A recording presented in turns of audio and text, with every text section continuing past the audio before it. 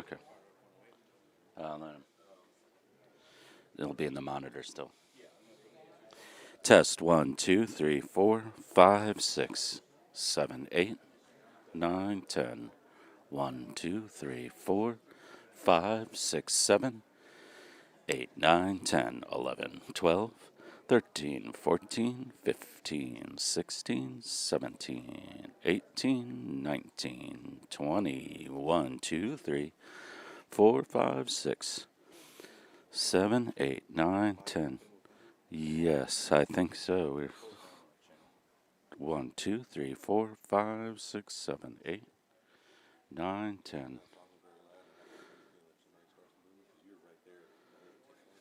Oh yeah, well, we'll be watching because a lot of times it's like we gotta crank it. 1, 2, 3, 4, 5, 6, 7, 8, 9, 10, 11, 12. Let's see.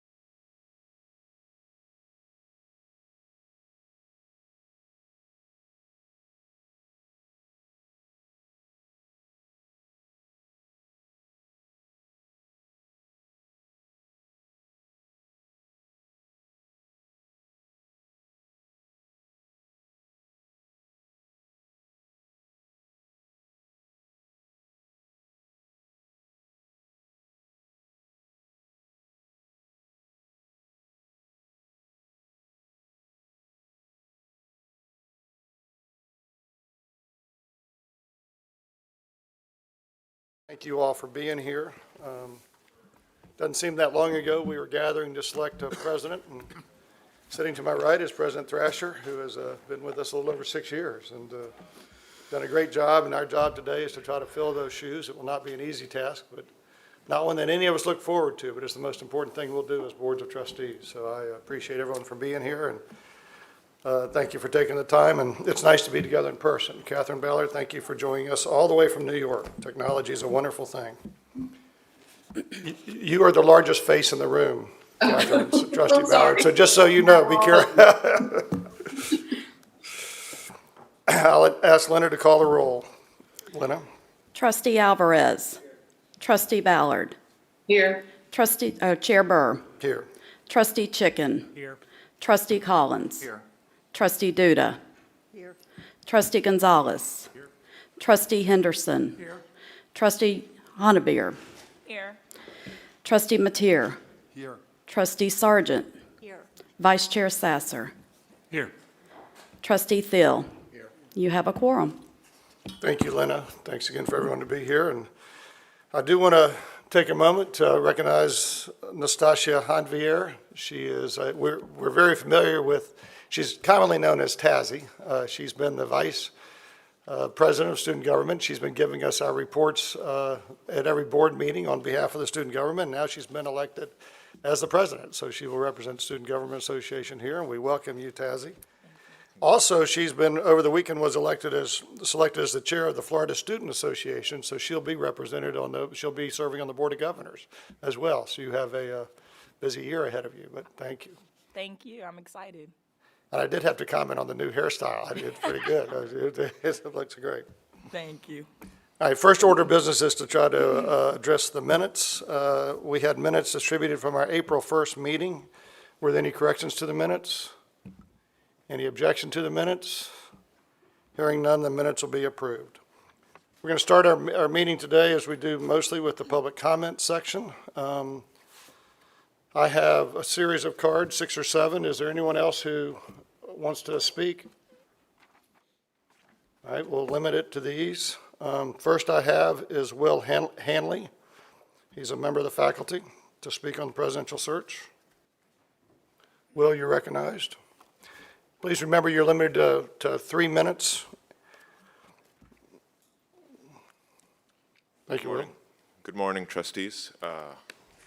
I attended the meetings of the Presidential Search Committee and enjoyed what I learned there. We're all learning the implications of FSU's new standing. Now, I published an op-ed on Sunday in the Democrat, and I just want to summarize some of the things I said there. So I heard about grant increases from many of the discussions of the search committee. I'm a historian. I teach Middle East history. So I'm skeptical about big money grants. You know, historians think real university work happens lonely in a garret with a big stack of books. But historians look things up. So I looked up numbers about revenue streams and looking where FSU fits with its top 30 peer institutions, and I was amazed at what I found. And I believe that a little chart that I made with the figures from the National Center for Education Statistics has been distributed to you. Does everyone have this? It looks like this. Now, I found that FSU is a real outlier in its revenue streams. We get 35% of our revenue from state allocations, and that's the average is 15% in our peer group. Now, you know, I address this at more length in my op-ed, and obviously I think a lot of you are better situated to understand this than I am. But it seems to me that one implication of this is that President Thrasher has done an incredible job moving us up the ranks based on a funding formula that worked great, but doesn't work so well now that we're a top 20 institution. It means we need to find new revenue streams, and we've maxed. It doesn't mean the state's giving us too much money, that 35% of our budget comes from the state. It means we need to find new revenue streams. And I want to compliment the selection committee on finding 3 candidates who are experts in exactly the kind of new revenue that we need to keep our spot in the top 20 and even to move up. It's not going to come from state revenue. We've maxed out our credit card there. We need that money to keep coming, but we need to find a bunch of new revenue. And so the figures are there, and I have a link to more detailed statistics on that I extracted. So thank you for your time. Thank you, Will. Next, we have Gary Tyson. He's a member of the faculty, former member of this esteemed Board of Trustees, and also a representative on the Board of Governors. So, Representative. former representative. First, let me say how nice it is to see everybody. It's nice to be back in person. In the end, we're here for the students, and it's actually nice to be able to see some students again. It's been a year of not seeing them. For those of you who don't know me, my name is Gary Tyson. I'm a professor in computer science department, and I had the honor of serving in this body the last time we did a presidential search. To echo the previous comments, I want to make a few myself. I'm not going to tell you who to vote for. I've had a chance to meet with each of the three finalists over the last week and talk to them, and I'm totally supportive of any of the three, whichever you select. I do want to make a few comments on something that each of them told me. They all applied for this job over other opportunities because they saw the rise in our rankings, and were attracted to a university that's hungry to advance at a time where that advancement is kind of perfect timing for changes in the country. I do want to recognize some of the people that got us there. President Thrasher certainly exceeded his goal of getting us into the top 25, and that's the reason we've got the quality of candidates that we have now. Provost McCrory was a big part of that, as were many other administrators in Westcott and throughout the university. You can't do something like this rise without the faculty, the students, the administration, the staff, and the community all kind of going in the same direction, and I would like to applaud our Thrasher's leadership and the rest of us for following that. If this is a relay race, then we are passing the baton to the next president, having run an amazingly successful rate, and I am confident that we are handing it off to the right person. My suggestion to you is to give them hard goals. Whether the goal is rising in the rankings, doubling research expenditures, or getting to the AAU. These are transformational goals, and these candidates have done that at the places they are now and know how to get us there. There's no magic in that. But they do know what to ask of you and the legislature, and as importantly, they know what to ask of me and my fellow colleagues on the faculty. I am confident that with their leadership, we can all rise to this occasion and reach those goals. I must say that I am quite happy to no longer being asked to speak for all the faculty in the university or in the state. Speaking for myself, I am excited about working with the new president, ready to take on harder goals, confident in your leadership, and delighted to be back on campus face-to-face. Thank you. Thank you, Gary. Great to see you again, and appreciate all the service you've given to FSU in the past.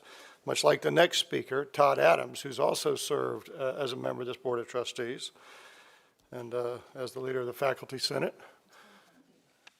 Todd, you're recognized.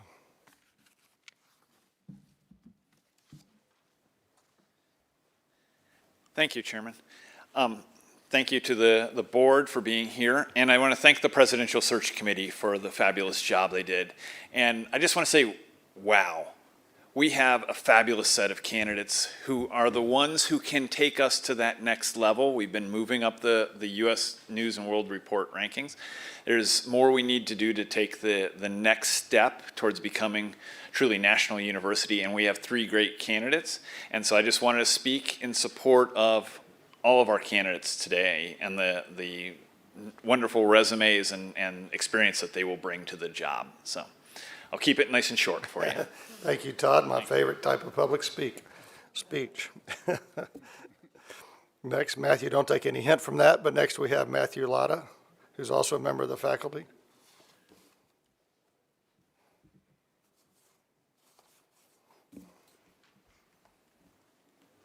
Yes, thank you, Mr. Chairman. My name is Matthew Latta. I am the president of the United Faculty of Florida, the faculty union.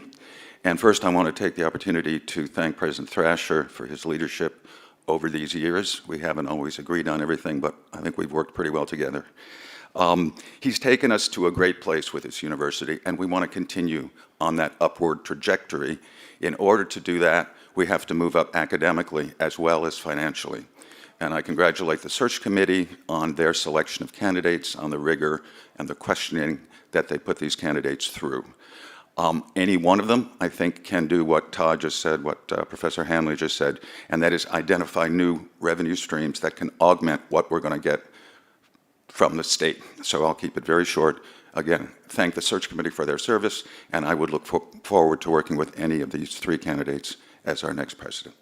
Thank you, Matthew. Next, we have Michael Buckler. You're recognized.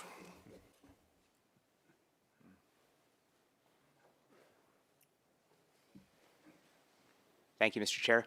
I'm Michael Buckler. I've been a member of FSU's faculty for 19 years, and I want to first praise the work of the Presidential Search Committee, who gave us a very worthy slate of three candidates. I attended the 3 sessions for faculty last week, 2 in person and 1 online, and I was glad to hear the candidates' frank answers to our questions and their well-considered assessments of what we need to do to move up in the rankings, and I think more importantly for a school of our stature to attain membership in the AAU. I was disturbed, however, to hear some accusations at the May 15th meeting that our central accrediting body, SACS, was in any way acting inappropriately and to hear their importance to our institution belittled. When a news story reports a possible violation of SACS guiding ethical principles, it has a duty to sound the alarm. It doesn't matter if something is technically illegal in the state of Florida or if our accrediting body deems it contrary to their principles. Pardon me. As General Counsel Carolyn Egan pointed out, FSU is answerable both to state law and to our accrediting body. Claiming that FSU is being bullied by SACS, as I heard at least twice in May 15th, seems tantamount to claiming that we are being bullied by the ethical standards of conflict of interest. A central role of our trustees is to protect FSU from high-level ethical lapses, and I hope and believe that you will do so.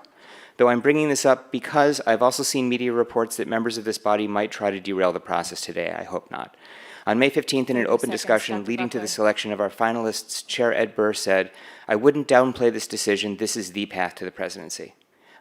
Thank you so much. I think all 3 candidates are wonderful, and I look forward to working them as the next one of them as the next FSU president. Thanks. Thank you, Michael. Next, we have Nancy Rogers, also a member of the faculty.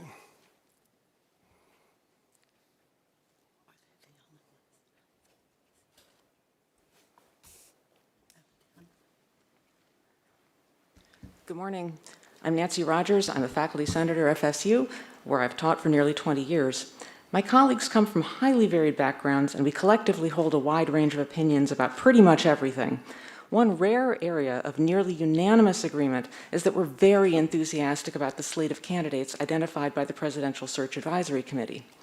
You may already know that FSU's Faculty Senate passed a resolution last week after the last faculty forum commending the committee's work and expressing confidence in the abilities of all 3 candidates to lead FSU. Before introducing that resolution, senators were polled on each of the 3 candidates individually, and the support was overwhelming for all of them. And by overwhelming, I mean that less than 3% of faculty senators expressed any disapproval. We are very impressed by each candidate's strong academic background and demonstrated success leading a research institution. As my colleague Dr. Will Handley compellingly illustrated in the Tallahassee Democrat yesterday, FSU's funding is pretty far out of the norm for highly ranked research university. Approximately 35% of our funding comes from the state, and this is considerably more than double the average for the top 30 public universities. To achieve our goal of moving into the next echelon, FSU needs to focus on securing large federal grants. All 3 finalists have extensive experience in exactly this area, which is why my colleagues and I are so enthusiastic about their candidacy. I think you have a difficult choice to make today, and it's difficult for all the right reasons, which in and of itself is a reason to be proud. While I personally favor Dr. Bluen, I will be pleased to work with any of these 3 candidates. Thank you. Thank you, Nancy. Our last speaker this morning is Robin Goodman, also a member of the faculty.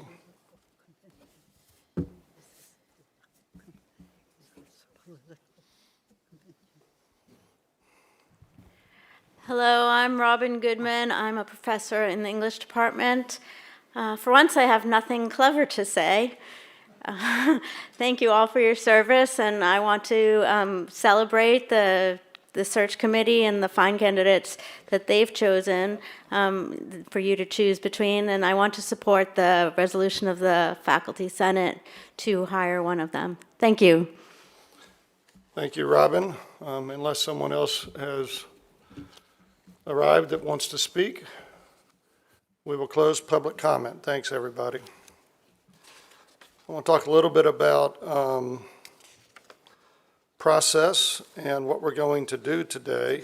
We're going to have a little report on the Presidential Search Committee. We're going to address some of the issues that have been raised in the last 5 days or 6 days and be sure we address each of those issues, including those raised by our fellow trustee, Mateer. We're ultimately going to go through a series of interviews. Everyone's been given questions. We expect, we're not going to hold everyone to a hard clock, but hour and 15 minutes. If we need more with a candidate, we'll take it. This is an important decision.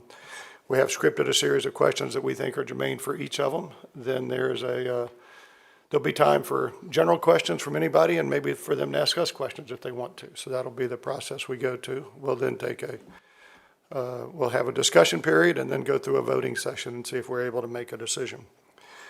Certainly the last several months have been a challenging period for the university. Whenever you transition leadership, it's always hard. We put together a search committee back in the fall, originally chaired by Billy Bazette and then subsequently chaired by Trustee Sasser, who's done a great job in doing that. I want to commend the Search Advisory Committee on their work and especially thank Trustee Sasser for all he's done as chair. I know he spent many, many hours talking to many, many, many candidates. And I appreciate all the great work that you did, Trustee Sasser, in getting us there. I also want to thank the staff, Carolyn Egan, Kyle Clark, Renisha, Lena, all their tireless efforts at getting us through the process. There's nothing more important than we're going to do as trustees than make this selection today. And there's been a lot of issues raised around this selection. They've ranged from undue influence from the government, undue influence from SACs, to public records violations, to the Board of Governors, complaints to the Board of Governors. And I think it's important we address those before we move through the meeting and see if there's any issues that would keep us from being able to vote in good conscience going forward. To that first step of that, I have asked Governor Szilagyi, who was the representative from the Board of Governors on our search committee, to address us and speak of his experience and his work relative to the committee. And I think Governor Szilagyi is with us, if not audio, but if not video, but there he is, and at least audio. So Catherine, you just got shrunk in half, if that makes you feel any better. You're not nearly as big as you once were, so we'll welcome. So first, I want Governor Szilagyi to speak, and then we'll address, I think we each received Trustee Mateer's letter on Friday. We'll go through there and talk about Trustee Mateer's letter as well to make sure that any issues in front of this board are well covered and discussed. So Trustee Szilagyi, Governor Szilagyi, thank you for being with us, and I'll give you you're recognized. Thank you. Thank you very much. I appreciate the opportunity to address all of you on the Board of Trustees.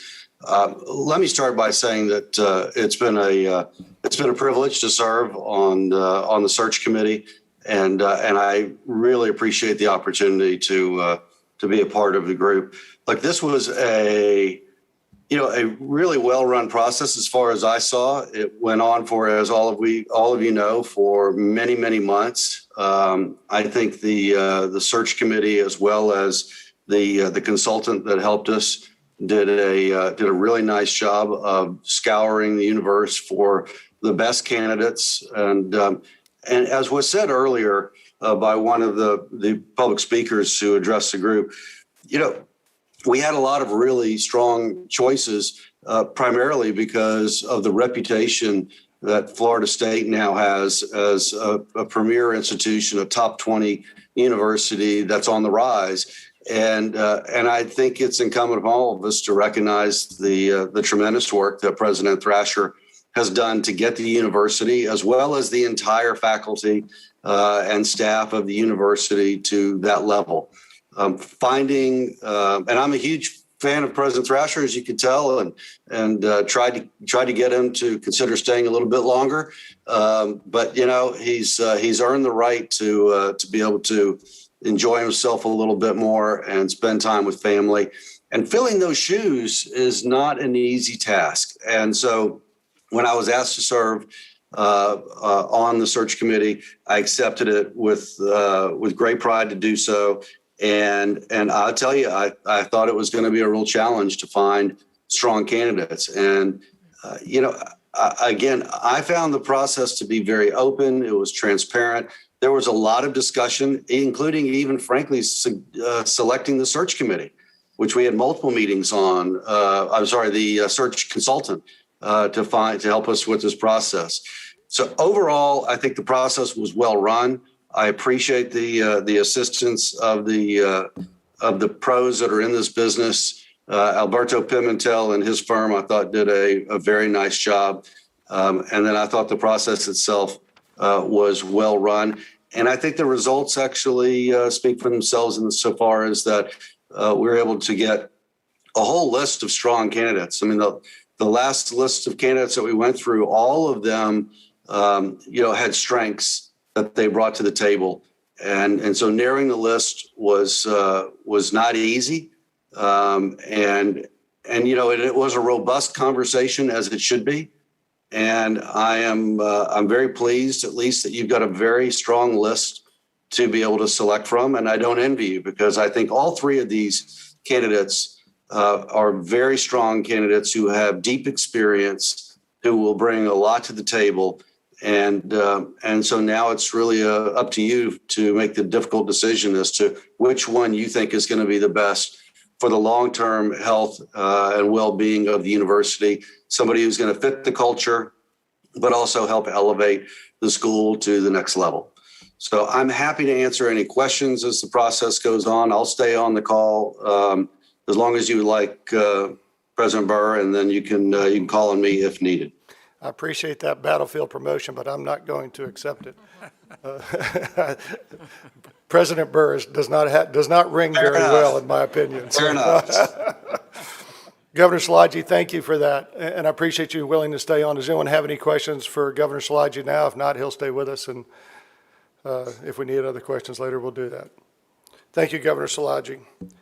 Yep, I'm assuming we're gonna address the because I know there were questions raised by Trustee Mateer. Those were addressed also to the Board of Governors. So I do want to make sure that those are addressed, because they're important questions, some statements, and I want to make sure, for the sake of the Board of Trustees and the Board of Governors, that these are addressed directly. So will we have an opportunity to do that? We're going to do that now. That'll be our next step. We're going to start with Governor Levine asked a question to the Board of Governors during the week about a potential violation of sunshine laws during our meeting on May 15th.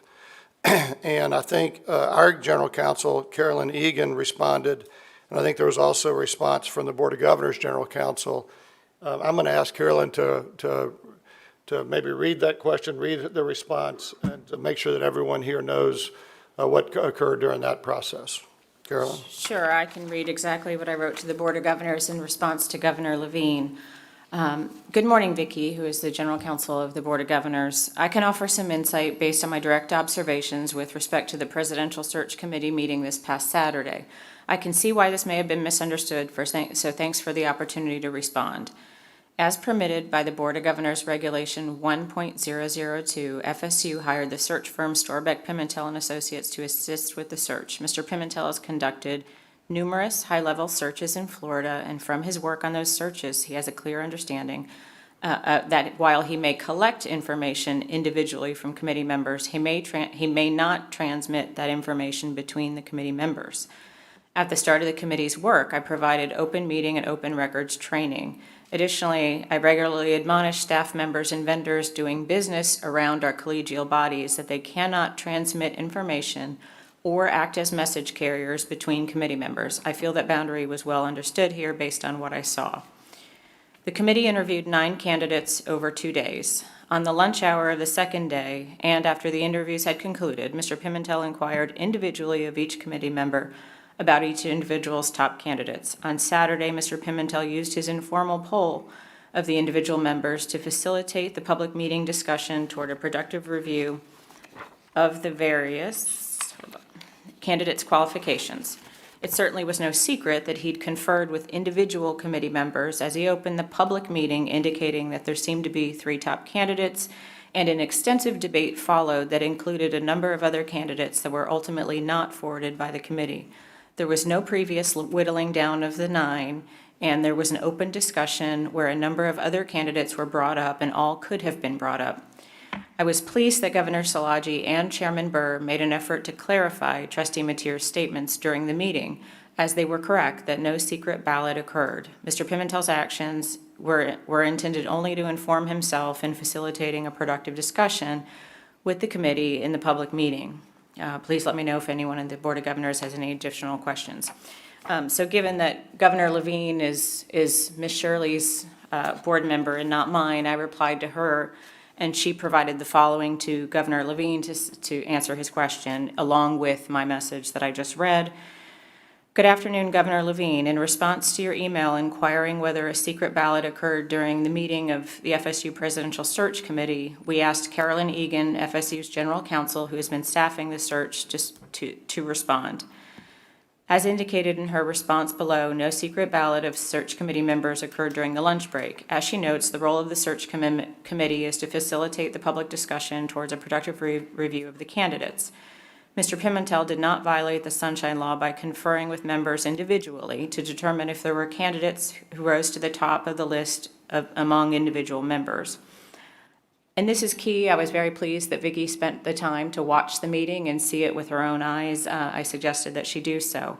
I watched the deliberations and I concur with her observations. Search committee members engaged in a full and open discussion of the qualifications of 7 of the 9 candidates who were interviewed.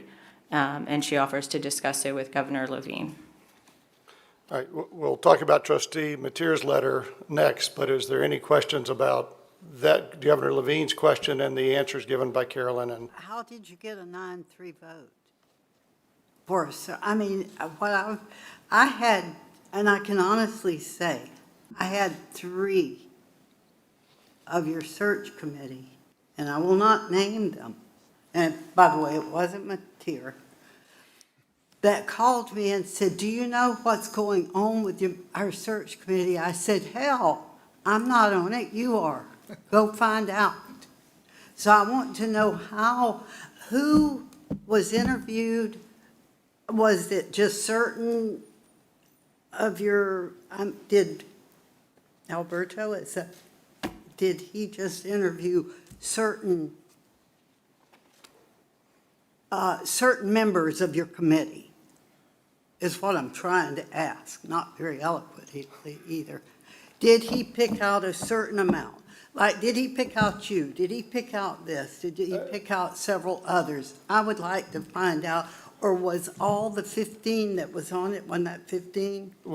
There were only 14 available that day. 14 available. Okay, when did these searches, or when did these interviews happen that he would have, who was the top 3, and how many of those 14 members did he interview? All of them, or certain ones? Alberto Pimentel is here. I will answer, then I'll defer to him if this isn't accurate. But my understanding is he spoke to all 14 during the lunch break individually. Okay. They all gave him their feedback except for Trustee Mateer, who chose not to give him his feedback. Mm-hmm. Alberto, is that That's correct. That's correct. So he spoke to every one of them, and there was and you spoke in the luncheon setting, or then you spoke privately at other?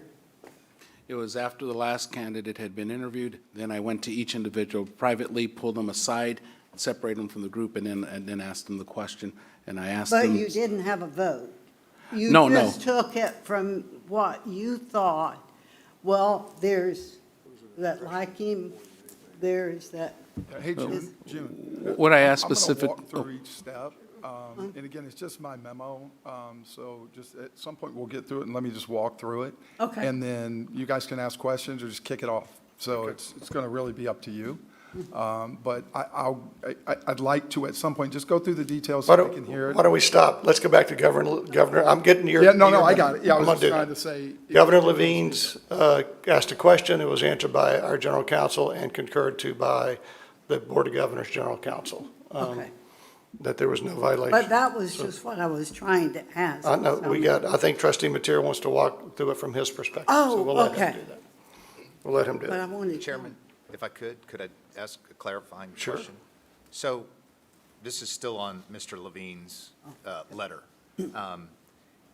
Was I right that he was saying that potentially some secret vote occurred before the meeting? Is that essentially what he was saying? Yes. Okay, so, and as far as we know, the only discussion prior to the meeting was with Alberto, with each individual member except Mr. Mateer and the person that wasn't available. Yes, sir. And you're saying nothing, no sunshine laws were broken there. Alberto was trying to come to see if anybody, I mean, we did have 9 candidates. You gotta whittle it down somehow. I'm not saying I agree with the way it got done, but it wasn't illegal and there was nothing, improper about it. A couple things I want to emphasize there is that they were individual discussions, Right. never a group discussion. And actually, it wasn't whittling because there was no one eliminated. All 9 candidates were still on the table. It was very clear by the hour and 17 minutes of discussion where anyone could have been brought up. 4 additional candidates were brought up. There was intense debate. No, I agree. Yeah. I think anybody that watched that could clearly watched. see that there was a lot of debate that was going on, and it wasn't just about the 3 candidates. Correct. But back to, so we can move on from Mr. Levine, Governor Levine's letter. We've researched it. There wasn't any private meeting amongst the trustees or amongst the search committee before they went back into session. It was just Alberto with each individual member. Absolutely correct. Thank you. All right, any other questions Chairman, on that point? I just want to add in that Governor again, Slaughter. as was said earlier, the general counsel also for the Board of Governors has reviewed this and also concluded that there's been no violation whatsoever. Thank you, Governor Szilagyi. All right, now we'll move forward. We then received on Friday a letter from trustee Mateer that raised several points. And one of the points at the end was again questioning the propriety of the search process, the committee process on the selection day on May 15th. Trustee Mateer, we'll let you, I think Carolyn Egan's prepared to walk through these point by point, but it's your letter, so I'm going to let you handle it any way that you want to, but we're prepared to discuss it as each point is made or any way that you want to do that. Yeah, I'd like to go a little more broad. So my kids are calling this my Jerry Maguire memo. And I wanted to do this for the next meeting. And when I went through it, I thought, hey, if I was sitting on this board, I'd be mad if I heard this next and nobody brought it forward. So this isn't comfortable, but it's important. And I'm going to go to some broad strokes. And if you want to talk more about it, we'll do it. If not, we'll do it at the next meeting and go through all the details and get into what those details are. Trustee Mateer, just so I'm clear, just so we're clear, there is no next meeting on this presidential. No, I understand. process. No, I'm talking about the We will go process. through. I we'll go just wrote a through- recap of what the process is and that, hey, I believe there were some problems here. Okay, I'm gonna go through 3 points. And again, if you have questions, you can ask me, or we can just let it go. So the first one is the control of information and votes in private. The Sunshine Law, and I'm not a lawyer and I'm not going to get into all the details, but the essence is if you're voting ever, it has to be public. So when you pick a search committee and somebody comes back and says the vote's 9-3, and they don't tell you which trustee voted for that person, well, guess what can happen, Max? I take all your votes. And I say, hey, it was 9-3, and we all kind of vote in blocks because everybody's reasonable people, and you listen, and you say, hey, yeah, that makes sense. Okay, unanimously, we'll do it. But if you take that 9-3, and you don't specifically say who voted, nobody knows they didn't vote because you can't talk. I say, hey, Peter, who'd you vote for? I can't do that. That's a problem, okay? The second. Trustee Mateer, I'm just, because I didn't know what 9-3 votes you're talking about. So Yeah, for the sake of let's everybody call it in here, general. Well, I think It you're was talking with about Alberto, but it the doesn't really selection matter. of Alberto Yeah, and I was don't a want to get into the 9-3 vote. details. I'm not questioning that. You guys can look at that later. We can take a look. No, Trustee, all due respect, I think we need to address every issue here. So if you have an issue, I think we want to address it and try to, there is no next meeting about, if there's any discomfort moving forward, I want this board to have the discussion Right. here. Okay. So there was a, So I will say. let's talk about that There were, point. okay, there were 2 times when we had a vote, there was a private vote that no one came out and said who everybody vote for. It was when we voted for Alberto, and it was when he took everybody's vote in the lunchroom, individually. It was not collectively, they individually, everybody, okay? That's a problem. I got it, but hold on. Go ahead. No, I want to walk through this, and then you guys ask whatever questions. The second piece is, if you control the changing of the rules all the way through, that's a problem, because you know who's voting, and now you're changing the rules. They changed the rules on Saturday. They said 3, no more than 4, and they said it over and over. 3, no more than 4. And you can't do that. Because when you know the vote, and you know the 3 coming out, you will not get a non-traditional client coming out. It's not possible. You already know. So you said it. Third point. If you can control and change the process, it's impossible to deal with.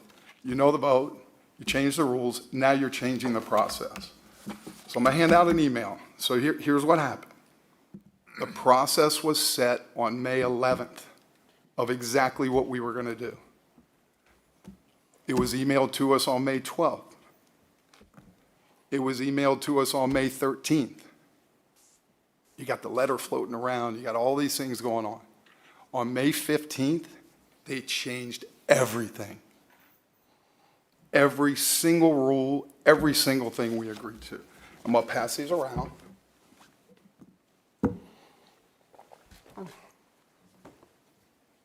Greg, let us do that for you. No, I'm good.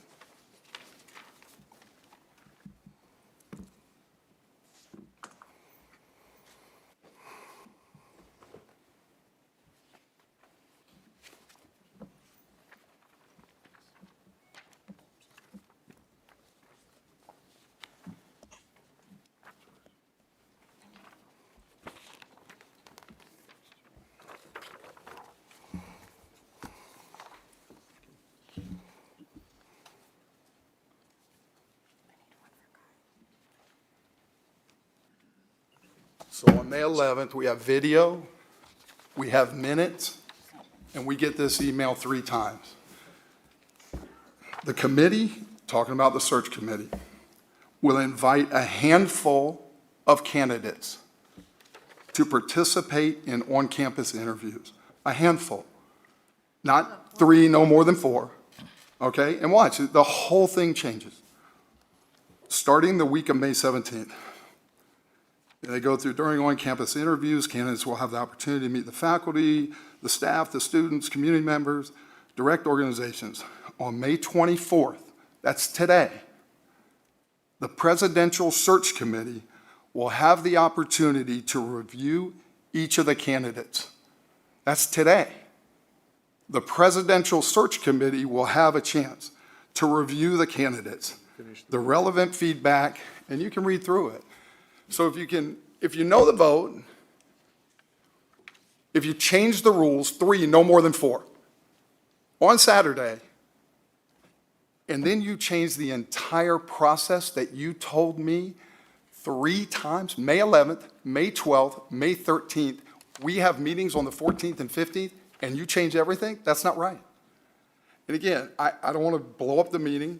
If you guys are fine with it, let's just move on. I wanted to say that because I would have wanted to know if I was sitting here. So that's it. Thank you, Trustee Mateer. I do think we'll do our best to address those concerns and those issues. The first one is that there was a secret 9-3 vote for Alberto. My memory's not that good. So Carolyn, can you talk to us about what he is referring to there? I can address that, Trustee Judah. After I got Trustee Matier's letter, I was concerned about that too, so I went back through everything. On November 10th, the search committee met and they heard presentations from 4 different firms, from all of them that had submitted proposals. So there were 4 that day. Way back when we still had Chairman Bezet, I had almost forgotten. In that meeting, Trustee Bezet says a few things after we hear from the 4 search committees. He says it's important that we come back to this body in a public forum after we do some fact-finding, after we do some research. Trustee Matier agreed. Trustee Matier wanted to do his own due diligence on the firms before he decided. There was some feedback given by the search committee to the staff in order to direct their research. But it was very clear at the close of that meeting, Trustee Bezet, or then Chairman Bezet, says it's important that we come back in a transparent fashion to make a final decision. So it's clear when that meeting ends that there's no decision, and we're going to carry over to the next meeting and come back and reconvene and make that decision in a public meeting. So 8 days later, after everyone involved has their opportunity to do their due diligence, we reconvene the group again. There's more public comment. Everyone involved has the opportunity to share whatever they have learned in the 8 days intervening since we heard the proposals. Kyle Clark walks through what he's been able to discover from the University of Central Florida. Board chair or president, someone who was involved in their search, a number of places that he cross-checked references. If you know Kyle, he's cross-checking all the references and he's negotiating the dollars and everything else. Trustee Bezet talks about the spreadsheet that has the different attributes of the different search firms. Trustee Matier logs on, unfortunately was delayed and logged on a few minutes late, and he gave his feedback about another firm, about Greenwood Asher, which is a Florida firm, and his preference for the Florida firm. He wanted, obviously we're in COVID times, travel is hard, travel is inconvenient, travel is expensive, so he gave his feedback on Greenwood Asher. So very importantly here, there is, just like this board follows, a motion, a second, and a vote with respect to choosing Mr. Pimentel's firm. So the inquiry stretched over 2 meetings. Everyone involved had the opportunity to go do their own research, to bring back their research to the group. At no point during the second meeting is anybody precluded from bringing up any of the pending proposals. The fact that Chairman Bezet brings up the spreadsheet with the different terms on it. There was So you had a vote. Yes, ma'am. June, here's the point. If you send in your ballot and they come back, and this is, I don't want to get into all these details, this is for another day, but you come back and they say the vote was 9-3. I felt so uncomfortable, I disclosed who I voted for and why. The only other person that did that was Les. And so because you can't always try, not that the law is built because if you're going to build the vote, the people of Florida have to know who's building the vote. That's it. But I don't want to get into a sunshine law conversation. Sorry, Max. Well, to that point, there was a motion, a second, public discussion, and there was a vote held. And does With everyone your know, hand with held high? does everyone identify? Yeah, it's public. It's how you got there. When everybody says they won, that's the point. I'm not saying there wasn't a public vote. We're going to have a public vote today for all these guys, but we're going to talk about it. We're not going to send it over to somebody and them come back and say, hey, it was 9-3. You go, oh, it's 9-3? Okay. I voted for Alberto. They said, hey, it's 9-3. You lose. Well, I don't know who everybody else voted for, and I can't talk to you to find out. That's the point of the sunshine law. You do it out in the public. If you take a poll, that's fine. You do a secret poll. You do a secret vote. You put it out there so everybody knows. Max, you're recognized. Okay, he brings the point about the 9-3 was private when it should be public. Would somebody here tell us that he's wrong, that this was okay? Yeah, be careful with that. I would not say that. Don't, Carolyn, I would not say that. I'm going to defer. We have general counsel. We have a general counsel here for a reason. So I'm going to let our general counsel answer. Is it correct that the 9-3 was private and it should have been public? That's what I want to know. Is he correct about that or not? So I was sitting there at the meeting, and I took it as members were giving feedback on the firms, and that there was still further inquiry that was going to happen in the intervening fact-finding time. So to the extent the allegation is private, well, I have it sitting here. But in any event, what ultimately happened was a meeting with open debate. There was plenty of opportunity to bring it forward. And even if we assume, for purposes of this argument, that this was a secret vote of some sort, even if we assume that, which I do not concede, you know, the case law widely talks about the subsequent public meeting and open discussion being a cure to that, being something that addresses that if there is an open public meeting that follows that.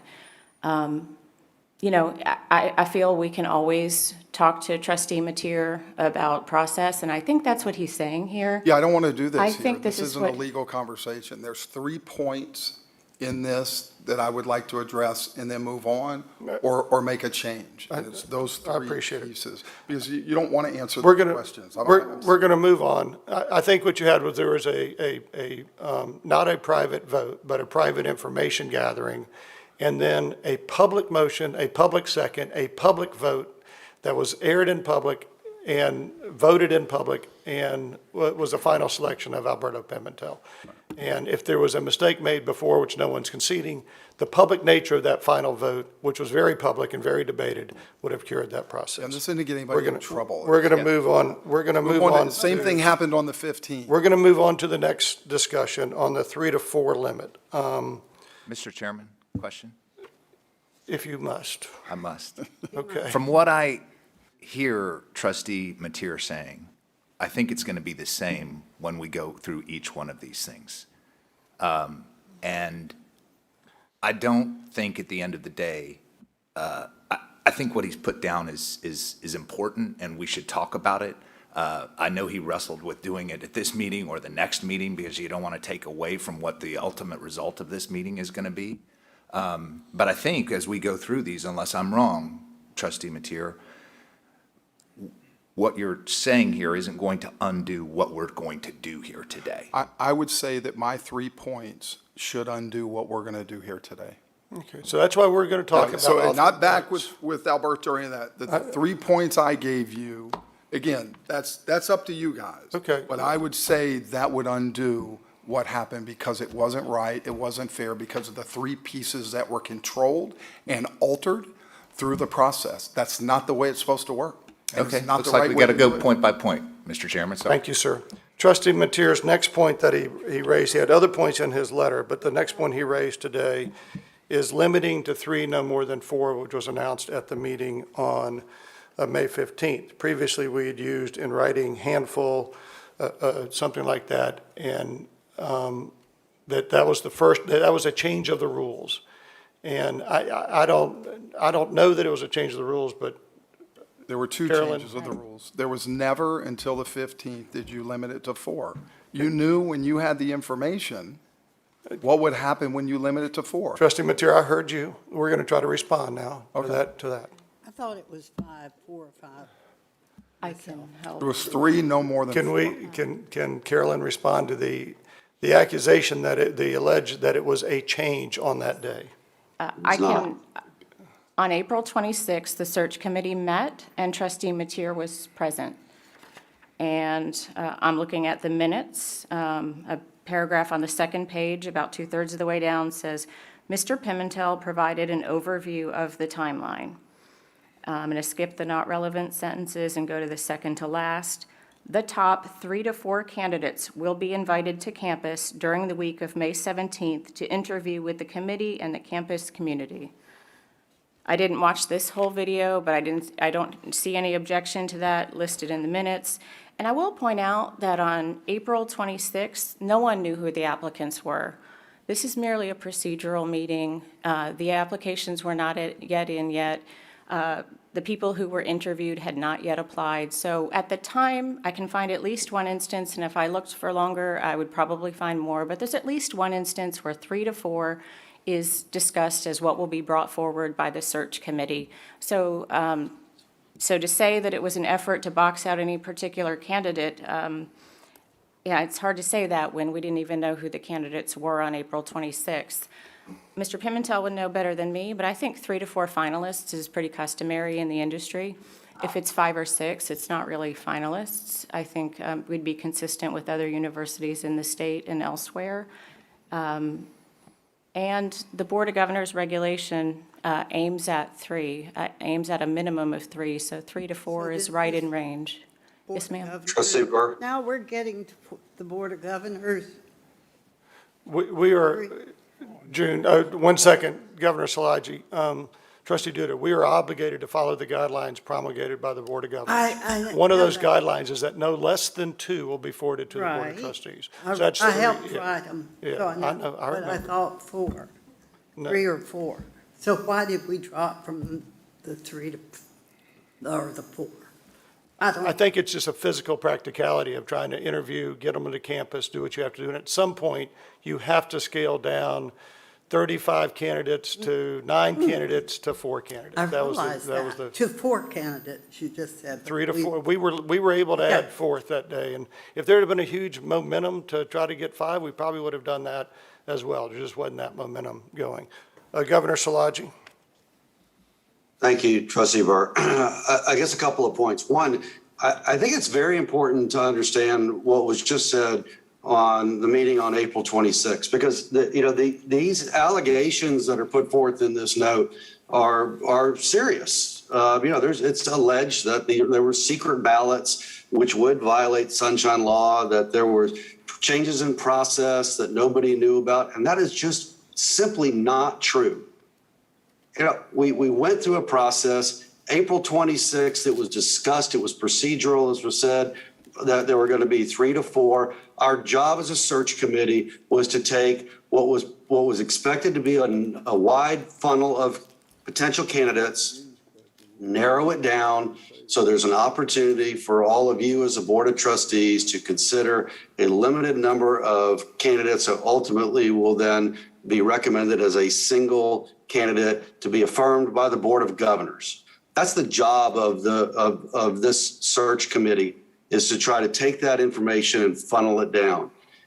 It was openly discussed that we were going to narrow it down to 3 and 4. My recollection is nobody objected to that, including Trustee Mateer. And the minutes reflect that. So again, I really think it's important. The facts matter here. And the facts are very clear. It is simply not true that this was done in some type of secret backroom deal. This was open and transparent. Frankly, the sunshine law on this makes this whole process very challenging, because there are many candidates who simply will not put themselves out there in this kind of manner to begin with.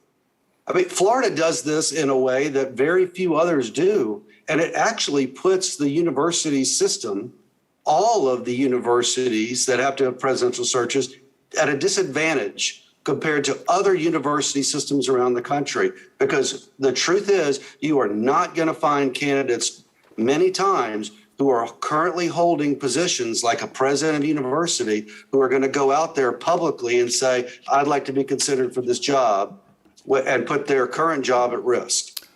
So actually, I think the search committee, with the guidance of Mr. Pimentel's firm, really did a nice job of abiding by the law in Florida and all of the rules being put forth, but also being able to continue to attract the kind of quality of people that are right now being considered.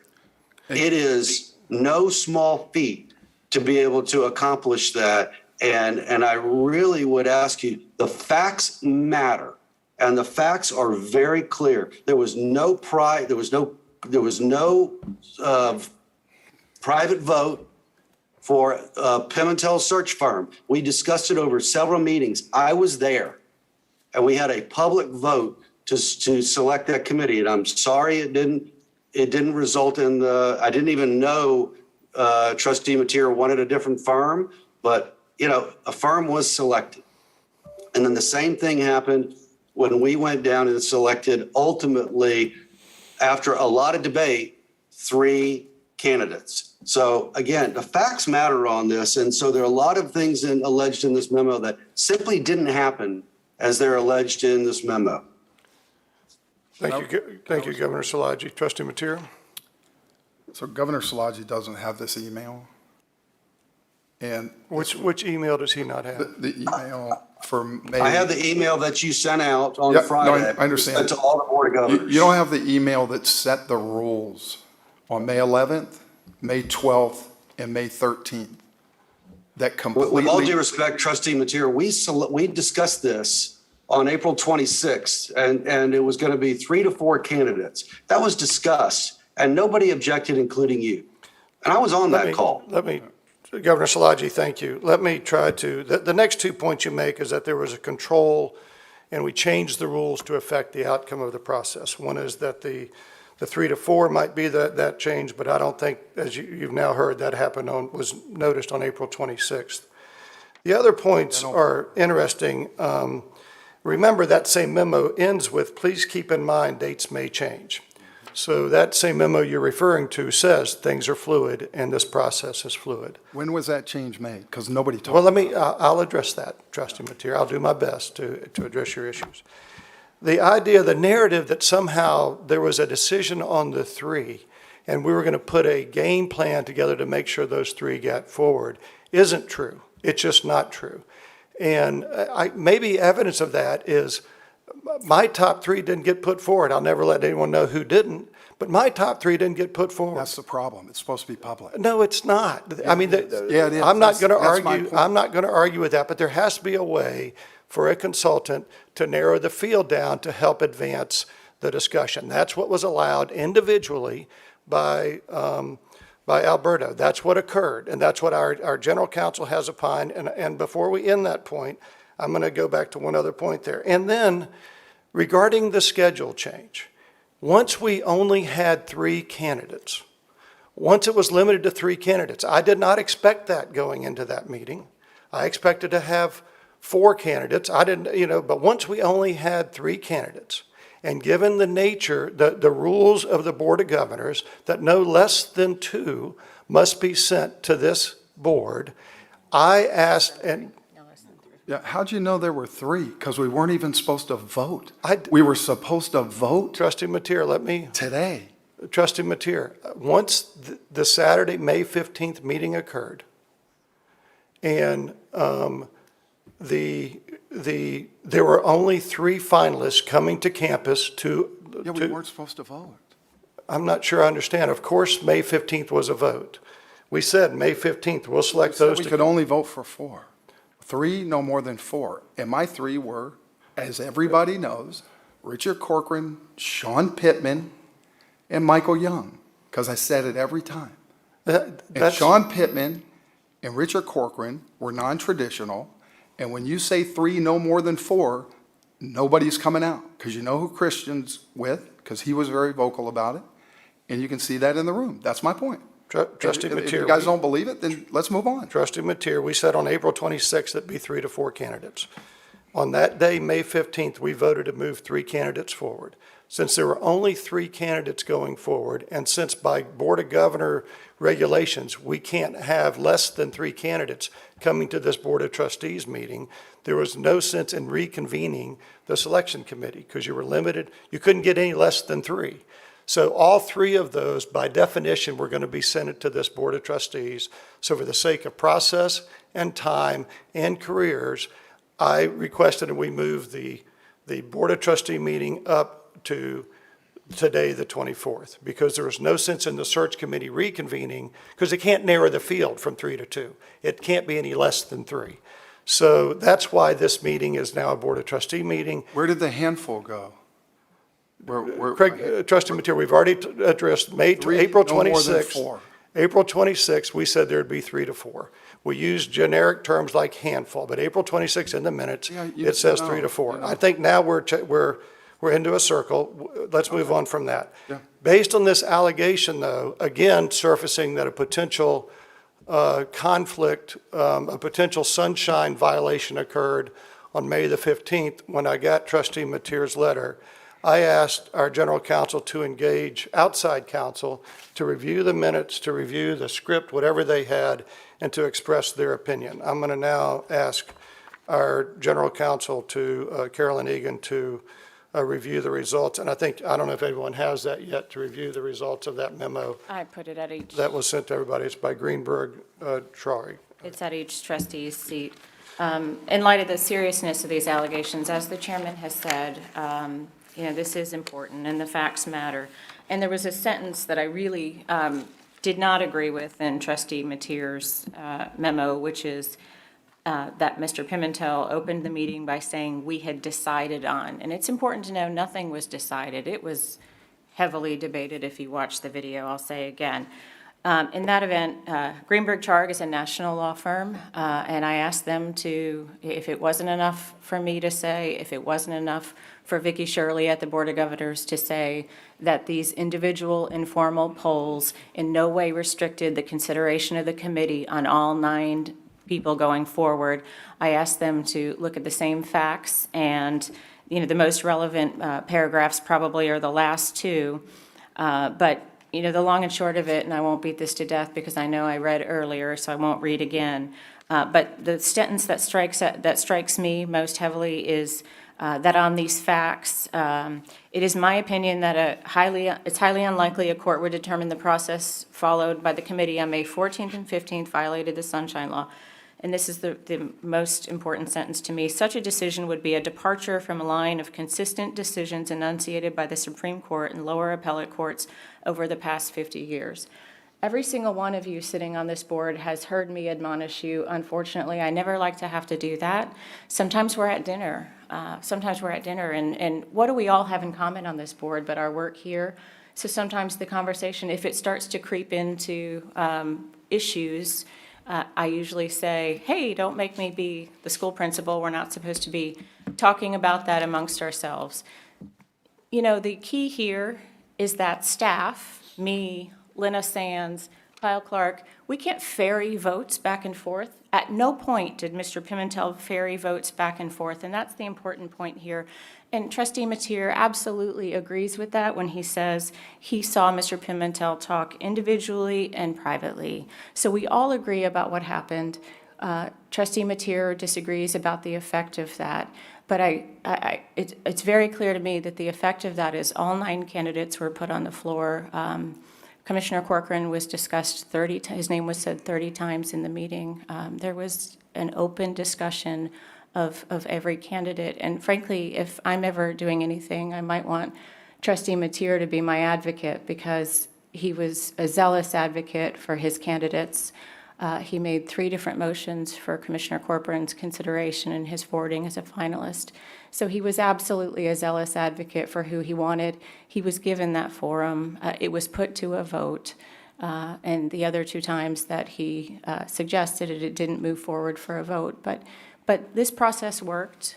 Everything that happened in that meeting was genuine by a group of people who care about FSU, who really maybe see the qualifications differently. But those who are forwarded by the majority vote of the search committee are what the Board of Governors allow us to consider today. The regulation of the Board of Governors says that the individuals who received the majority votes on the search committee move forward, and 3 folks got that day. Carolyn, would you mind reading the very last sentence of the letter? Because I think that sort of encapsulates the whole thing. Sure, let me find that. Right here. Let me find the last page. The last sentence. The meeting that commenced on May 14th was timely noticed, and the names and background information on the 9 applicants was posted online where it was readily available to the public.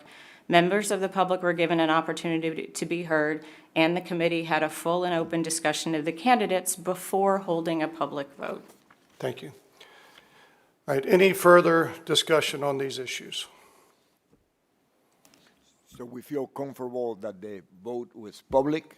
Very public. Okay, and we feel comfortable that the rules were not changed? Okay, everybody agree on that? I am certain they weren't changed. Okay. So I guess you were not telling us something that we can prove as facts. That's up to you, Max. You read Okay. that, and if that's what you believe, then hey, that's on you, not me. I just brought it out here to say, hey, this is what went down. If you think I'm stupid or I didn't do it right or I missed it, that's fine. That's fine. They came out firing with 3 candidates before Alberto finished. And you know, it's odd. The chairman didn't get his pick and fought for nobody. Come on. And so, but I'm done. I'm done. Chairman, may I speak? Tazi, you're recognized. Thank you. I just want to reemphasize the point that during discussion, there was motions for candidates to be discussed if there was more than 3, and they failed by a majority vote. So for me, it emphasized the point that there wasn't enough momentum to carry the other candidates.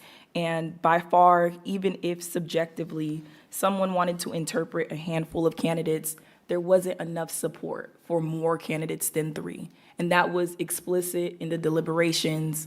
There was enough space for people to bring up discussion about different candidates, and there was simply not enough votes for it. Thank you, Tazi. Thank you. All right. We'll move forward, and we're going to conclude the, I think what we'll do is let Trustee or Chair Sasser, former Chair Sasser, I told him earlier the best title in the world is immediate past chair. And Bob Sasser chaired the search committee. He's got a few comments he wants to make. And then I think we'll take a brief break before we commence our interview process. Trustee Sasser. Well, thank you, Chairman Barr. There's not much I can say. That's probably already been said, but I just wanted to take a few minutes just to say what a privilege it has been to be the chair of the Presidential Search Advisory Committee. Selecting the candidates for the university president is a tremendous responsibility. I was truly honored to lead the committee in its mission and to find candidates with the right blend of qualifications and experience that we could take to the Florida, that we can take Florida State University to the next level. I want to thank my fellow committee members for their participations in this lengthy, deliberate, and thoughtful process. Each of them recognized the enormous responsibility of our charge and conducted themselves with utmost integrity. The committee conducted an open and transparent national search according to Florida laws and regulations. I'd also like to commend Alberto Pimentel and his colleagues at SPNA Executive Search for recruiting an outstanding slate of candidates that reflects the university's preeminence. We received 35 applications, and it was an impressive group. I will tell you that I personally spoke to more than 20 of these prospects at the time. They weren't candidates. Actually, I think it was about 25 by my memory, but each one of these prospects brought some incredible strengths to the table. It was one of the most fun part of the process for me, was getting to talk to all these tremendous prospects. In our meeting on May 11th, the committee reviewed these applications and narrowed the field to 9 excellent candidates who we invited to campus for in-person interviews. The committee then interviewed each of these 9 individuals on May 14 and 15, and I believe these interviews demonstrated the robust field of candidates that Florida State University was able to attract for the position of president. Following interviews on May the 15th, as a committee, we publicly and openly discussed the qualifications and experience of the individuals who we interviewed and advanced 3 of the candidates to the FSU Board of Trustees. This was not an easy decision. I believe the committee has forwarded 3 exceptional finalists who each have a vision on how to continue to elevate Florida State University's status as one of the best public universities in the country. I'm confident when you meet these 3 finalists today, you will feel the same way. I also want to share my thoughts and my thanks for Kyle Clark and the staff and all the support that they gave this committee as we went through this long and process. It required a lot of support, and they did it willingly. And by the way, in addition to their day jobs, I greatly appreciate all that they've done to help the committee go through this. Thank you. Thank you. Why don't we take a little break before our first interview? It's 10:07. Let's try to reconvene at 10:25. Why do 10:30 when you can do 10:25? So we'll reconvene at 10:25. And thanks, everybody. Thank you, Governor Szilagyi, for participating. and I know you have to get on with your day job as well. We appreciate your input, and thank you for your service on the committee. You're very welcome. Thank you. I'll sign off. Thank you.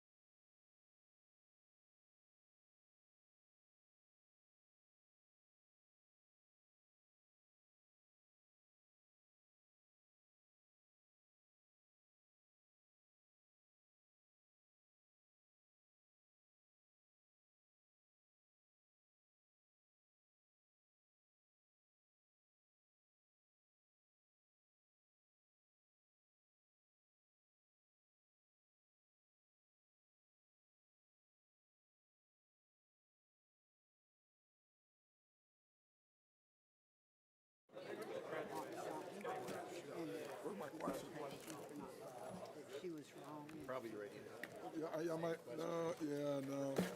I don't have that recall. Any limitations? Lost my question. Mr. Chairman, I think I lost my question. Okay. I might have eaten it. I really don't like liking you. It'd be better if I didn't like you.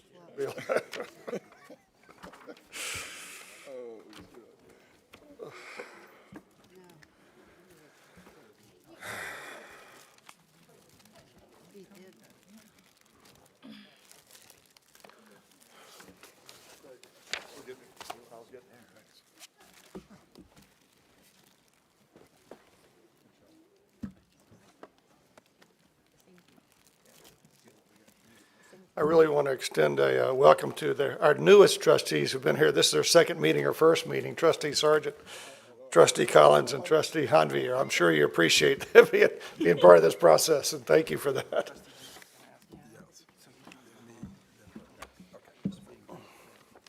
All right, we're going to bring in Dr. McCullough. He's first up. Someone asked me, how do we decide the order? And it's exactly the order that they came to campus. And who decided that? I don't know. So, but that's how we're doing it, and the order that they were brought to campus on. And we'll do that.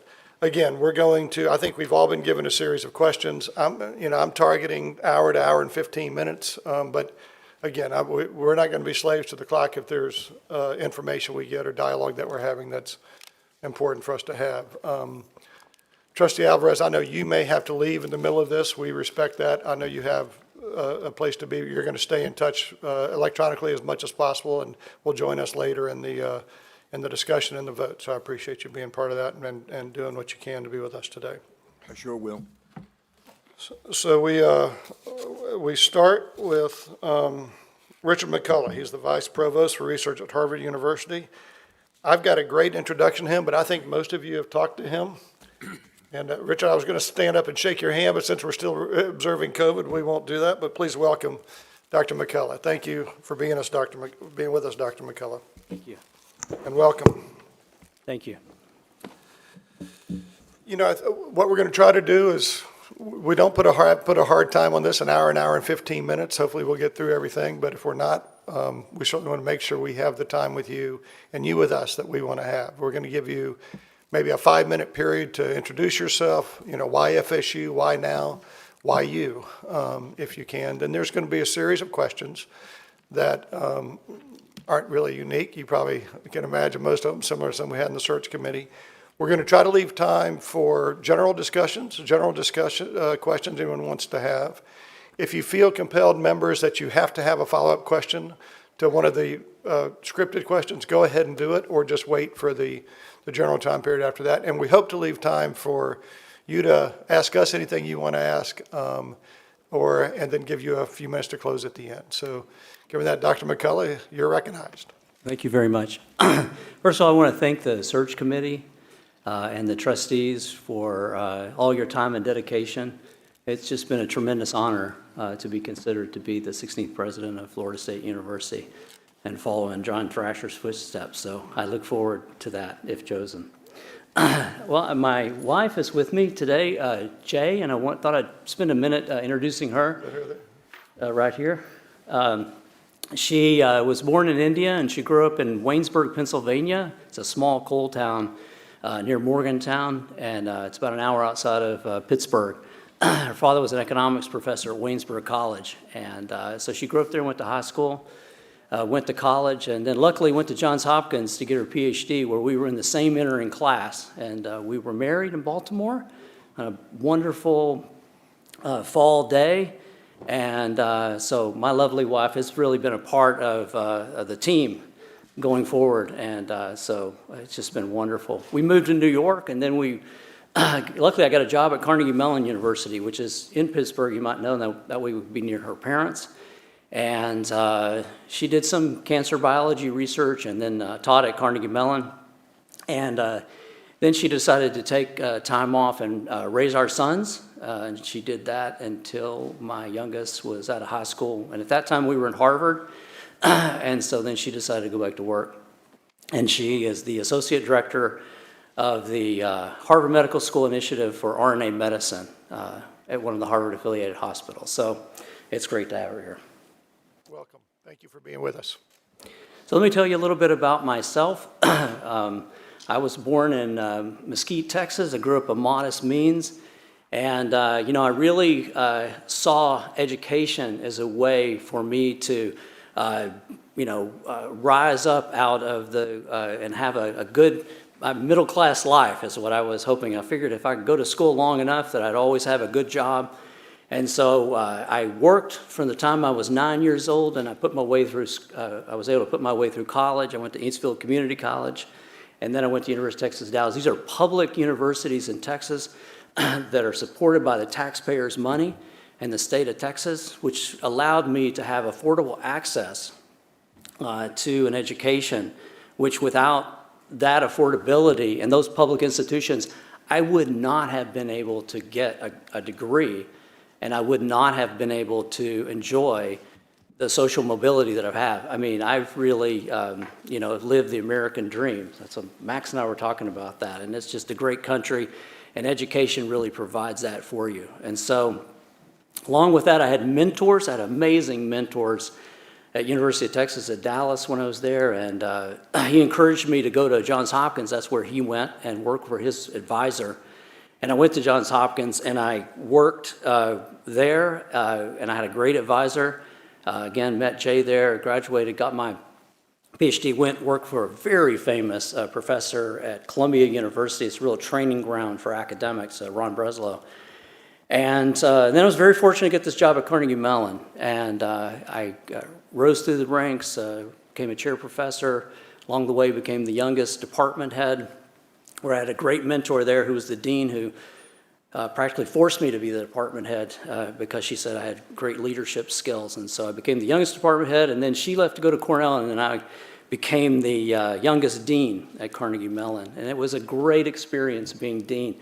You know, I worked hard to build a great student success organization, promoting diversity within our school. I hired 20 women professors when I was there out of 40. And then I worked really hard to fight to get the very best faculty and retain the best faculty. And our chemistry department went up 30 places in the rankings, and our biology department went up 20 places in the rankings. So this is something I know how to do, and I really enjoyed it. Then the president and provost asked me to come and be part of the management team that runs the university. And so it's really a small team of people that do everything. We do the operating budget, we help to manage the endowment, land purchases, crisis management, lawsuits, what should we do with our swaps? I mean, it really, every aspect of the university you could possibly manage, fundraising, we did. I wrote the research strategic plan for the university. I turned that into campaign themes. And then I was part of, we launched $1 billion campaign, which I pushed hard for it to be $1 billion campaign. And I helped to raise $500 million. I was involved in raising $500 million at the university in that campaign. So it's something that it was a great experience for me. In addition, I was put in charge of increasing the number of startups at Carnegie Mellon, and so we were doing 2 a year at the time. And I built an innovation ecosystem. I started 2 companies myself, and we went from 2 startups a year to 14 a year, which is #1 among universities without a medical school. So it was a very successful program. It attracted Disney, Google, Uber to Pittsburgh, created a ton of jobs in Pittsburgh, and it was really highly successful going forward. I think the recruiters in Harvard took notice, and they asked me to come to Harvard to oversee their entrepreneurship, help them build their new innovation campus at Alston, help to plan that, and build new strategic initiatives, which I've done a lot of, both at Carnegie Mellon and at Harvard, including a new one on cancer research where I raised $77 million for a $100 million project. to make new cellular therapies, which probably will lead to a cure for leukemia and blood cancer. So it's been a really successful. Done a lot of fundraising there at Harvard, and it's just been a tremendous place for me to be. I oversee corporate foundation fundraising at the university for the entire university, and we've increased foundation fundraising 50% and corporate fundraising 100%, and our research portfolio has gone up $325 million since I've been there, probably because of these these research initiatives. So all of that culminates in me being here today, and I am very interested and bringing those skills to Florida State and standing on the shoulder of giants, President Thrasher, the board, the students, the faculty, and really take the university to the next level. I have the fire and ability to do it, and I'm extremely excited about the possibility. So it's just an honor and privilege to be here, and I appreciate you having me. Thank you so much. Thank you, Dr. McCullough. Trustee Chicken, I'm going to ask that you ask the first question about academics. Nice to see you again. As you know, Florida State University has been designated as a preeminent university in the state of Florida.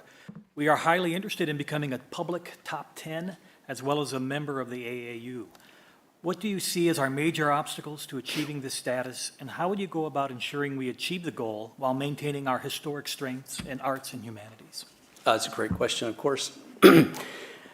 Well, AAU and top 10 are related to each other, but I'll focus on top 10. You definitely can get into the top 10. My goal would be to get to 15 first on our way to top 10. Most of the metrics around top 10 have to do with undergraduate success. If you look at the metrics, and I've looked at them with all your peers and all the Ivies, and I've looked at every category, and Florida State has already done a great job at attacking all of those different metrics, class size to Pell Grant success. There's a few other categories that one can sort of think about that only make the university great, but it's all about the students and student success and focusing on the student success. You focus on getting them good jobs, focus on making sure that your graduation rates are great, and these are all the things that you want to do at a university. You've already done a great job, but you got to eke out the next little bit of that you have on the table. Then I think you'll get to 15 and then to 10.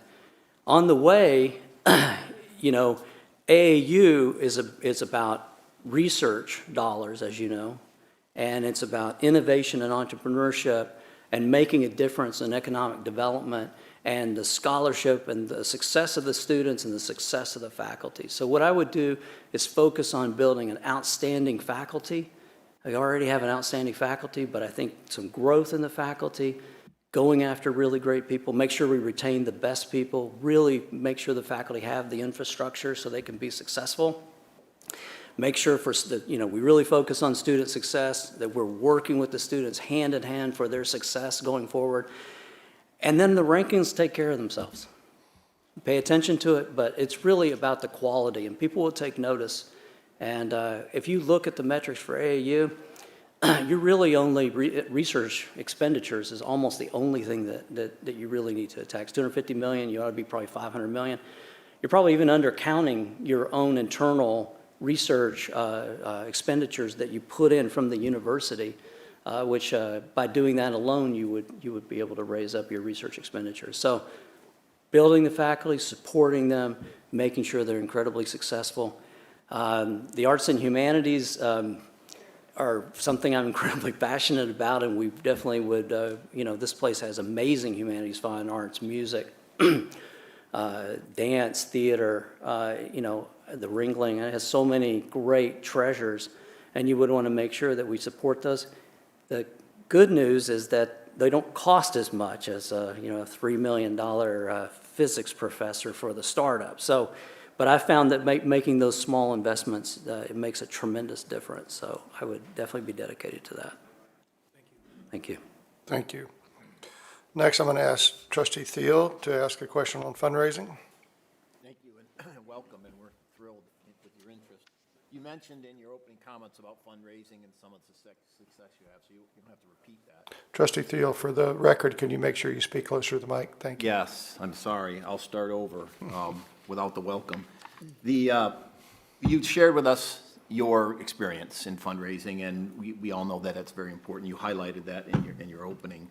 Can you give us, and I guess to narrow down, can you give specific examples of you working with individuals, foundations, and the corporations that you mentioned, and how you work with them? And then finally, having been on the foundation for 10 years and its chair, it's critical that we build the endowment up. So your experience in doing that as well, please. Thank you. That's a great question. Well, I started Carnegie Mellon. I did, of course, mention the capital campaign that we launched. I spent a lot of time. I raised a couple of major gifts there from donors, one in computational biology, a $5 million gift, another one in cosmology that was $5 million. I worked very hard to raise a gift from the Mellon Foundation that was about $20 million, and from the Hillmans, and some of the other foundations in towns, a lot of foundations in Pittsburgh. I worked with a large number of individuals when I was there to raise money around entrepreneurship and innovation, to make sort of the first money into companies. We raised money for the arts and humanities for some programs that I was involved in. Some $20 million for Sensor Center when I was there. At Harvard, I've raised $20 million from a foundation in Brazil and $5 million from a company from overseas. We've raised $5 million from an individual to promote young scholars among our junior faculty member. I've been involved in some of these massive, $250 million gifts at Harvard, 3 of them where I was involved in working with the donors, including the Wyss Institute, where I had to spend a lot of time with part of the gift negotiations and working with the donor, and I'm on the board of the Wyss Institute. So I've done a lot of that. Right now we're doing, on the corporate and foundation side, I'm working on 3 nine-figure gifts with the president, and we're working with the CEOs of some Fortune 20 companies. And so this has been new for Harvard, and the president and I and the provost have been working hand in hand on these gifts. So we're hoping that those will land. So I love fundraising. It's about meeting people, like you, and just developing that relationship. And I think people, want to give and support programs and be a part of that. So thank you. And just to build on that, you mentioned the research dollars. Can you talk about the endowment specifically? Oh, thank you. Thank you very much. Yeah, you have to, as a president, you have to play the long game. You have to really think about endowment. So and I think there's a couple of things that you have to think about. So, when you raise a chair, that's for the endowment. So you raising lots of chair professorships, lots of scholarships for students that are endowed is one way to sort of go after the endowment. And then you do need those expendable dollars too. And so sometimes it means you might have to raise a little bit more money than the donor is thinking about initially, so that you can support that program across the way. When I was at Carnegie Mellon, the president would always say to me, Jerry, I think I'm going to get $20 million from this foundation. And he said, all in the endowment, right? And I'd say, well, maybe 10 million in the endowment, And so I think you have to set that expectation, because building an endowment is really vital for the health of the long-term health of the university. Absolutely. Thank you. Thank you.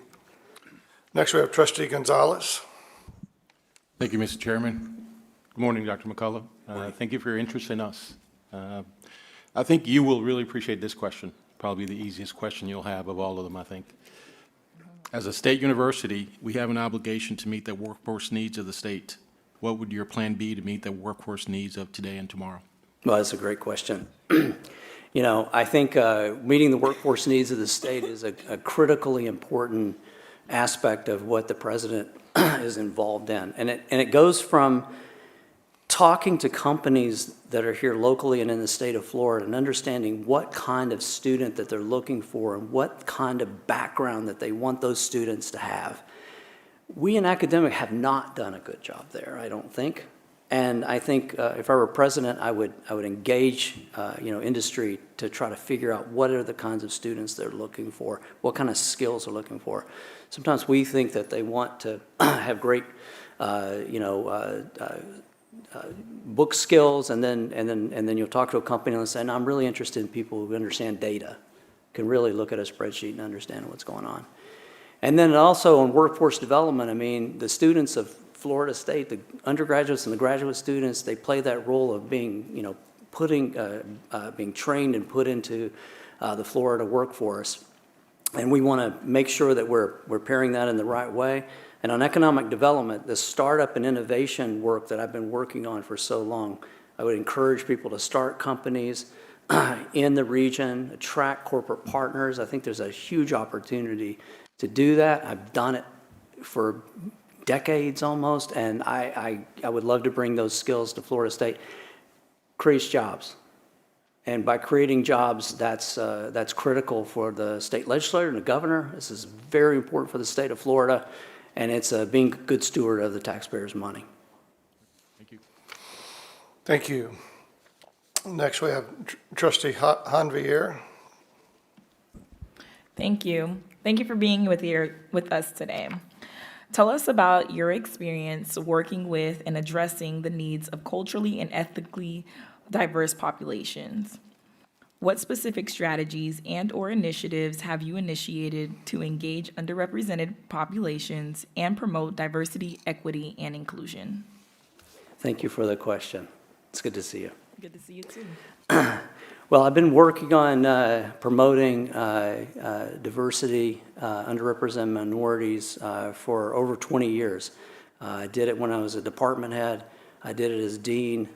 We, again, hired 20 women faculty when I was there. Only one underrepresented minority in the physics department as a faculty member, and I created a number of programs for undergraduates to make sure that we ensured student success. That were specifically for underrepresented minorities. That built a group of people, of students that were able to find each other more easily, socially engage with each other, and we provide them mentorship to help them to have student success, a program called Compass.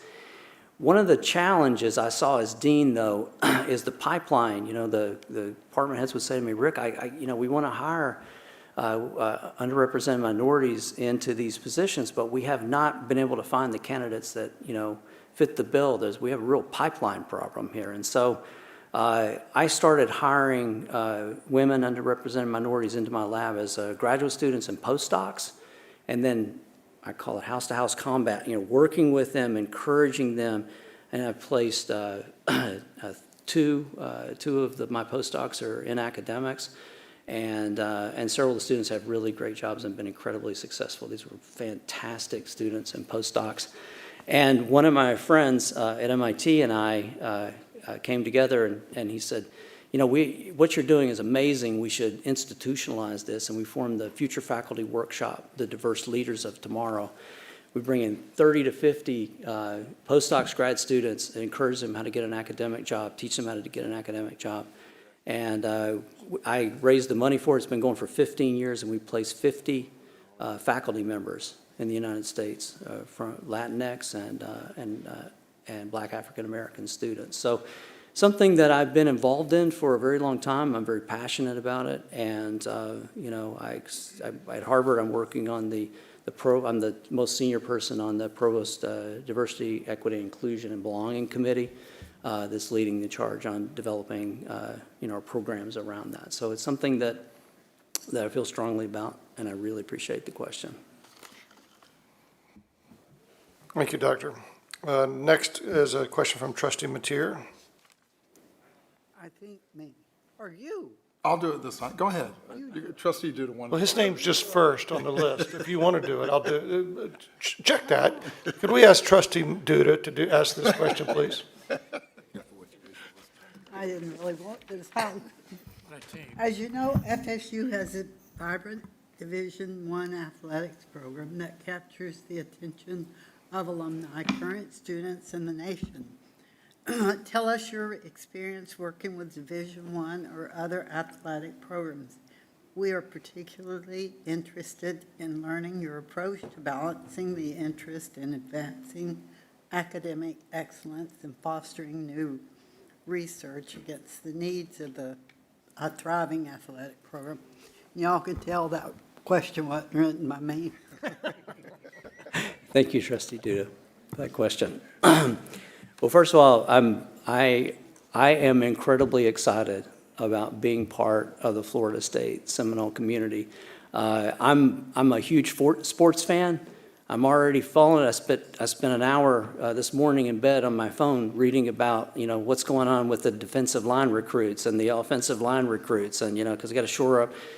Need to put more pressure on the quarterback this year, and the O-line needs to be shored up. Looks like we got the guy from Notre Dame, and there's another one that might be coming from, it's not going to come to me right now, but anyway, come back to me in a second.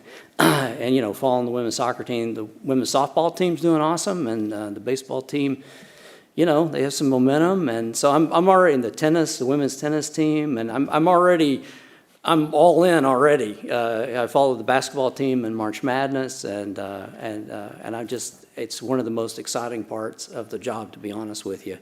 To have trustees like you, who I know you're a huge sports fan. I probably couldn't be in the top 30 of the biggest fans, because I know the board already, and some of the people I've met are way ahead of me.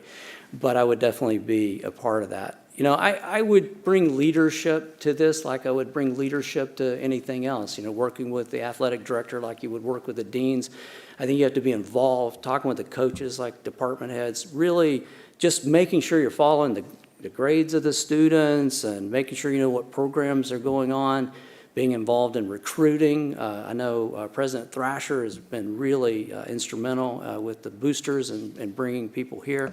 Trying to get the football team to the bowl game this year, I guess, would be a good goal. Maybe national championship next year. I don't know, but I think I would be involved, very involved, and very excited about being involved. One of the other things I'd like to say is that the student athletes,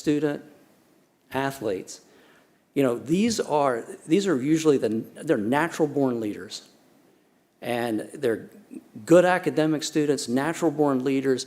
These are the people who become some of your most successful alumni on the other side.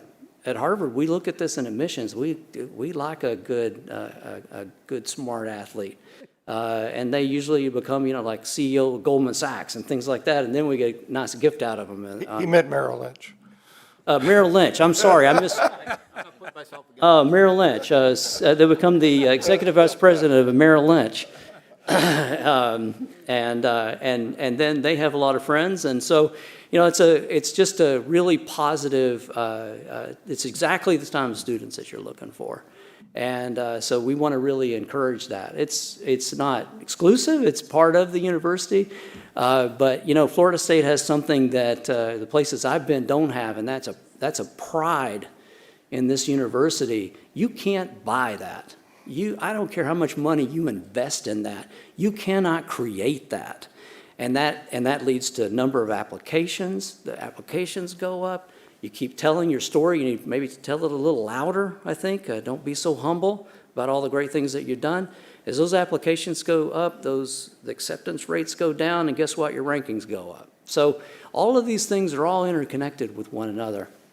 And so I would just be, I better stop talking. I'm getting all excited about this. I just think it would be really awesome. I want to watch you catch that pass. Oh, yeah. Trustee Duda. That's what I want to see. Dr. McCullough, quick follow-up on there. The balance between driving academics, driving research, and athletics, is there a conflict? Is it inherent, or is it an enhancement? I think it's an enhancement as long as you pay attention to what's going on. The athletes, I've been very, my younger son's an athlete. It is hard to be an athlete and a student. It is really challenging because you have two full-time jobs. And so I understand how difficult it is, at least theoretically.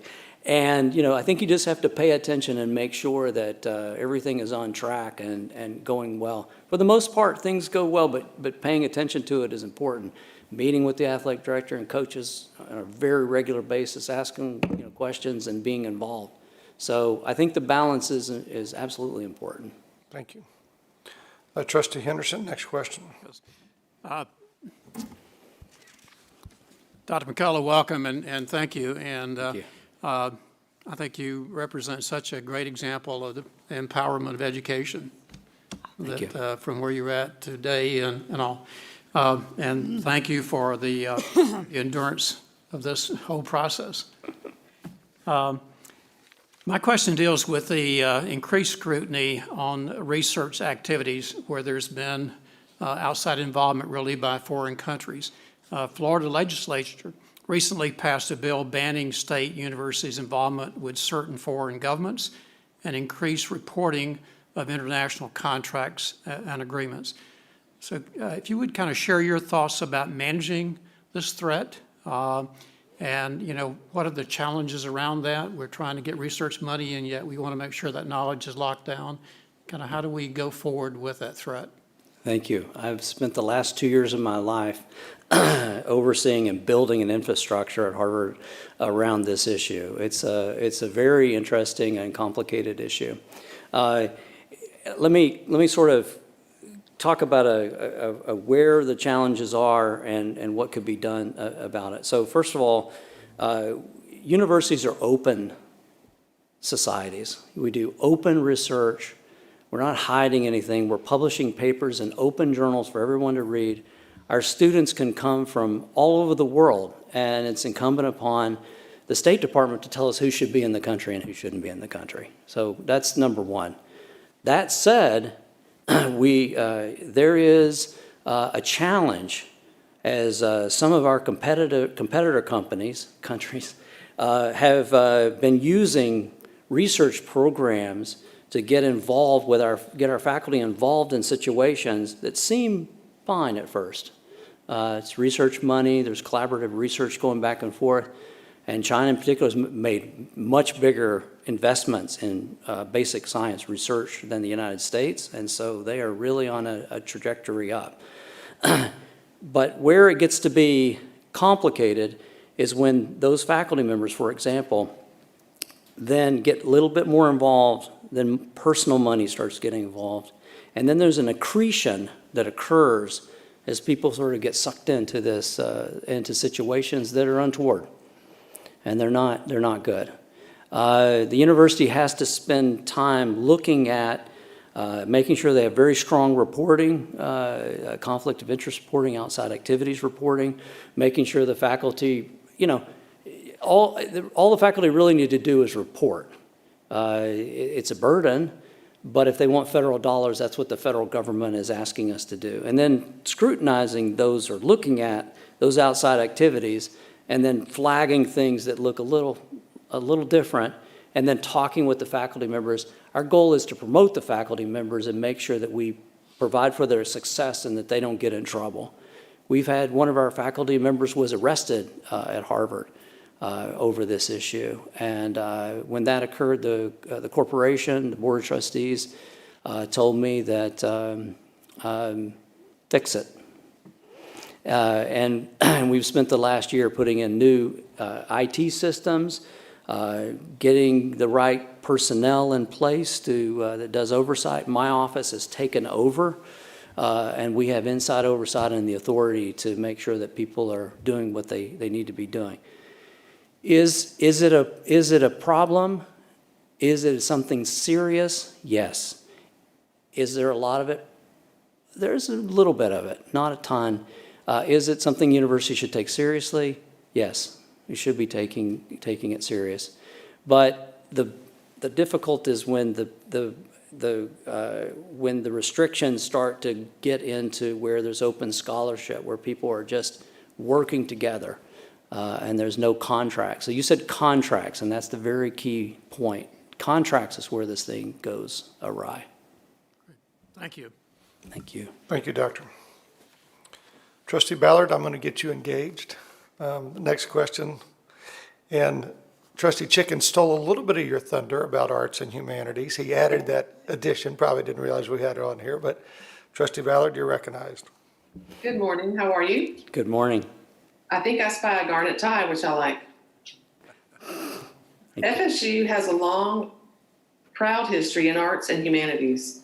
What have you done at your current institution to strengthen the arts and humanities in the areas of research, curriculum, teaching, community outreach, and citizen engagement? If selected president of FSU, what would you do to strengthen our arts and humanities while balancing other strategic initiatives? Right. Thank you for the question, Trustee Ballard. So I'll start with Harvard. I oversee about $10 to $12 million in seed funds at the university, and there's multiple seed funding programs that we have, and I make the decision. The president signs off on them, but I make the decision on where that money goes. We have focused some of those programs, for example, the Lehman Brazil Research Fund, to make sure that we build up humanities and the arts, especially in collaboration with our folks in Brazil.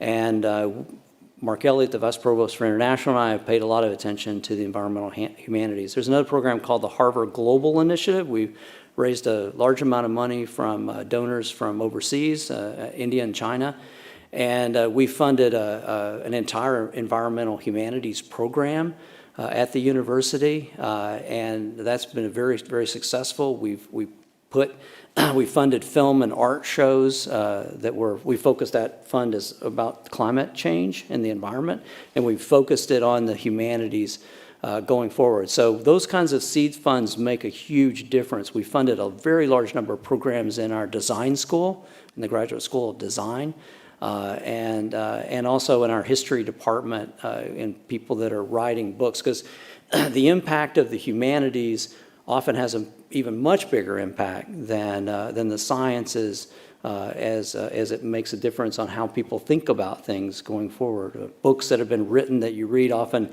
change whole cultures about what people might think about in terms of how change should occur. And so we've spent a lot of time investing in those seed funding programs. I also oversee some 25 to 30 institutes, centers, and initiatives at Harvard that cut across the entire university, and that includes humanities, the arts, social sciences, and the sciences. But I of course, spend a lot of time promoting our Center for Ethics and some of our programs in the digital humanities and our program in the social sciences as well, which is this between the two, between humanities, sciences, and social sciences. So it's something that I love. Both of my sons are essentially artists. My older son is, and his wife are both, one's a sculptor, one's a painter. And my younger son, although an economics major, is doing digital art and design and fashion in LA. So my wife and I often joke that it's because we dragged him to every museum around the world, and that had a greater influence than our scientific backgrounds. So it's something that we feel very passionate about, that and music as well. So thank you for the question. Thank you. Why don't we open it up for any questions, any general questions, comments anybody may have? Trustee Thiel? You talked about the campaign, your fundraising campaign at Carnegie Mellon, and you said you created themes. Do you remember? Can you share with us what those themes were? I'll try to see if I may not get them quite right. So, like the exact words. We don't know, so it's okay. Good point. Just make them sound good. Good point by you. So we, whenever you're doing when you're doing a strategic plan, the first thing you do is you go out and you meet with a lot of people. You already know sort of what the strengths in the universities are, but you don't necessarily know which direction people are heading in. And you hear the compelling arguments, and then you would come back and you think about, well, we have these strengths, we have these developing strengths, and then where are the areas that we really want to build in. And so Carnegie Mellon is an engineering, it's a sort of left brain, right brain, we like to say, university, because it has amazing computer science, arguably number one in the world, one of the best engineering schools. Computer science penetrates everything at that university. And then they have one of the best drama programs in the country as well. So what we did is we focused on essentially data science, machine learning, artificial intelligence, everything around computation, everything from networks to circuits, to hardware, to software, to the future, which is, decision making through data and artificial intelligence and machine learning. We focused on computational biology as part of that, which is a program that I built that actually became a department in the School of Computer Science. So I created in the science school, and it ended up being a department in the computer science department. So that was one of the themes. One of the other ones was around artistic creation, which is really focused on the art programs within the university going forward. The other one was around the environment. They have a really strong environmental program. And another one, I think it was around materials engineering and things around that nature. So three sciences sort of, except the climate change environment has a lot of humanities and social sciences in it, and public policy, and then the sort of humanities and social sciences piece. Thank you. Other questions from any trustee? Trustee Collins? Good morning. Morning. Good to talk to you again, in person this time. Absolutely. One of the things that we talked about in our conversation was the tremendous amount of social change going on in the country. Long overdue, right? None of us are questioning that. Sometimes some of us question the means by which it's happening, right? And it happens on college campuses, protests, on both sides. And we should always, it's my belief that we should always be an open society, right? We shouldn't be afraid to debate. We shouldn't be afraid to talk about ideas on either side. There should be things taken down. There should be names taken off buildings. None of us question some of that. But we question when they're torn down, right? Or again, the means by which it happens. We're shaping the future of the country at the university level in many ways, and how we conduct ourselves and how we lead in that effort is a big deal. So you've been at several universities. Give us your take on leading through that, through this time of needed change. That is, of course, a really great question. So thank you for the question. I think universities provide the leadership that's needed in this domain. Universities need to be the place where we have these discussions and debate. That's what universities are all about. They're about open discussion and debate. Let's get all sides up there. Let's get both sides on the far ends. Let's put them together, have that discussion. The students learn from that. We're not here to change minds. We're here to educate and have that discussion. In life, the students are going to have to, have those same debates in life and figure out where they come down on policy issues, on their own politics, and we should provide a forum for them to hear all sides and have an open debate. That's what universities are about. I think some universities have gotten away from that. I think that, it needs to be a place where we have those discussions. It's open and honest and not violent. I mean, there's no place for violence in having these discussions. And, I don't support any of that. Okay? This is about doing it right and having those discussions. You can be passionate. I can be as passionate as anyone in the room, and and argue extremely passionately about why you should hire me as the I think I think that this is a time when universities need to lead and not leave it to who can yell the loudest, and the president plays that role to set the tone for the university. We're not going to fight about this. We're going to have we're going to have not only a discussion, but we can also move in an action way. Thank you. Trustee Duda? I want to add to that I hope that we get back to, I mean, when I was, way back, but you didn't know what your professor's politics were. Exactly. I mean, both sides. Exactly. And I think we've gotten, and I don't think that is right to insert your personal on students that you are giving grades. So it should be no student should know what you think. You give both sides. You are so absolutely right. And the university provides scholarship, not advocacy, scholarship. We're having an intellectual debate, not advocating what our position is as a professor, but scholarship around the subject. And I think when it crosses the line, I'm in charge of all compliance at Harvard University, and my job is to make sure that people stay within the banks of the river. And when I've spent a lot of time trying to pull people back inside the banks of the river who are going down this advocacy route. And they want to create a program that's about advocacy, advocating something that the university doesn't advocate. I'm not even going to say what it was, but, and it's my job to say, that's not going to happen. It's not going to happen. I'll help you to try to figure out how to get to yes, but the program as it stands is not, it's not going to work within the university framework. So I have a lot of experience in that. Tazzy?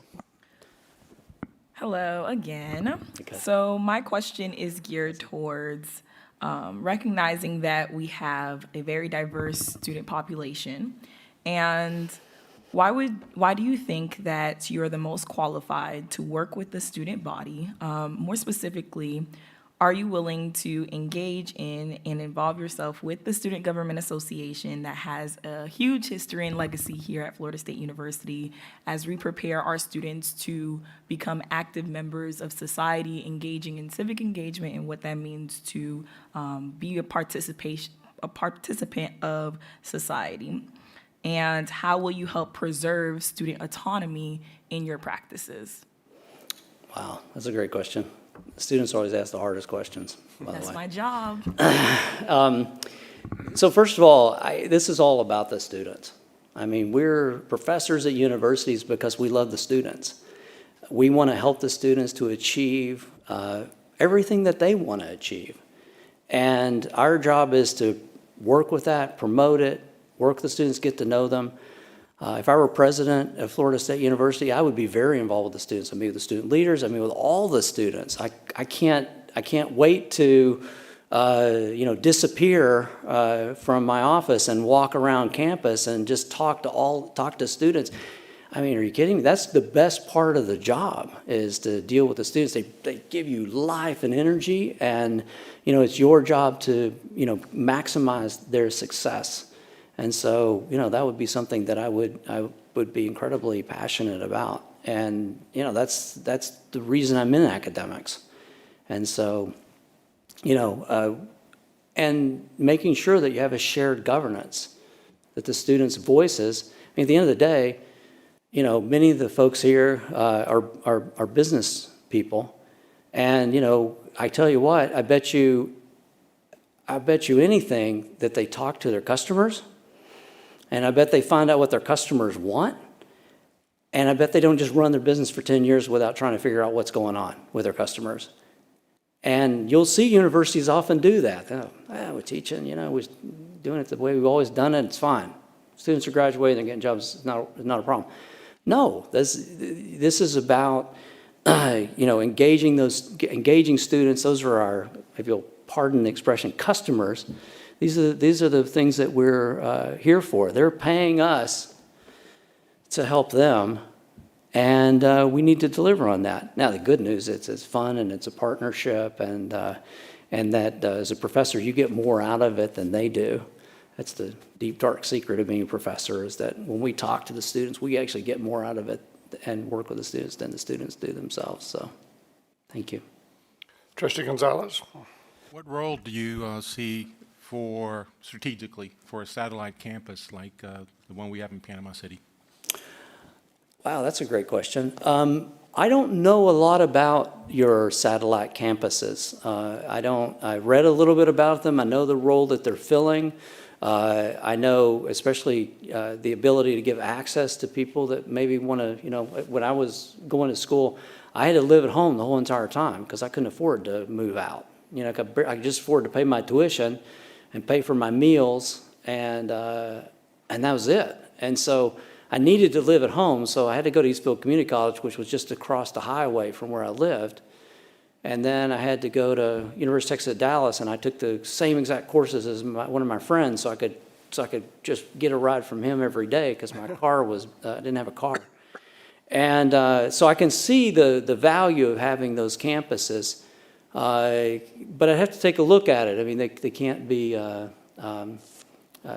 incredible sinks to the budget of the university. They'd have to ideally be good if they're moneymakers, but it would be something that I'd have to take a look at. I haven't looked at the financials for any of those campuses. I mean, certainly great things like the Ringlands are not a campus, but these are crown jewels. I understand that Panama City is a really excellent program and important to the university, but I don't know enough about it, so I do apologize.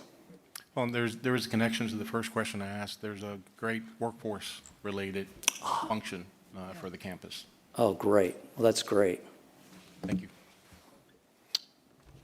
Trustee Chicken? So there's a lot of emphasis on interdisciplinary research, but there's a lot of obstacles to it too.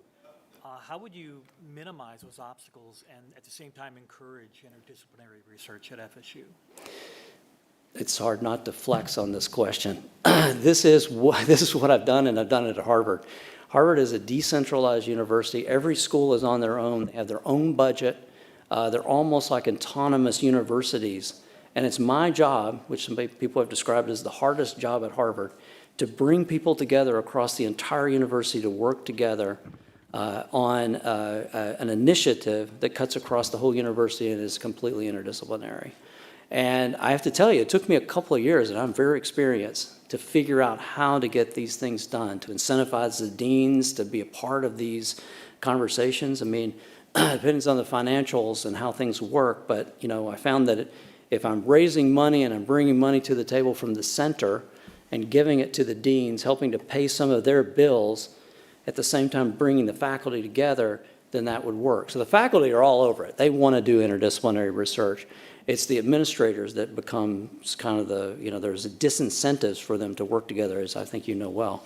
And so bringing them together, make sure everybody has the financial incentives to do this. And I've done it with structural biology, the data science initiative, which involves over 150 faculty members. I'm doing it with AI and machine learning.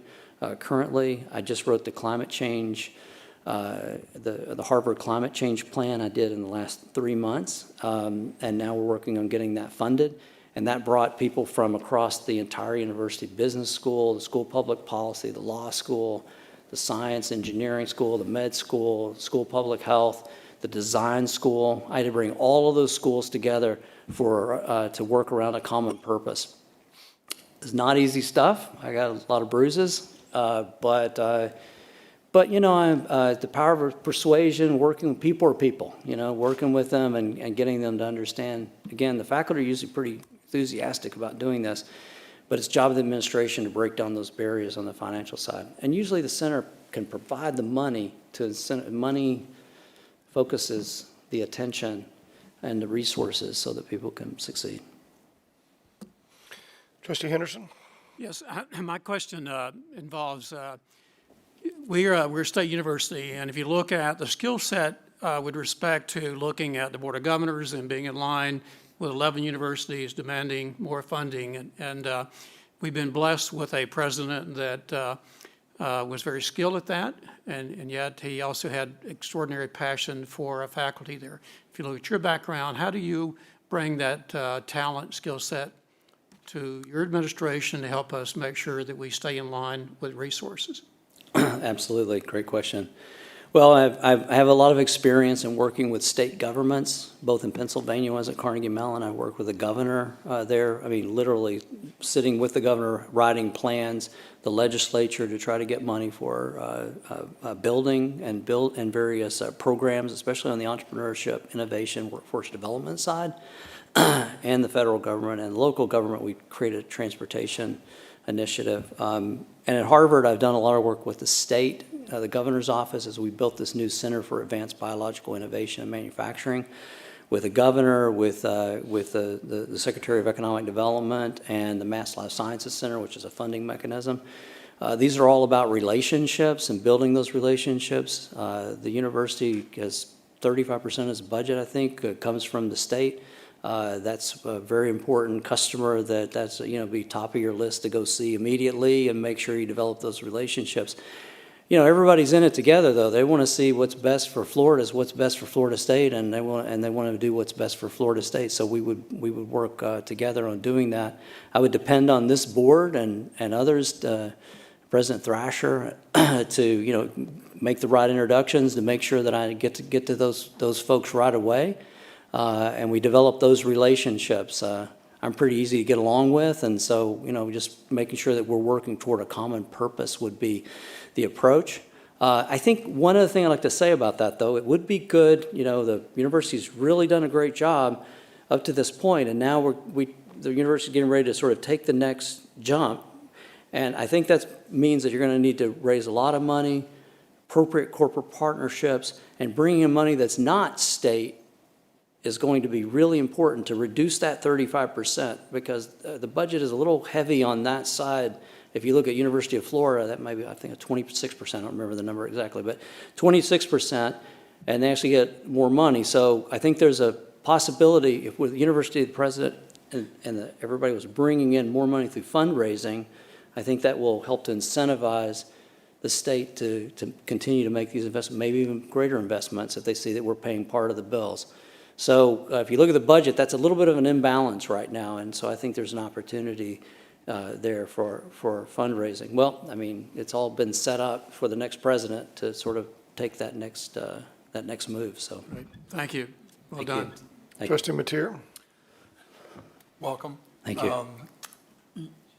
You have an entrepreneurial background. We have a great entrepreneurial program, or a rising entrepreneurial program. Tallahassee's a smaller city, and I'd be interested in your thoughts in, the university is very important to this city, and maybe building some of those corporate partnerships, some of those things, to have those come here, Yes. which that workforce, not only for the state, but for this community.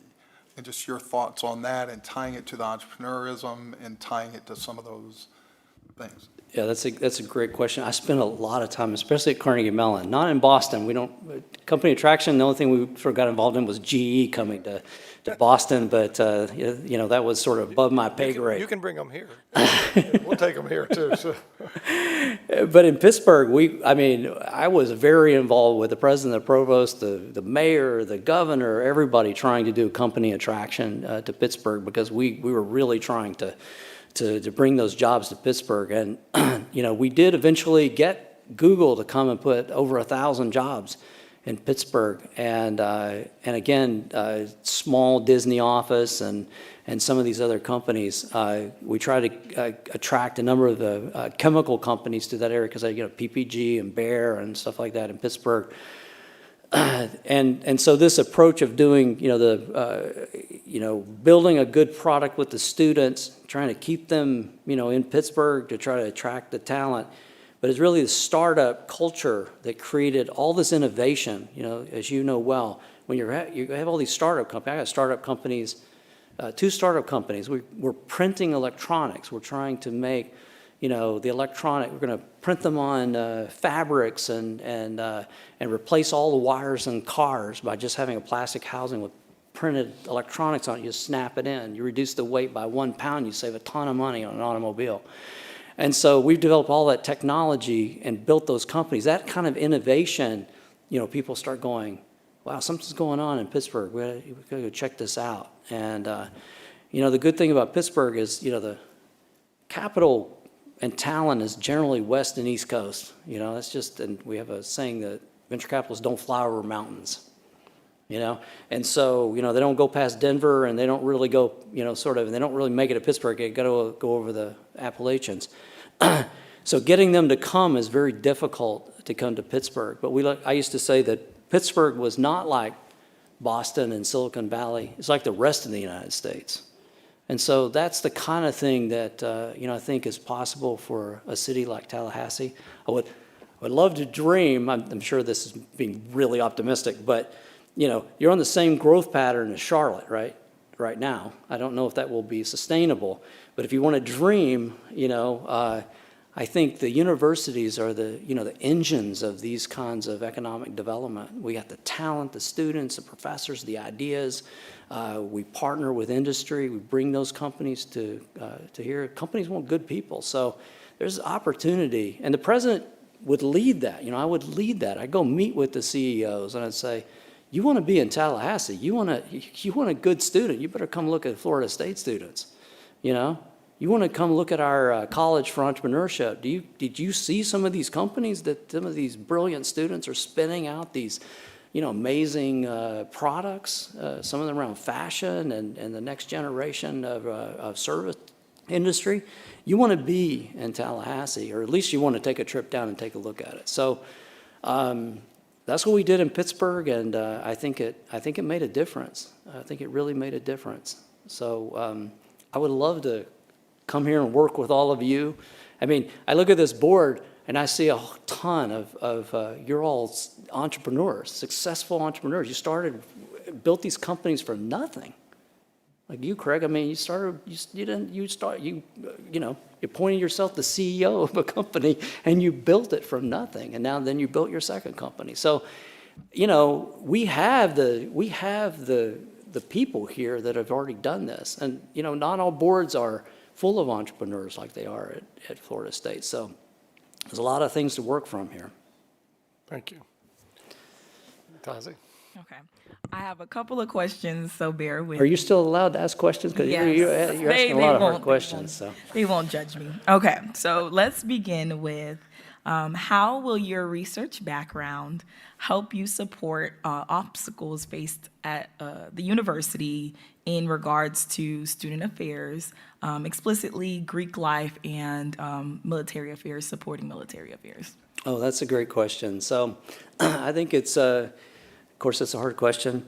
I think it's about, just knowing and learning about these programs. We did a lot of, when I was at Carnegie Mellon, we were overall of student affairs in the management team, and we had to worry about every aspect of student affairs, who to hire, what programs how much money to put into it. So I have a lot of experience in doing that at Carnegie Mellon. Now, that's a different scale than Florida State, of course. And then as dean, I also did that to try to, generate lots of activities for people to have fun and be engaged going forward. On the fraternity sorority, side, I think they play a really important role. One of the things I learned about the fraternities and sororities is, my son was in a fraternity at Harvard, and, he used to talk about the brothership, that, his brothers, and how, it's sort of this place to go that's not a parent.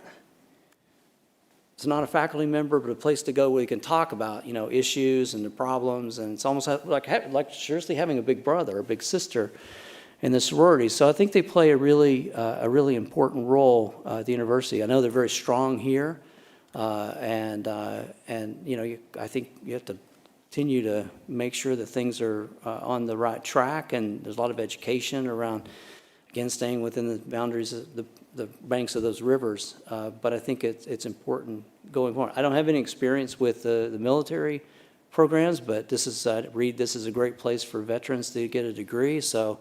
In Texas, we have a saying, you dance with who brung you.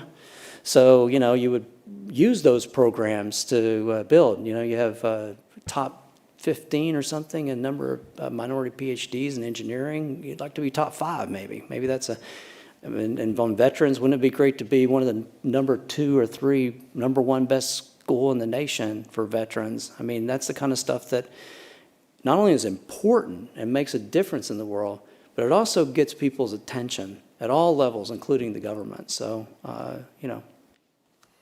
Thank you. Next question. Okay, what action steps will you take to ensure initiatives that are already happening on campus do not become sterile? For example, supporting the recommendations from the Presidential Anti-Racism Task Force. Could you repeat that they won't become Sterile. sterile? Yeah, how will you ensure the livelihood of the programs and initiatives that are already happening on campus? Well, as you know, we just finished our diversity, equity, inclusion, and belonging committee work at Harvard, and then now we're doing the implementation. And so the committee I'm on at the Provost's office is about doing the implementation. And so, I'd have to see the report, which I don't think is out yet. It's coming out soon, is that correct? I'm wrong about that? But take a look at the report and work with people to try to understand what conclusions they came to, do the analysis, and then think about the implementation going forward. I mean, documents are, it's not about creating a document. It's about what you're going to do on the other side. So it's about the actual actions, and it's diversity, inclusion, equity and belonging. I mean, those are all similar, but in some ways different. And so you have to really work on those, all of them. Thank you. And my last question for you. Our university takes pride in supporting first-generation college students and their success. Yes. How will you further and enhance the funding and resources for the Center for Academic Retention and Enhancement CARE program department? Well, that's a great question. As I told Ed and Bob Sasser, I wish I'd have thought of the idea of the CARES program. I think it's brilliant. I think it's absolutely brilliant. And as Bob doesn't mind, but Bob said we have a higher calling in life, and this is the CARES program is representative of that. I'm a first generation graduate myself, and this is a incredible. I have a wonderful life, because of education, and so supporting those programs will be incredibly important. I think there's a great fundraising opportunity there. I think undergraduate scholarships. I think also just to fund the program itself with the right donor that's interested in supporting that program and making sure it continues to be incredibly successful. That's one of the things that's most interesting to me about the position is that, I am first generation. I had to work my way through college. It wasn't easy. It's hard to have a job, go to school 30 miles away from your house and not have a car, and work so you can pay your tuition. It's not easy. And I would support that, and make sure that, we have those examples to show the students and support it with resources. I mean, looking around, you look for the things that are already headed on the right track and make sure that you continue to support them going forward. And other areas where you're sort of great stuff, but with resources you can really accelerate them, then you look for those too. And if you're going in the wrong direction, then maybe you don't pay as much attention to those programs. So, it's strategic in the way that you make those investments. Thank you, Dr. McKellar. Any other questions? Me? Trustee Duda. Trustee Duda. As we talked on the phone, my passion is undergraduate students. And just the plain average student that wants to get out in 4 years and get a job. I don't think we paid enough attention and are going to trying to get to this academic success for the whole university, hiring professors that maybe reach 5 or 6 students, but never, and then you've got a class of, I don't know how many in your freshman. So I just would like to see what your ideas are on that.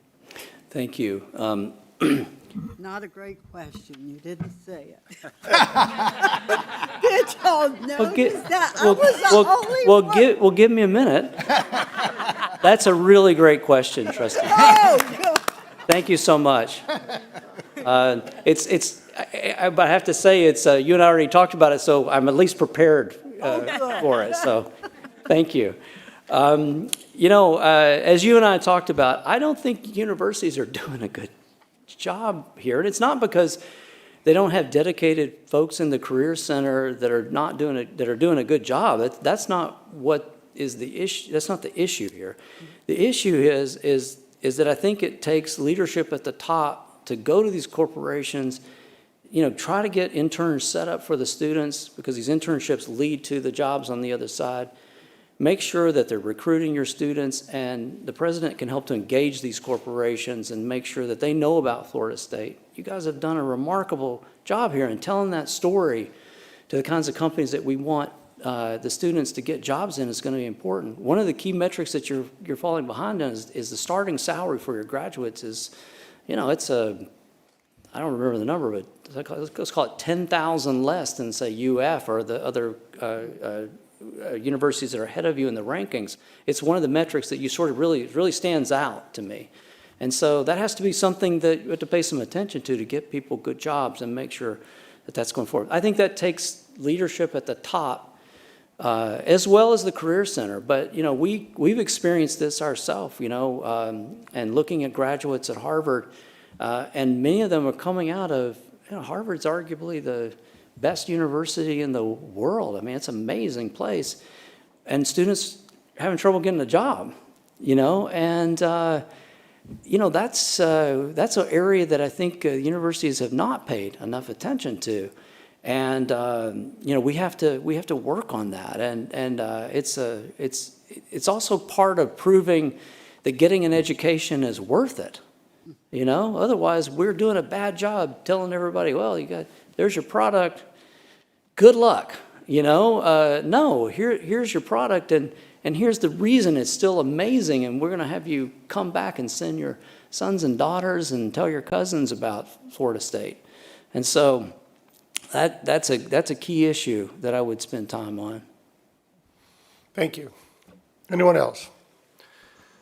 Well, Dr. McCullough, you talked about how passionate you are and how you could express your passion about why we should hire you. So we're going to give you that opportunity. And in so closing, if there's anything you want to ask us, feel free to do that. And maybe I think it'd be great if in your closing you sort of tell us what FSU looks like 5 years from now if you're the president of Florida State University. Okay, great. Well, thank you. First of all, thank you so much. It's a tremendous honor to be considered. It's been an amazing process. I have to tell you that because of the open nature, I was a little worried about applying. And oddly enough, I really like the open process a lot. I thought it was great because you have all the videos of everything that's going on. You can go back and look and see what you said, and it's good for critiquing yourself. And I got to see the other candidates who were also really excellent. And so I really actually enjoyed it. It's really been great. I love meeting everyone at Florida State. I don't know, if I don't get the job, I have a great relationship with Kyle. I don't know how I'm going to be able to not have a relationship with Kyle if I'm not the president. So I really, and I just love the people. Everybody, seems to really love it here. And as I think maybe President Thrasher set the tone as this is a family. And, that's something that would be just amazing to be a part of. I didn't know that. I knew about the rise. I knew about the great things going on. I know about the magnet lab and the story, history, and physics, and the great people that are in the sciences and math and statistics. I know the great things going on here. Great criminology program, business school, undergraduate business school is really amazing. Lots of great programs here. I knew about those, but I didn't know about Florida State in terms of the people, and it's just been great. And it's almost unfortunate because I'm kind of all the way in, and I really want to come here and be the 16th president, and I really would look forward to doing that. So it's a tremendous opportunity for the university, for me to be a part of the community, help lead and take it to the next level. 5 years from now, I mean, we would be certainly heading toward top 10 if we weren't at top 10. That's going to take a lot of hard work to recruit and retain, make sure the best students and faculty that we can, make sure we ensure student success, recruit students, continue to drive up the quality in the students that are coming in. It's going to be a tough job, but I think it's totally achievable to get to top 10 in 5 years. I think AAU is, I think you're there for AAU. I think you need to continue building up the innovation entrepreneurship, make sure how many startups that you're really creating and starting to create a buzz about Florida State and entrepreneurship. You already have college. You already got, it's just, the stage is set for this to happen. So they look for, they look for innovation entrepreneurship, workforce development, faculty quality, research intensive. Again, $250 million ought to be $500 million. I think that's achievable in 5 years. And so I could see AAU membership within 5 years. I think that goal is, I'm going to be bold and say, I think that goal is going to be maybe an easier goal than top 10. I think AAU is, I think this, when I looked at the portfolio and I looked at all the parameters, I said, why aren't they in the AAU? I mean, and really it's just this building up the research portfolio. There are people in the AAU who have $250 million in research funding. And if I look at the faculty quality, you have really high quality faculty that won awards. Should be more of that, because we're probably not paying enough attention at the local levels. It takes a lot of work to get your people and promote them, but I see that going forward. I see a student body that is successful in generating the leaders of tomorrow, and people taking note of the kinds of students that are coming out of Florida State going forward. And I see a university that will, people are going to go, wow, that's really impressive what they've been able to do in such a short time. You're in a good shape. First-time presidents make a big difference. They generally have the fire in the belly to come in and take this on. And so I think I made a reasonably compelling argument that I would be a decent candidate for this job, and I would look forward to working with all of you and the students, faculty, and staff to really drive this to the next level. So, thank you. Ed, Thank you. can I ask a quick question? Yes, you may. Trustee Duda, you're recognized. About the AAU, sometimes back, I had read a lot of articles. Are there standards, once you get in the AAU, are there standards that you have to maintain? Is anybody ever kicked out of it? Yes. Okay. Yes. So that University of has changed. Nebraska and Syracuse were kicked out of the AAU because what happened is their research portfolio started declining, and it got to a point where they said, wow, you're really not what we would call a research-intensive university any longer, and so they're no longer in the AAU. And on the opposite side, you've seen BU, Tufts drive up their research portfolios going forward, Georgia Tech before that, really driving up the basic science. They don't want you to be a technical university, Right. so that they feel like you're sort of too applied. They don't know. It takes them a while to understand that, but those are the metrics. They're really looking at quality faculty, students, entrepreneurship, mainly the impact of your research and the research dollars. We'll give you one more minute if you want to say something else to close, and then we'll wrap up. Okay, thank you. Well, listen, I thank you all so very much for the opportunity. It's been a great pleasure meeting the board members, talking with them, getting to know all of you. I've so enjoyed my conversations with all of you. I loved meeting President Thrasher, and I had dinner with him, and I feel a bond with him, and so I think that's something that I can see the type of president that he's been, and I think that the best argument I could make is that I would continue in his legacy.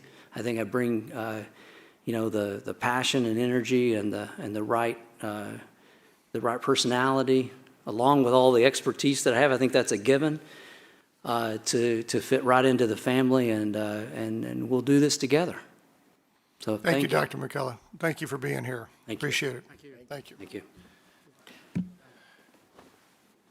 Okay, we're right in between spaces. We could continue, but an hour from now, you might be grumpy and hungry, and I don't think that's fair to our next candidate. So why don't, hangry, I don't want anyone hangry. Why don't we take we have a quick lunch break. I hate to put everything down, it's 11:43. Is 15 minutes enough? 12 o'clock? Can we get back and, can you quench a thing? We'll resume at 12 o'clock with our next interview. 12. Eat fast. 15 minutes?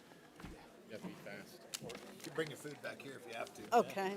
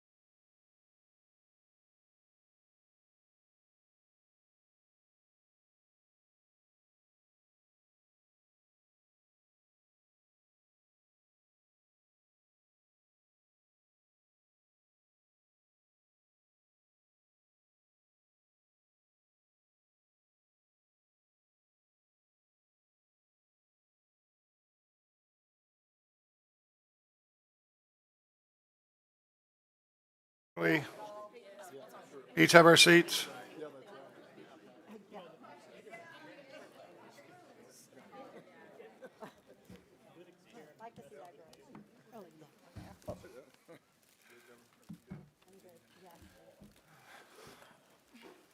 Obviously, you see how well my 12 o'clock time frame worked. It was an ambitious goal. So, thanks, everybody. That was a quick lunch, but for the sake of schedule and really the schedule of not only our trustee members, but the faculty, the administration, and the candidates, we're try to move as quickly as we can. So I appreciate that. Max, you may want to take your video part off. We can see you on your plane. And Catherine, welcome back, Catherine. Thank you for joining us. I hope you got the word we're reconvening at 12:15 and do that. Next, we have Dr. Robert Bluen. Dr. Bluen is the Executive Vice Chancellor, Provost, and Chief Operating Officer of UNC Chapel Hill. I think Dr. Bluen will be joining us any moment. I did say 12:15. Someone's punctual. I'm 12:14. So they're coming. I think they're. I do want to say, for the sake of the folks who are here and the public record, you hear candidates and you hear trustees speak of previous conversations.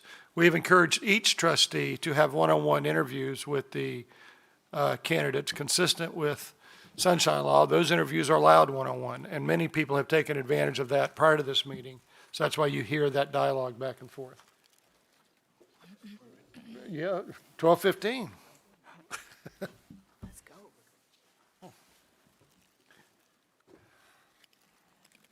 All right, our next candidate will be Dr. Robert Bluen, the Executive Vice Chancellor, Provost, and Chief Operating Officer of UNC Chapel Hill.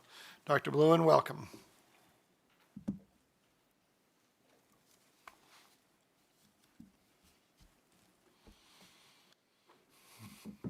Welcome, Dr. Bluen. Yeah, it should be lower unless you're going to stand and do the whole thing. So, Thank you. Dr. Bluen, thank you for being here, and hope we didn't keep you waiting too long. I thought we'd maybe start by asking you to take a few minutes, 5 minutes or so, to sort of talk about yourself, your interest, why you're interested in Florida State University at this point in time, why now and why you. So we'll give, and then we're going to have a series of questions. There'll be the same standard questions we're going to ask each candidate. They'll have an open forum period for trustees to ask any questions they want, or you to ask us something. And then we'll give you time at the end to sort of wrap up. Okay. You're recognized. Well, first of all, thank you very much, Ed. And I just would like to thank all of you for giving me the opportunity to come here before you today. It's truly an honor to be a part of this search, to be considered a candidate for this incredible opportunity here at Florida State University. And I also would just like to take a moment, if I could, to just thank my family, my wife Maureen, my daughter Colleen and Daniel, and my sister Judy, who have been with me throughout my entire career. And I think, as many of you know, that it takes a family to help one progress, through their careers, and they have been through a great deal. And I owe all of my success to their love and support. So I just want to acknowledge them here today. Thank you. Why me and why here? I'm a very strong believer in fit. And every organization goes through various life cycles. And at certain moments in the life cycle of that organization, they need a certain kind of leader, a certain type of individual who has certain experience and strengths. As I looked at Florida State's description of what you were looking for, and I reflected on my own career, I couldn't help but think that I was a good fit for this job. And so let me identify perhaps a few of those areas. Education. I have been a leader in the educational area for quite some time. We reimagined our curriculum primarily to contemporize it for the modern student, and took on directions that would, in essence, begin to individualize the educational experience for our students. That effort brought our school to #1 in the country in education within its discipline. Research. You have a great ambition to be a top 10 research university. I had the joy of taking a school and increase its research productivity by 2,000%. That's not a typo, it's 2,000% during my time as dean. And in order to accomplish that, we had to do a lot of things: build the infrastructure, create new opportunities for faculty and staff, to recruit and retain the very best talent in order to achieve those kinds of metrics. Development. If one aspires to be an AAU university or even a top 10 university, one has to have a strong endowment program, and one has to be committed to raising funds. I have enjoyed tremendous experience throughout the last 18, 20 years in raising funds.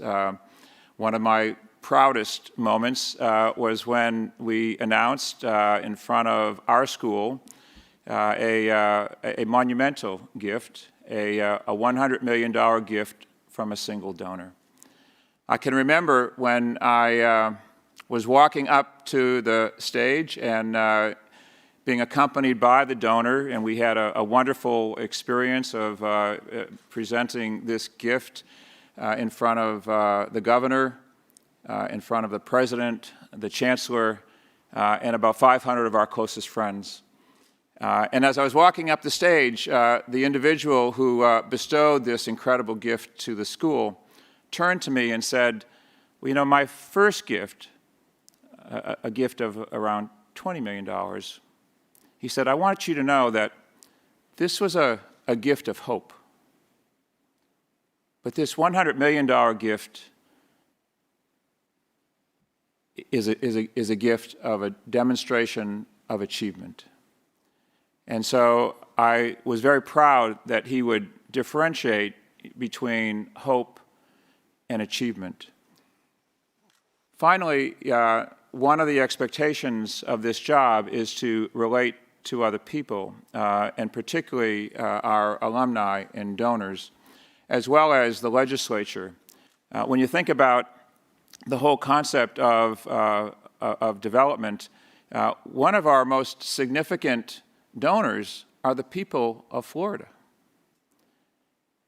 And we have to be very, very attuned to the fact that it is the taxpayers of the state, as being part of a public university system, that we ultimately must report to and be held accountable to for that investment.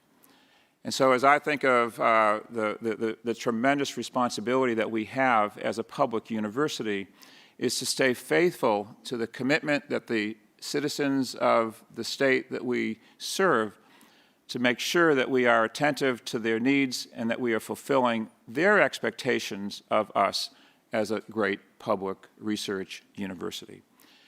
And so as I think about that, and the fact that I have been at a university, a public university within the SEC, the Southeast Conference, and more recently a public university within the ACC, I think I have a sense of what big-time athletics is about. Now, I will admit, that when I made the transition from being a faculty member at the University of Kentucky and went to the University of North Carolina, it was a pretty big adjustment for me. The biggest adjustment was when you cross the state line, they give you a dye kit to make sure that you can lighten the dark shade of blue from Kentucky blue to Carolina blue. But big-time athletics is an important part of major public research universities. And as I made a comment at one of the open forums, and I look back at the history of this great public university, but trace its history all the way back into the early 70s. And I would ask the question, where was FSU pre-Bobby Bowden? And when I think of where the university was, it was not perhaps nearly as well known as it is today. And sometimes, our colleagues, my colleagues in the academy tend to minimize the importance or the value or the influence that big-time athletics can have on a university, perhaps even on a state. But make no mistake, that a successful athletics program can be incredibly important in order to provide not only the visibility, but also the enthusiasm of our alumni and our donors to make sure that this is the very best university it can possibly be. So as I look at from 1976 to today, I think this university owes a tremendous debt of gratitude to Coach Bowden for all that he did in order to bring this university the kind of attention that it really needed in order to become a great university. Thank you, Dr. Bluen. We're now going to ask questions. First, our faculty representative, Trustee Chicken, will have the first question. Good to see you again. Nice to see you. So Florida State University is a preeminent university, and we are interested in becoming a top 10 university and possibly get into the AAU. What do you see as our major obstacles to achieving this status? And how would you go about ensuring that we achieve these goals? Well, first of all, you have to look at, how you get there. And when you examine the other AAU schools, you have to acknowledge that there are a lot of really strong schools, within that list. And so to make it into the top 10, either in funding or a top AAU school, then it is going to take a lot of effort. So as you look at what kind of resources are going to be necessary, and you examine the profile of these AAU schools, they have some things in common. Not all of them, but they have a number of things in common. One is they have strong endowments. In fact, I was just looking recently, at the number of universities that are in the AAU and then matching those up to the top 100 endowed universities. And it's hard to find an AAU school that's not in the top 100, and certainly most of them are in the top 50. And so we have a ways to go in order to break that barrier. Right now, the endowment is right around $625–50 million, and most of the AAU schools are well over $1 million, many of them over $1.5 million. So that is going to require a lot of work. The other area is in research, and as I look at the numbers there, most of the AAU schools are clearly in the top 30 or so research-funded universities. The challenge there is that the pie is somewhat set, and so all of the universities are competing for somewhat of a fixed pie. And so how does Florida State be able to come in and move the needle from funding of somewhere in the neighborhood of $225 to $250 million to well over $800 million over a reasonable period of time. And so those are the challenges that we face. So make no mistake, this is not going to be easy. It's going to take an awful lot of hard work. It's going to take work on the development side. It's going to take work on the recruitment side.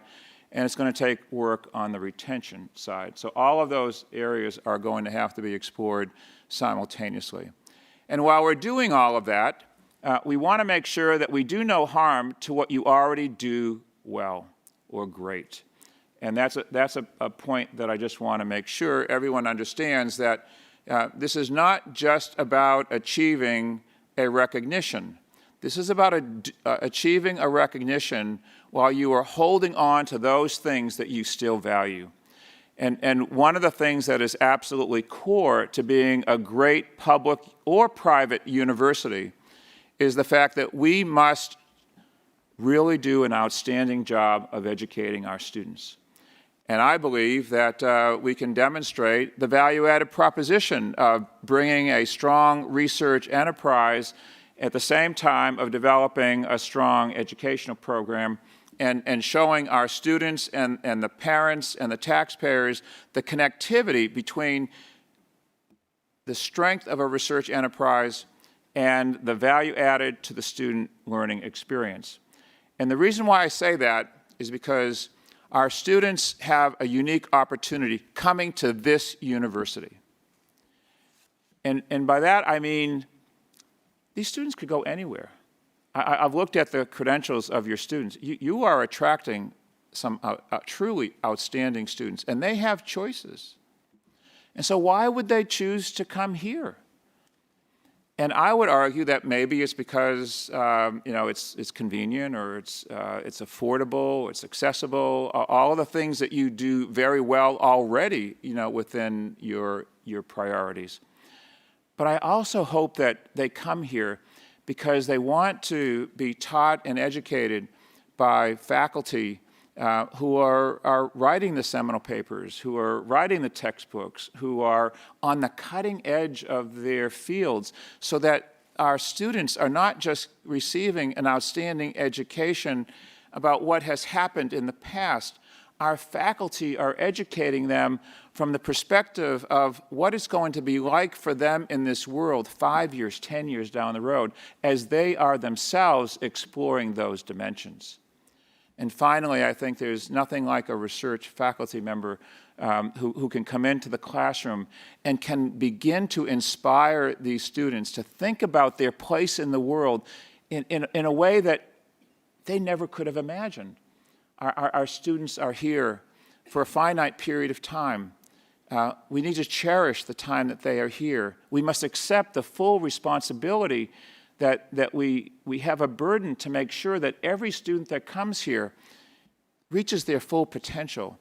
And so I would argue that becoming an AAU university, becoming a top 10 research university, is not in conflict with the educational mission of this university. I would say that it is in harmony with it, and that we would be able to do many things, and we must do many things extraordinarily well if this will become a truly great university. Thank you very much. Next, we have Trustee Collins. So you mentioned this in your answer to the first question about the endowment, building the endowment. Some of us serve on the foundation. Some of us sit on the endowment board. It's not easy. What do you, and there's several colleges, and then there's the overall university and a capital campaign and things like that. What do you, tell us about how you view your role as president of that effort and your experience in the endowment effort. Yes. So I think it starts with the president. It starts with a vision, and then it starts with a team. The president can't raise $1 billion on his own. This is going to have to be a very carefully designed and engineered program. And it starts with a vision, and it starts with leadership, and then it starts with some key recruitments. But then you start with a plan. And so my experience has taught me that we have a lot of people who want to give to the university. But they want to make sure that if they're going to give their money to this university, it's going to be used well, and that it's going to make a difference. So having a strategic plan in alignment with a development plan, and then to begin to develop the relationships that match up to both the strategic plan and the development plan, so that as we begin to engage our donors, our alumni, and others, including foundations, to begin to think about contributing or to making investments into this university, they have a very good reason for doing it. They know that this resource is going to go and accomplish this, and it is going to create a delta of that, and we will be held accountable to that investment. As I mentioned, with my own experience, our key donor, made a gift of hope, and then that gift of hope turned out to result in a second gift, and that was to support this gift of accomplishment. And that was in recognition. In his mind, we were good stewards of that investment. We kept him informed along the way. We made him a part of some decision-making, not all decisions, but certainly some strategic decisions. And I think that kind of engagement between the donor and the university is critical. Now, well, you have to be careful because our schools, I'll speak for Carolina, we're a highly decentralized university. And we have a lot of deans out there doing a lot of great stuff. And they're out there, talking to donors and talking to alumni. What I like the way we have approached it, at least, is that we have a mixed model, a model that requires some integration so that we're not out there all on our own doing independent work, not knowing what the other party is doing, but that we still have a model that incentivizes schools to really develop strong, deep, rich relationships with their alumni.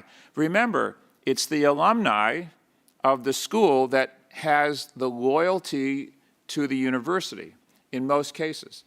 And so we just need to make sure that we capitalize on those relationships. Now, there are other donors who perhaps are less loyal to an individual school and are more loyal to the university itself. And we must differentiate between those loyalties to make sure that we get the very best opportunity to have that individual make a strategic investment in the university.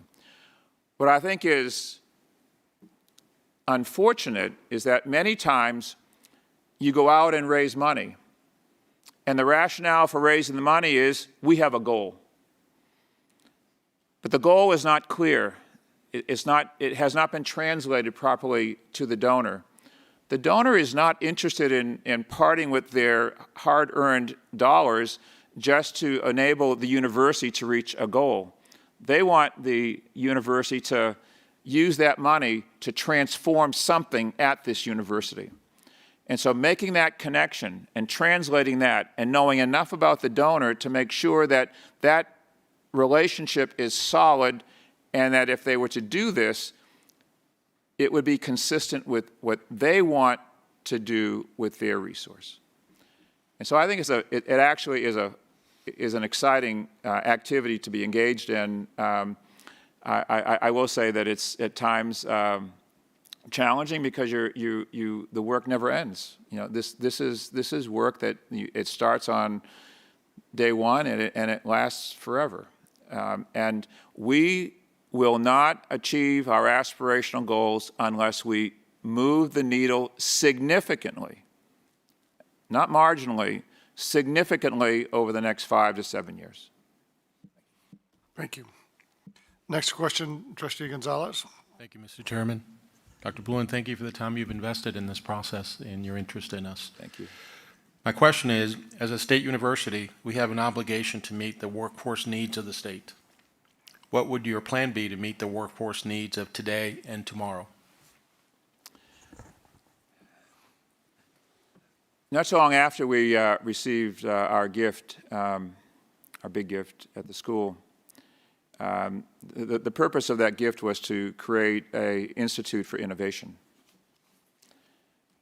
And as I examined models of institutes for innovations at universities, it was hard for me to find the perfect model.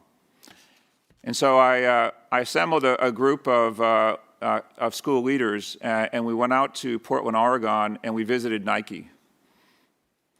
And I saw something at Nike that really influenced me and how I would think about this question. And you walk into their innovation kitchen, is what they called it, the Mia Hamm building.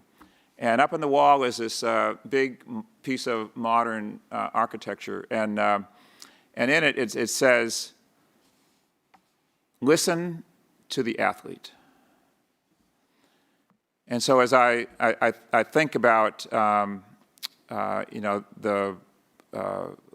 goal here, is to make sure that we listen to the people who are going to hire our students. I've done this in the RTP area. We assemble CEOs from all of the Fortune 500 companies that are based in the Triangle. And we go to them and we ask them, how are we doing? Is our university, the people that you're hiring from our university, are they well prepared to take on the challenges? Now we have primarily banking industry, health industry, pharmaceutical sciences industry, and a few others, but those are probably the three mainstays of the group that we were meeting with. And so I think listening to the client, understand what they need. And so what did we hear when we talked to these individuals?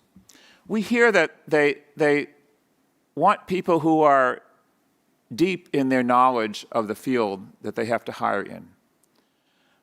But they are looking for something far more than just depth of knowledge.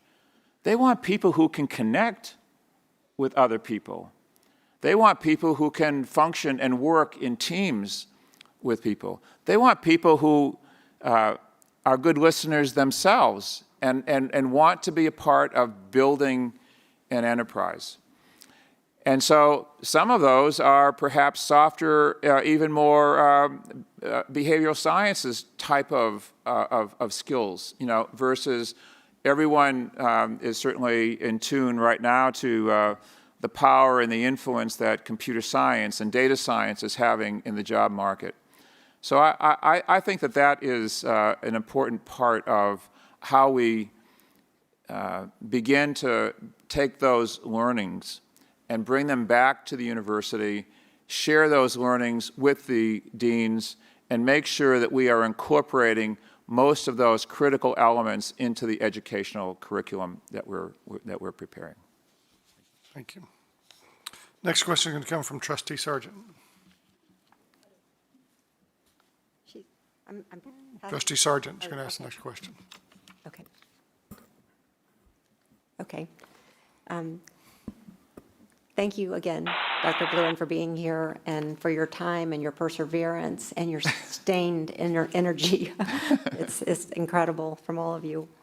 Tell us about your experiences working with and addressing the needs of a culturally and ethnically diverse population. What specific strategies and/or initiatives have you engaged in underrepresented populations to promote diversity, equity, and inclusion? Yeah, well, thank you for that, and certainly this is a very critical area, to explore, not only at our universities, but this is a big issue for our society, and so I think it's timely. We're in a very unique moment in the history of this country and many of our states, and so we have to be attuned to this. So what have I done?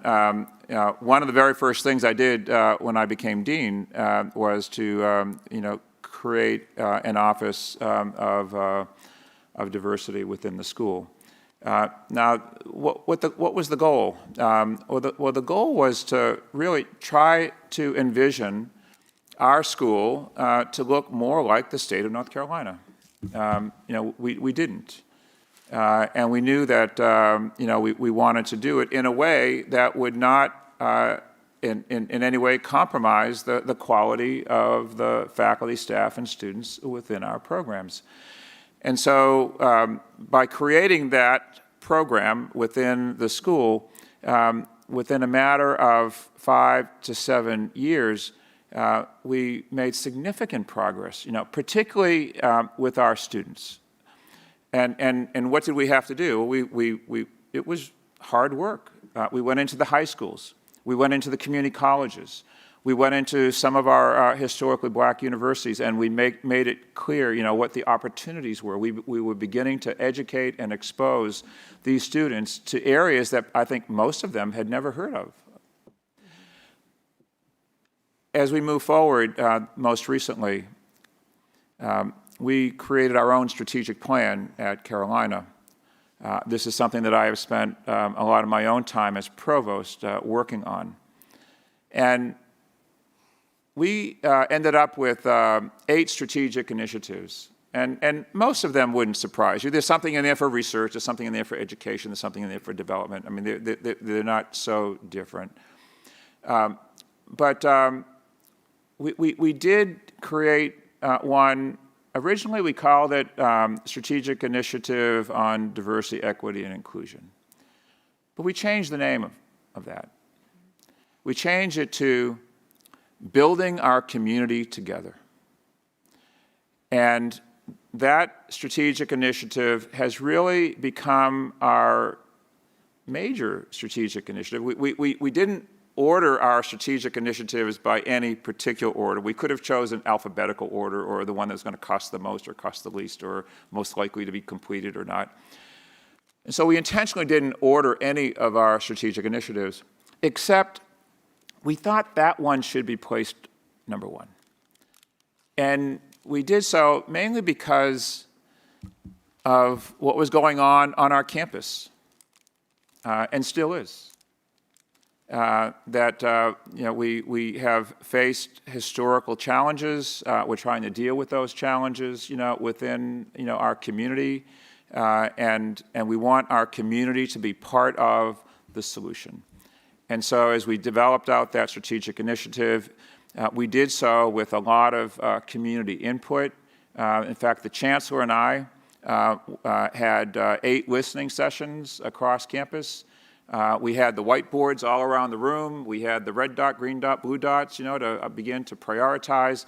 And we took many of the learnings that came out of those learning sessions or listening sessions and incorporated those into our strategic plan. And now our community is saying, execute it. They don't want us to just talk about it or to state it explicitly. They want us to do it. And so now we are about the doing. Thank you. Thank you. Thank you. With Trustee Duda's permission, Trustee Mateer will ask the next question. Thank you, Trustee Duda. We've discussed the Division I athletics program. And so combining academic excellence, the research, and the athletics, they conflict. How resource-wise do you focus to build both up and make it all work together? Yeah, it's hard being a great university.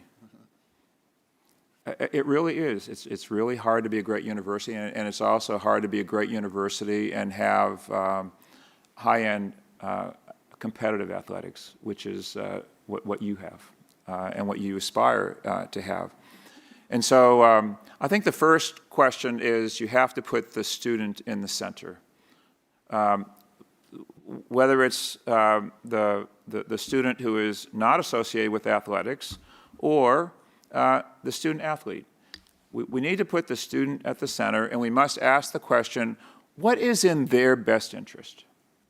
And how do we make sure that if that student trusts us and the parents of that student trust us to take care of them, to put them in a position where they have an opportunity while they are here at FSU, that they have the potential of reaching, or the opportunity to reach their full potential as a student and as a student athlete.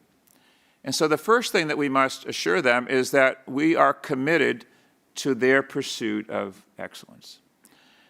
Now, that's easily said than done, but making sure that when the student athlete comes into this university, that we recognize that they have a really difficult task in front of them.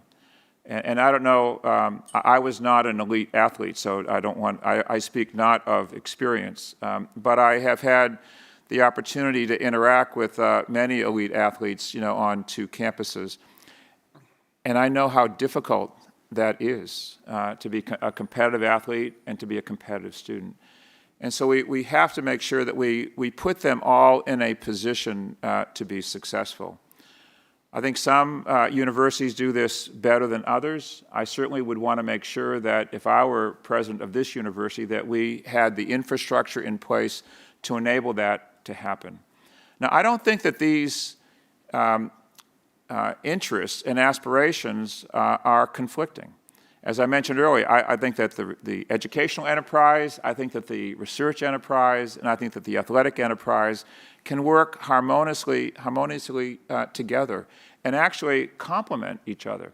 We know certainly that when you have great athletic success, the university is the beneficiary of that success. Applications go up rather dramatically. The quality of the applications go up rather dramatically. Now, that's a good news, bad news, because, with application increase, there are letters that have to be written, and not all of them are letters of admissions. And so we also have to deal with our own success. But I would rather have a highly successful athletic program than not. And I would rather have an athletic program that is very strong and complementary to the mission of the academic and the research enterprise. The key to all of this is the word that you use, Craig, and it's balance. And how do we make sure that we stay in balance? And that's why I started my comment on putting the student first. What's in the best interest of the student? Now, if you recruit quality people into your athletics program and into your academic programs, generally, good things happen. So I think a lot of our success with regards to outcomes starts with recruitment. Recruit the best people who are the most competitive within our academic and our athletic venues, and then go from there. Now, a lot of times we talk about big-time athletics, and we're talking about 2 sports. We're talking about football and maybe basketball, certainly on the Chapel Hill campus. But we have a lot of other sports to talk about. The importance of football and basketball on most campuses is that they subsidize everything else. And not just to be compliant with Title IX, it's much more virtuous than that. It's because I have a daughter and I have 4 granddaughters, and I want them to be able to do everything that a boy would do. I want them to have the same opportunities that the young men of this country have, whether that be in the classroom or in the athletic field of competition. And so these Olympic sports are wonderful to watch and wonderful to be a part of, and the quality of students that we recruit into these Olympic sports is outstanding. And these kids go off and transform the world. They are highly disciplined. They are ultimately highly successful. And so I like the idea of having symbiosis between all of the athletics programs. Even though some might think that they're carrying more of the water, I would argue that they are all doing what this university needs for them to do, and that is to be constantly committed to the pursuit of excellence in the classroom and on the field. Thank you, Dr. Bluen. Next, we have a question from Trustee Chicken. Another question from Trustee Chicken. You get 2? Yeah. The Florida legislature recently passed a bill banning state university involvement with certain foreign governments and increasing reporting of international contracts and agreements. What experience do you have with this? And how would you deal with the faculty who get caught up in this, in their pursuit of research funding and just research excellence? Well, unfortunately for me, this is not a hypothetical. This is happening, and I have had to deal with it. Now, it comes in a lot of different forms. Some are more obvious than others. The 1,000 Talents program, for example, from China, was a fairly blatant effort on the part of the Chinese government, to attract primarily expatriates of China, back to China, and to not only attract them for their intellectual power, but also for their intellectual property. And so, that was the first wave. But China has been very, and I speak of China, but you could extend this to other countries, but China has certainly been the most blatant about it. They also have been very aggressive in partnering with other countries around the globe, and they're inserting their technology in the core fiber of those countries' infrastructure. And so, for example, we have a highly successful program in Africa in our medical school with the infectious disease programs. There are many infectious diseases that need to be overcome in that part of the world, and we have a significant physical presence there.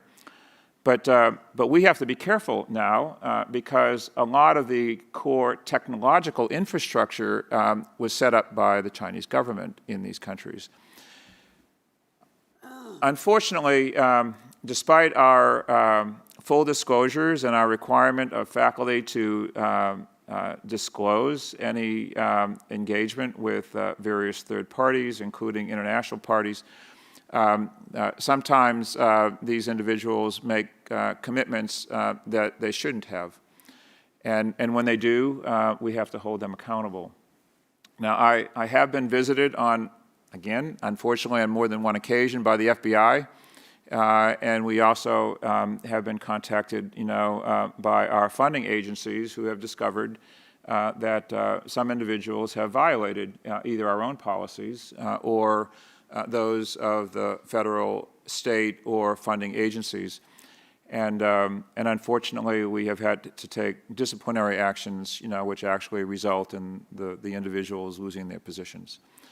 And so these are difficult things to do. They're never pleasant, but unfortunately, that is part of the world that we now find ourselves in. There are many, many other, however, great partnerships, across the globe, that our faculty are engaged in, that certainly we do not discourage as long as they add value or bring value back to the state of North Carolina. And I would argue that that would be certainly an important component of anyone's involvement with an international entity. Thank you, Dr. Bluen. Our next question is going to come from Trustee Sasser. Thank you. We've talked a lot over the last several days, weeks maybe, about science and the arts. But FSU has a long, proud history in arts and humanities areas. What have you done at the University of North Carolina to strengthen the arts and humanities in the areas of research, curriculum, teaching, service, and citizen engagement? And if selected as president of Florida State University, what would you do to strengthen our arts and humanities while balancing other strategic initiatives? Yeah. Well, a few years ago, we launched a new initiative on our campus, and I liked many aspects of it. It was just simply called Arts Everywhere. And it was really an interesting tagline, but really the intent of the tagline was to let all the members of our academic community, as well as the general community that we live in, understand that the arts are a mindset, that they have the opportunity to touch all of us. And so as you walk into a healthcare building, you are comforted and soothed by visual representations of art. That our students have the opportunity to go to a concert and have it be anywhere from the full spectrum of the artistic world, from performing arts all the way to dance and other areas of artistic representation. You know, we often think about the STEM fields, you know, the health sciences fields as being the backbone, you know, of an R1 research university. But as I've heard others say, you know, that these are important, and these things really help drive the enterprise forward. But what makes us really bring the joy into our lives, you know, is the opportunity through the arts to experience the full breadth of what a university can offer. And so I think that the arts and the humanities, in partnership with all of the other domains that we are working within the university, are core to what a public university is. And it's not just for our students. The wonderful thing about the arts is that it brings all the members of our community together. And so I certainly would want to make sure that that all of the arts on this campus felt that they had a strong supporter in this president. Now, I think that the arts have been challenged. At our institution, COVID has been devastating to our artistic programs. We've been in the process of recruiting a new director of our Center for Performing Arts. That in itself was not easy because we had applicants from all around the world, you know, in the middle of COVID, trying to get them to campus, et cetera. So there are many challenges that we had, probably the worst possible year, you know, for the arts, you know, to even make it through the year. But we did. And we're getting ready for a whole fall program right now, as I hope you are. We're coming back strong in the fall. You know, with, I hope, full enrollment and residential learning and residential experiences. And the arts are going to be an important component. So one of the things that we wanted to make sure of, that we kept everything whole so that when we were able to come back post-COVID, that they would come back strong, as I'm sure that they will. Thank you. Well, that concludes our scripted questions that we've asked each candidate. Now, why don't we open up for trustees who may want to ask any other questions they may have, sort of an open forum. Trustees? Trustee Thiel, you're recognized. Dr. Blown, this may not be a fair question, but Maureen is your wife, correct? Yes. If I asked her, why does your husband want this job at Florida State, what would she say? You want me to overrule that question and say it's not allowed?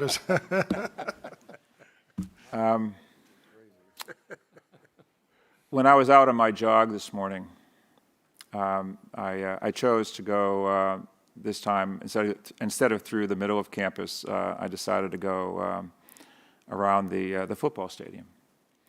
And I've been recovering from a calf strain, and so I wasn't particularly speedy. Not that I am on a regular basis any longer, but so I was doing a lot of run, walk, and I was kind of glad that I did, because I ran into a number of monuments and things to read, and so. So I came up to one of these statues, and it was a very distinguished person, and the title of it was, "I Was Born to Coach." And I read it. And although it would be inappropriate for me to say that I was born to be the president of FSU, I would say that I believe that my wife would say that I've been working my entire life for an opportunity like this, and that I have prepared myself well. The other thing that I would say, you know, when when I became a dean, it was really a joyous experience. And what made it joyous was that in the CEO role, you are fully engaged. Sure, you're the ultimate decision maker for the most part, but you have constituents, you have students, you have faculty, you have staff, you have alumni, you have donors. And both Maureen and I really enjoyed that public engagement, talking to all these wonderful people. What we found out was that they have incredible stories to tell, and what we learned most from them was that they attributed most of their personal and professional success to the time they spent on our campus. And that was the joy that they had, and the satisfaction and the gratitude. So I would hope that Maureen would say that, that we have been totally committed to that role. When I became a provost, much of that changed. The provost is not the CEO of the organization. One of the reasons why I'm interested in this position and leaving the provost position is to provide myself with an opportunity to do that kind of work again. And I can assure you that just as Jean was John's critical partner in pursuing success over the last 7 or 8 years here, I can assure you that Maureen would do the same. Thank you. Thank you. Trustee Chicken? Third one. So there's a lot of emphasis on interdisciplinary research, but obstacles exist to that. How would you minimize or eliminate these obstacles so that the faculty can excel at interdisciplinary research? Yeah.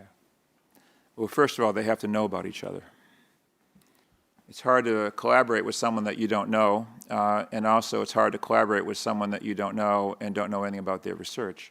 So you have to bring people together in some way.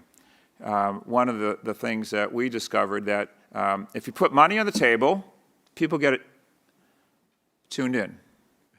There's nothing like money to incentivize behavior.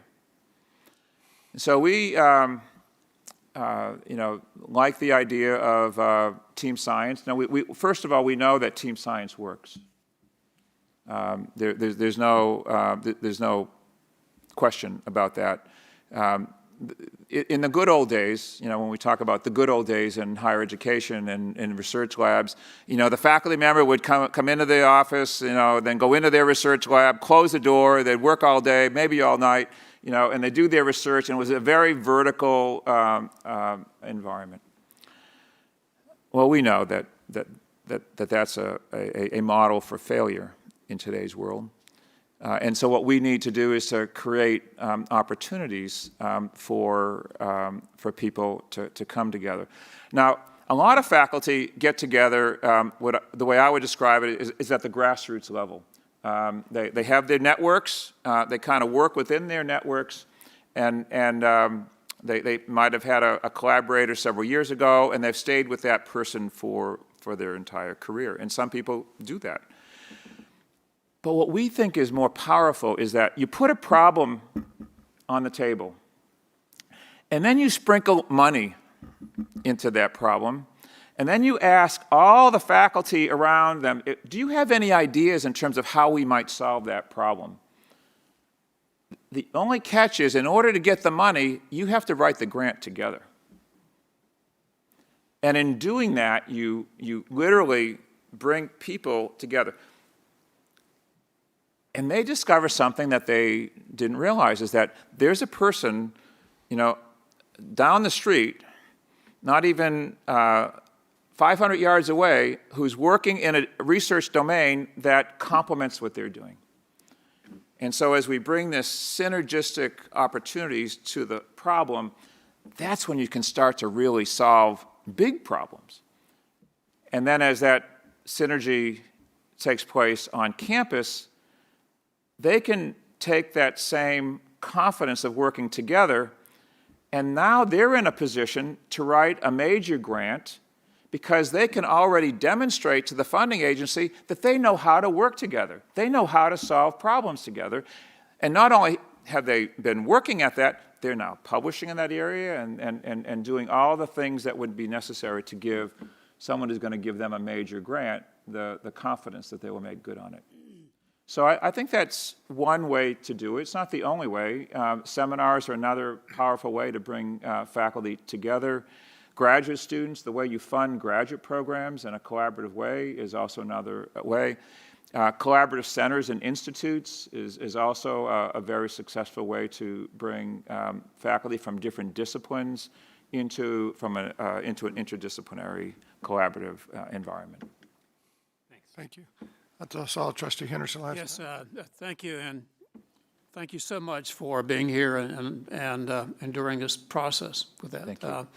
I have two very good friends. One's a Wildcat, and the other one's a Tar Heel, and I can imagine your transition was not easy, getting the lighter blue tone. My question really deals with the fact, our funding, more than a third really comes from the other hill here, Capitol Hill. And how do you see that? How do we move forward in terms of competing with 11 universities for that funding, and then maybe looking at adjusting our funding for the university going forward? Yeah.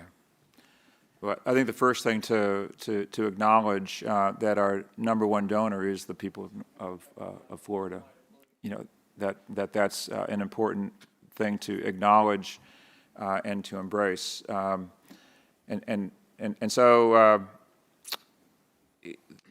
the accountability is going to continue, I think, to go up with respect to the way in which universities use the taxpayers' money. I don't see that diminishing. So I think for us to compete for our fair share of the pie, we have to make the case, to the legislature, to the governor, as well as to the people. And that, I think, is by having a very strong product, outstanding students, outstanding research. What I have found is that it's a lot easier to invest in programs that are committed to excellence and that people can see that. It's also important for people to recognize the value of these programs and how that translates into their day-to-day life. A large percentage of FSU's students are Floridians. And this state has made a significant commitment to its university system. And so what we want to make sure of is that as these students come to this university, that they have choice, that they have the kind of programs that are going to prepare them for the future, and that as we build out those programs, that they are in alignment with what the needs of the industries and the job markets within the state itself. And so I think being very responsive to the needs of the state is going to be an important component of making the case to the legislature and making the case to the governor, particularly for additional funding, but even for trying to hold on to the funding that we have. And so once you have a need, then the critical question is, how do you make the case to the legislature? And it's very important that that be done from a relational perspective. I think one of the advantages, of being the university being in Tallahassee is that it's not too far from the Capitol. Now, that might, on some days, might not be the best thing. On other days, So I think having the legislature close to you, provides us with a unique access, to them, and to create these much more intimate relationships so that we can build the kind of trust and confidence that the taxpayers' investment in us is so important. So I feel that having the opportunity to be in this environment and engaging the legislature and the governor on a regular basis is an advantage. I think we have to make the case around ideas, around strong programs, and making sure that we have the will to implement and execute upon the investments that they have given us and show them that we can be held accountable to that investment. Great, thank you. I think I saw someone over here, Trustee Collins.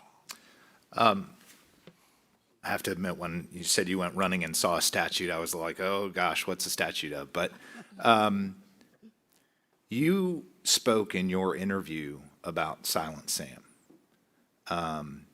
And in my estimation, that absolutely should have been removed. My issue isn't with the removal. My issue is with the tearing down. My issue isn't with social change. We need it. We need a lot of it, and we need it to happen quicker. I'm concerned that everybody's just trying to be the loudest voice in the room, and the loudest voice is what is getting heard, and other people are being hurt or marginalized by that.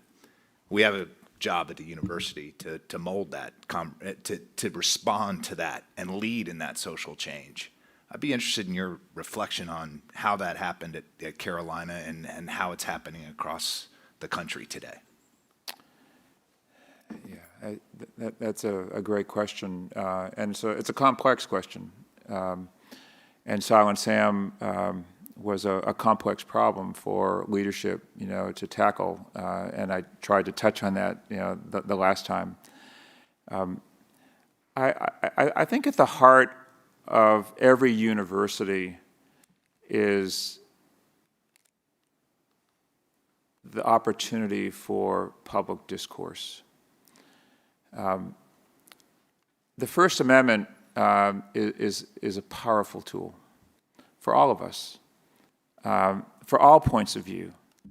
And if as a public university, we have the responsibility to be open to all of those different opinions.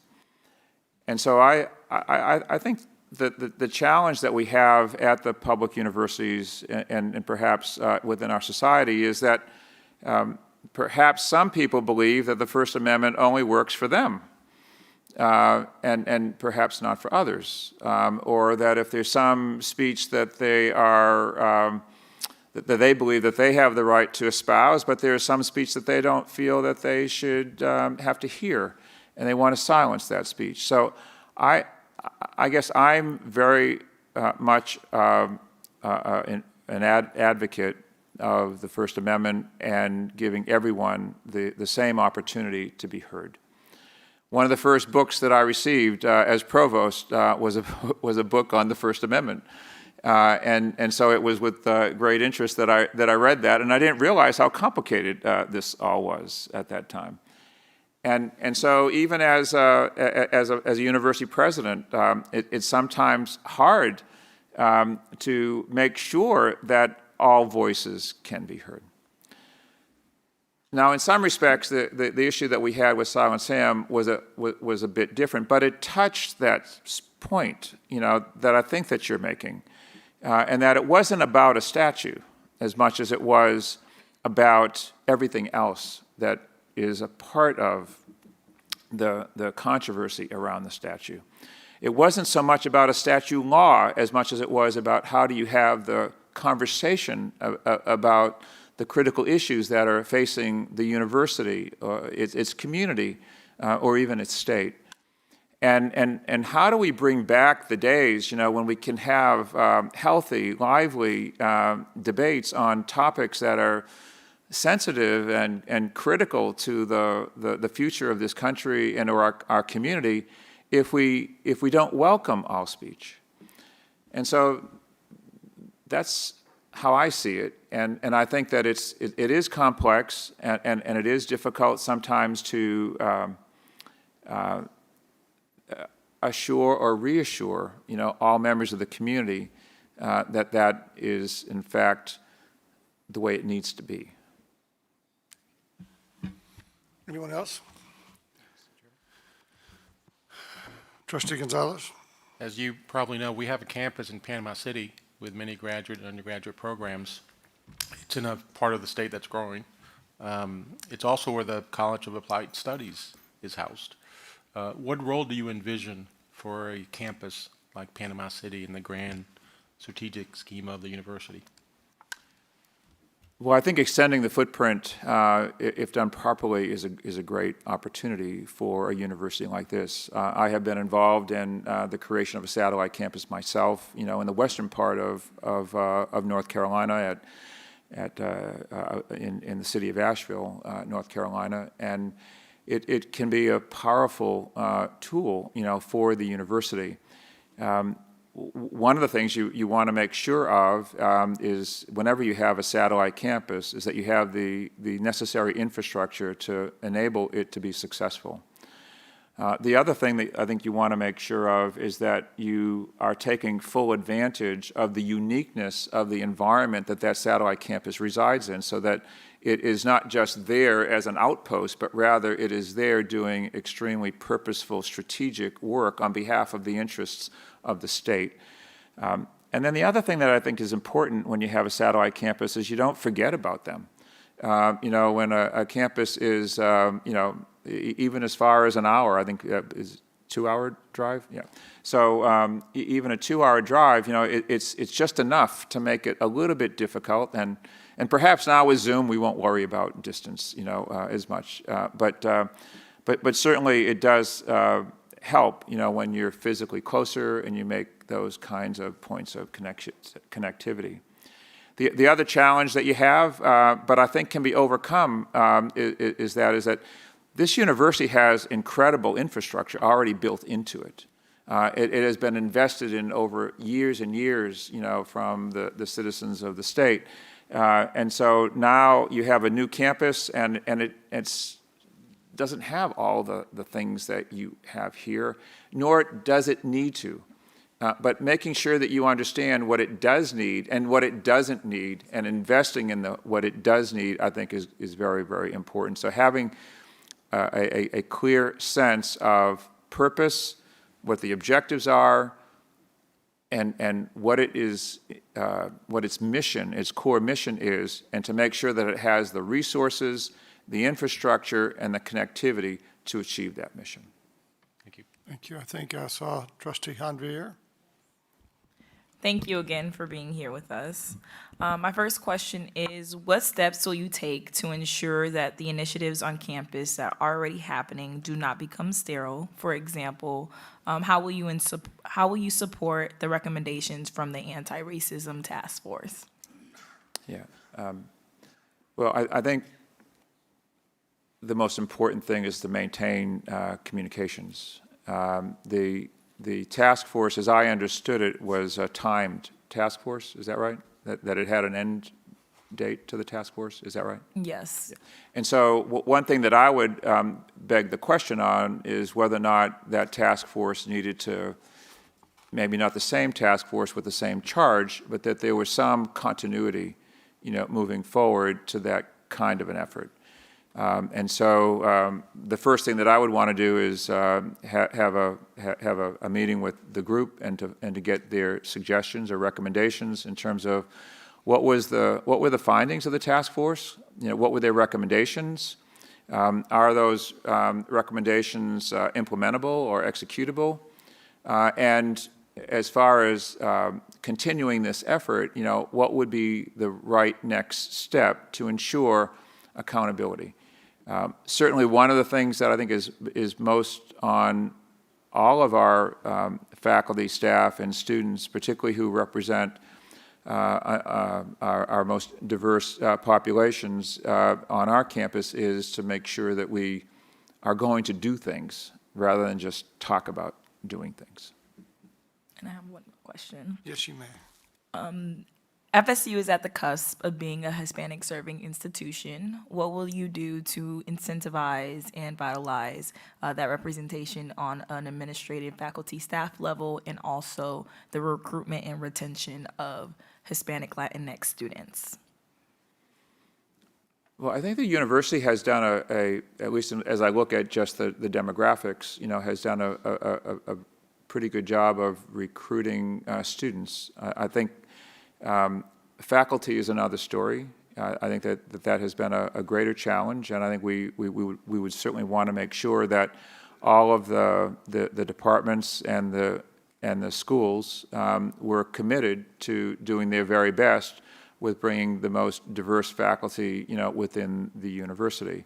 And certainly that population of faculty would be absolutely critical given the population of the state and the direction that the state is clearly headed.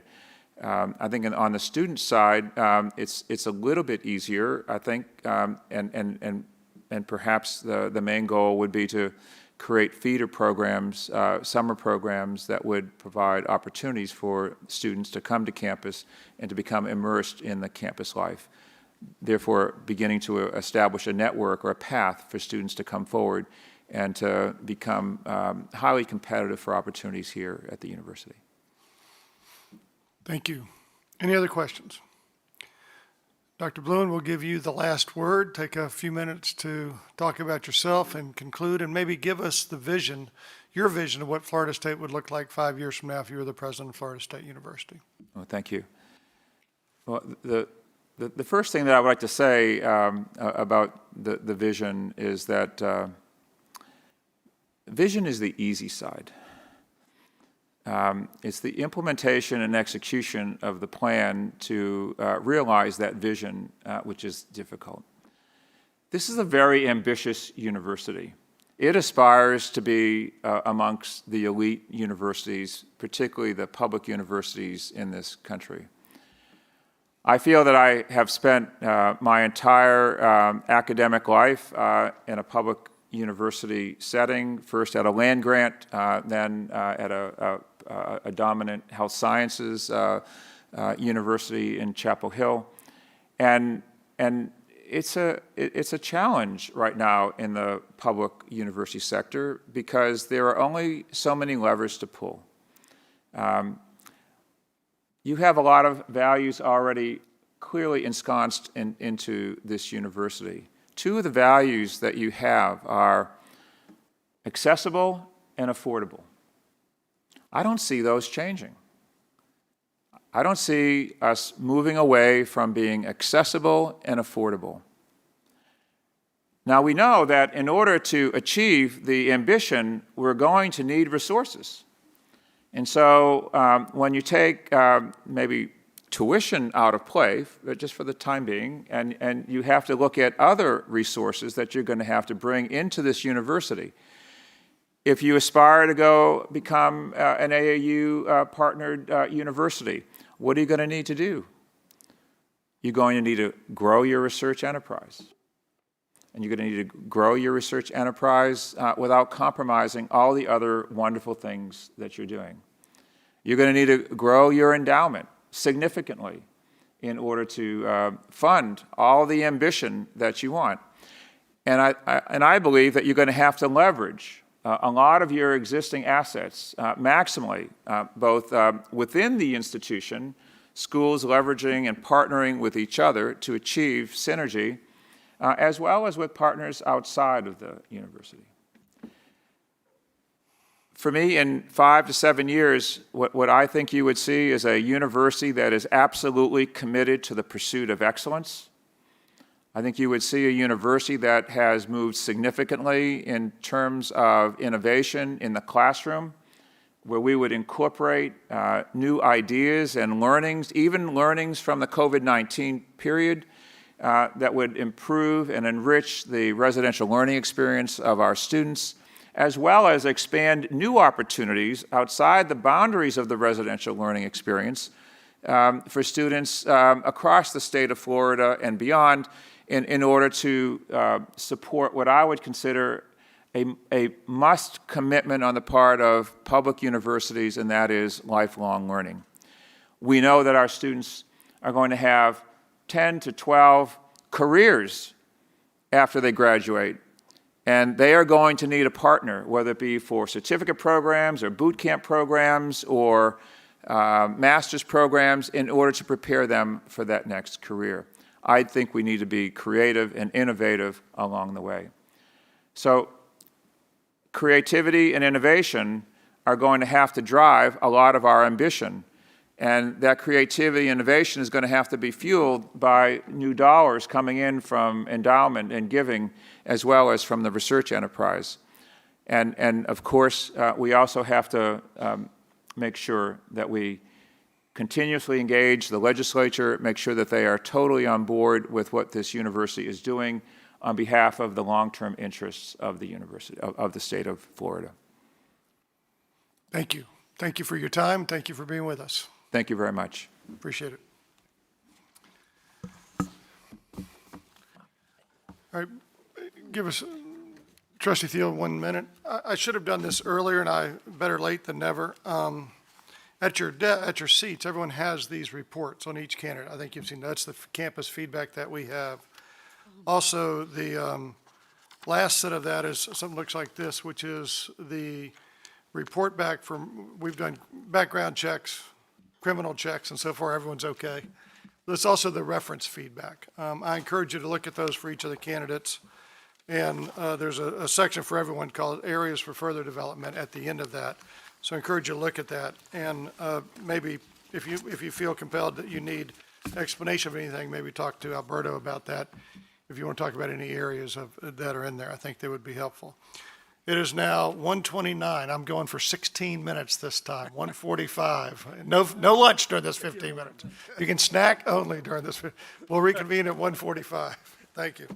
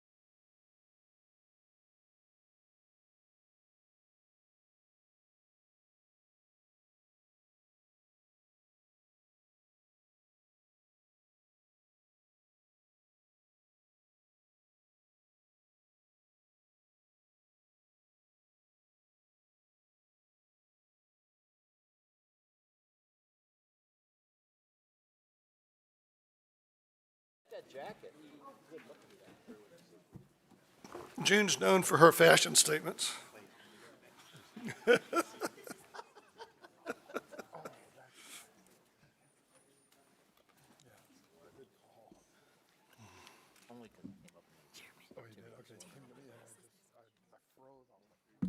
I just was alternating. Okay. So you asked it first, and then I'll come back to you. Okay. Well, we're moving, now we're ahead of schedule. So- Giovanni, welcome. Joining us now is Dr. Giovanni Piedamonte from Tulane University. Thank you for being here. Appreciate that. Trustee Duda will join us. And Trustee Sargent's on her way. Thank you. Welcome to, back to Tallahassee. You've been here a couple times now. I feel like been living here forever. Spent more time here than. You all may not know this, but, well, I think you all know that, but Giovanni's from Italy, so you can tell the minute he spoke. And one of our search committees, we had an Italian member of the search committee. He's struggling to find good Italian food around here. The minute he spoke, I asked him, is he Italian enough for you? I mean, so we all got to learn about cooking. Today we're going to give you a few minutes to open up, tell us about yourself, why FSU, why now. There's going to be a series of questions after that have been scripted, so we make sure we ask the same questions to all the candidates. Then it's going to be an open forum for questions. People will ask different questions of you, and certainly you can ask a question of us if you want, and then we'll give you some time to conclude. There's no real, I'm not holding us to a clock. We want to make sure we give as much time as we need, but that hour and 15 minutes is what we're looking at, but want to make sure we get through. So given that, we'll give you the floor. Wonderful. Thank you very much. Good afternoon. I want to thank all the members of the committee. This has been, I've been nominated president before this, but believe it or not, this was a fun process. It was a well-conducted process, and I'm very grateful to all of you for enriching me in the process. You may think I have an accent. It's not true. This is the microphone that basically has this distortion that makes my voice come through weird. But in reality, I was born somewhere else. I was born in the south part of Italy. And I came to the United States 33 years ago with virtually no money in my pocket and with a dream, which was the American dream, by the way. And let me tell you how much that people that come to this country and receive so much from this country learn to love this country. And I tell you something that happened long ago. I gave a lecture in Florence, Italy. And at the end, I had actually some people criticizing me because after my name, they saw United States of America. And they came to me and said, well, you were not born there. I said, well, let me put it this way. To me, Italy is my natural mother, my biological mother that didn't want me. The United States were my foster mother. It gave me everything. It gave me a family, enormous amount of friends, a career. Has given me everything I have. So I don't know if one day I'm going to win the Nobel Prize, probably not. But if that day comes, after my name, there's going to be United States of America. So I'm also very American because in Florida several years ago, while I was giving a talk, I noticed in the audience there was another physician that I thought was absolutely spectacular. The physician is my wife today. And we raised 6 kids together, and they were all born in Florida, by the way. So I started my journey with training. I trained in some of the best places at University of California, San Francisco, then at University of North Carolina, Chapel Hill. I specialized, I sub-specialized, I got all the boards. And then basically I became also an administrator. Physician first. I think I did pretty well. I am in the top doctors list almost everywhere. Then I became a scientist. I've been funded by NIH for the past 25 years without any interruption. I still am funded by NIH, by the way. I'm not talking about the past, I'm talking about the present. and then basically as an administrator. So after completing my training at UNC, I was invited actually to University of Miami. There was a big project there, a big donation, and that was focusing on respiratory problems. I am a pulmonologist. I went to Miami. We raised an incredible amount of money, but when I left, there was the first lung transplant program accredited in the state of Florida, the first and still the only active training program in pediatric pulmonology. I started the asthma center, and I started pretty much everything in respiratory medicine that today you find there. After about 11 years, and after basically my most important part, I met my wife there, who is, by the way, a native Colombian. So we have a very Latinx family where most people, most days, speak Spanish. And actually, they're all bilingual, including my dog. My dog is not bilingual, speaks only Spanish, receives orders only in Spanish. From there, I was invited by the governor at the time to run West Virginia University Children's Hospital. Was a great experience because that is a state where I learned the importance of rural medicine. I learned the importance of the presence of problems that I did not expect to find in the United States of America, like 50% of the population are almost in the obese range, incredible problems of distribution of healthcare, and so on and so forth. We started the first telemedicine system in the United States when nobody was talking about telemedicine, out of pure need, because I could not send the physicians that they had to areas where they had to drive 5-6 hours to get to. So we created a system with a centered in Morgantown, West Virginia, with spokes, 9 spokes all around the state. I think we made a big difference. If you pay attention today, West Virginia is still one of the most obese states in the United States, but instead of going up, it's actually going down. From there, I received basically a call from what I consider the best hospital in the world, the Cleveland Clinic. Same proposition. Cleveland Clinic is famous for everything else to do with old people, prostate, colon, coronaries. And they say, well, we want to expand our offers. And so the service line that I picked after 7 years was the number 5 in the whole institution. And for the first time, the Cleveland Clinic dedicated an entire building exclusively to children.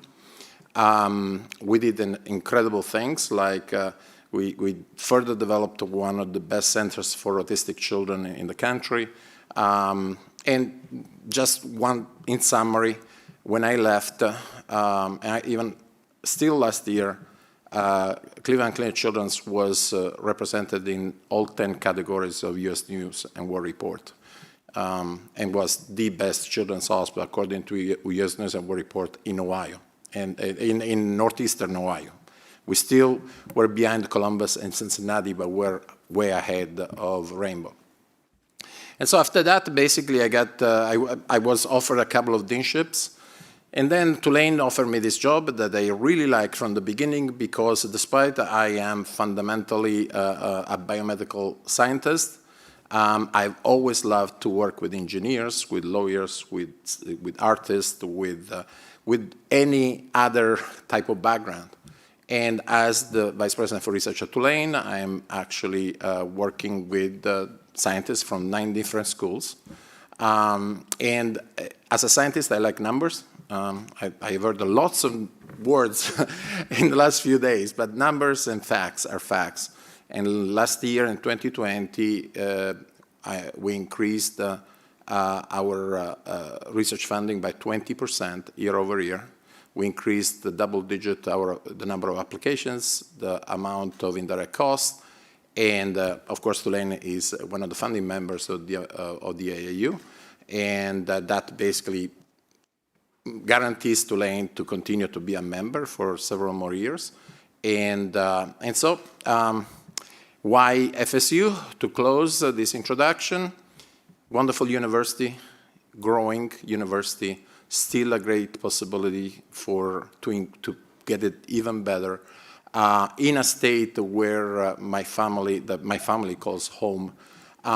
Also, I learned in the process with a global set of operations,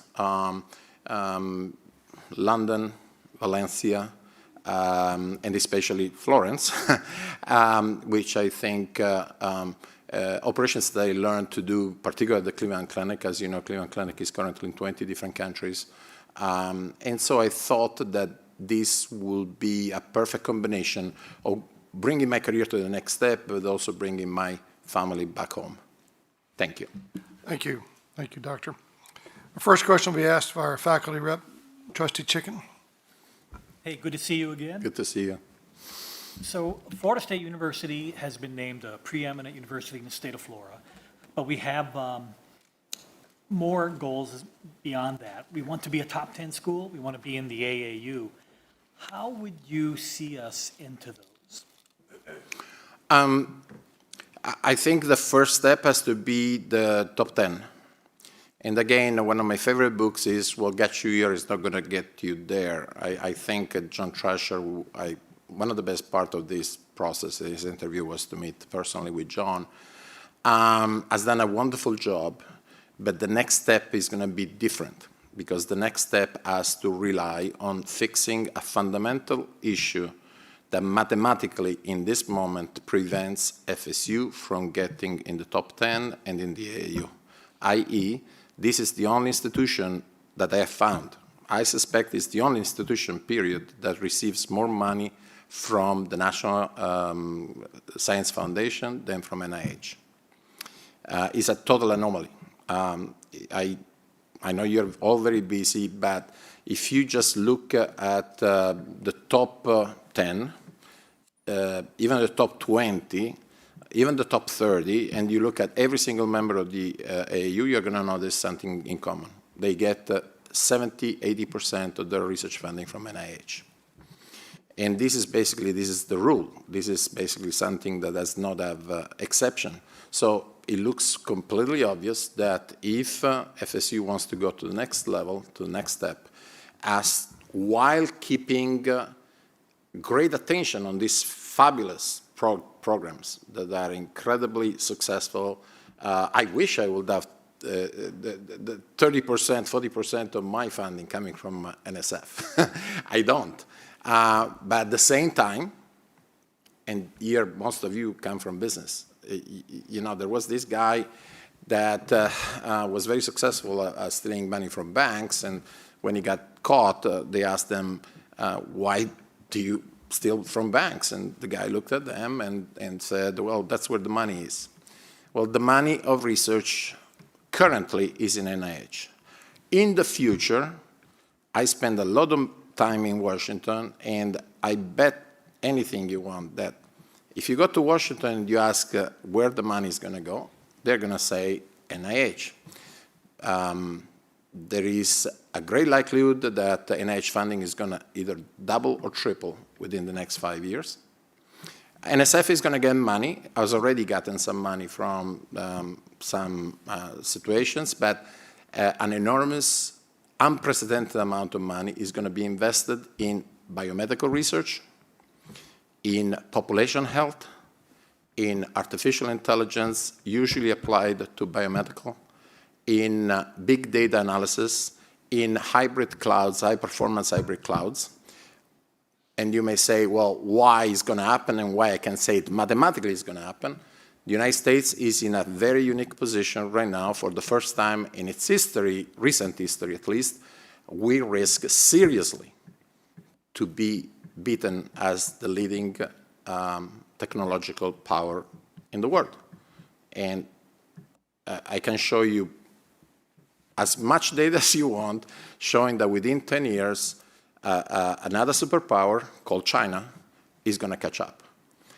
The United States have absolutely no interest in that, and there is an absolute bipartisan commitment to dedicate whatever resources are necessary to maintain something that strategically is critical for this country, which is basically the leadership as a technological country. And that cannot happen if we don't invest in those areas. So that's where the money is going to be. It's very important to have liberal arts. It's very important to have history. Those are things that nurture your soul. And when you are a teaching institution, you need those. But there is an ongoing situation that has to be addressed and is to keep our leadership, and that's where the money is going to go. So I think that in order to get in the top 10, it's very simple. You're doing very well in some areas. You're not doing very well. And by the way, I looked also at the official data, and there is a decline, actually, in the number of applications that were filed last year and the money that came in from NIH grants.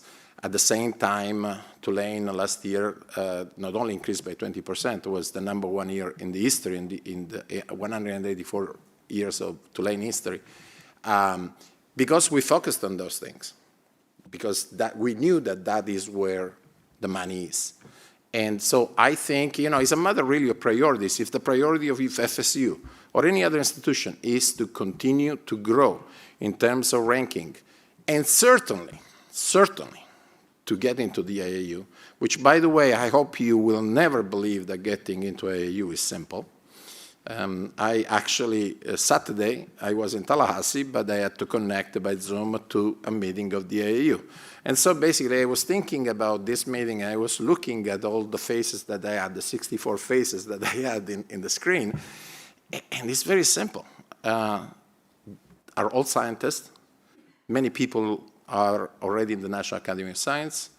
They speak a specific type of language, and all they think is day and night about the research expenditure.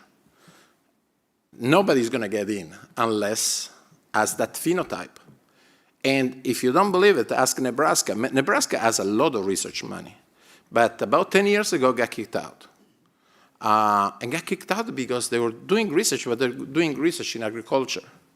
AAU doesn't do agriculture. AAU cares about specific strategic areas of research. So I think that it's possible for FSU to get in the top 10. It's possible for FSU to get in the AAU. It's not going to be easy, and requires very specific investment and a very clear strategy to focus on the areas that are shared by all the other universities that have been going that path. Thank you. Thank you, Doctor. Next question is going to come from Trustee Thiel. Thank you and welcome. Thank you. Appreciate you being here and you coming as well.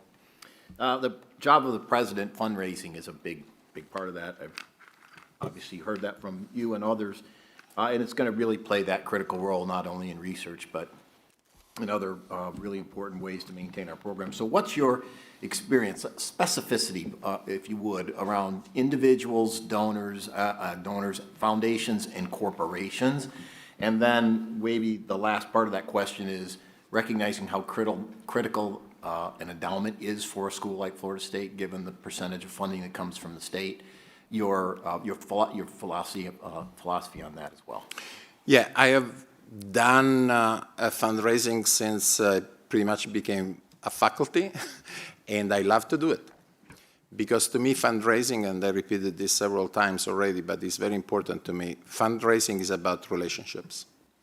Because when you establish, and that's to do with me going and meet personally the people that I feel can provide us with significant donations, or even less significant, but still establish our relationship with the institution that is going to last over time.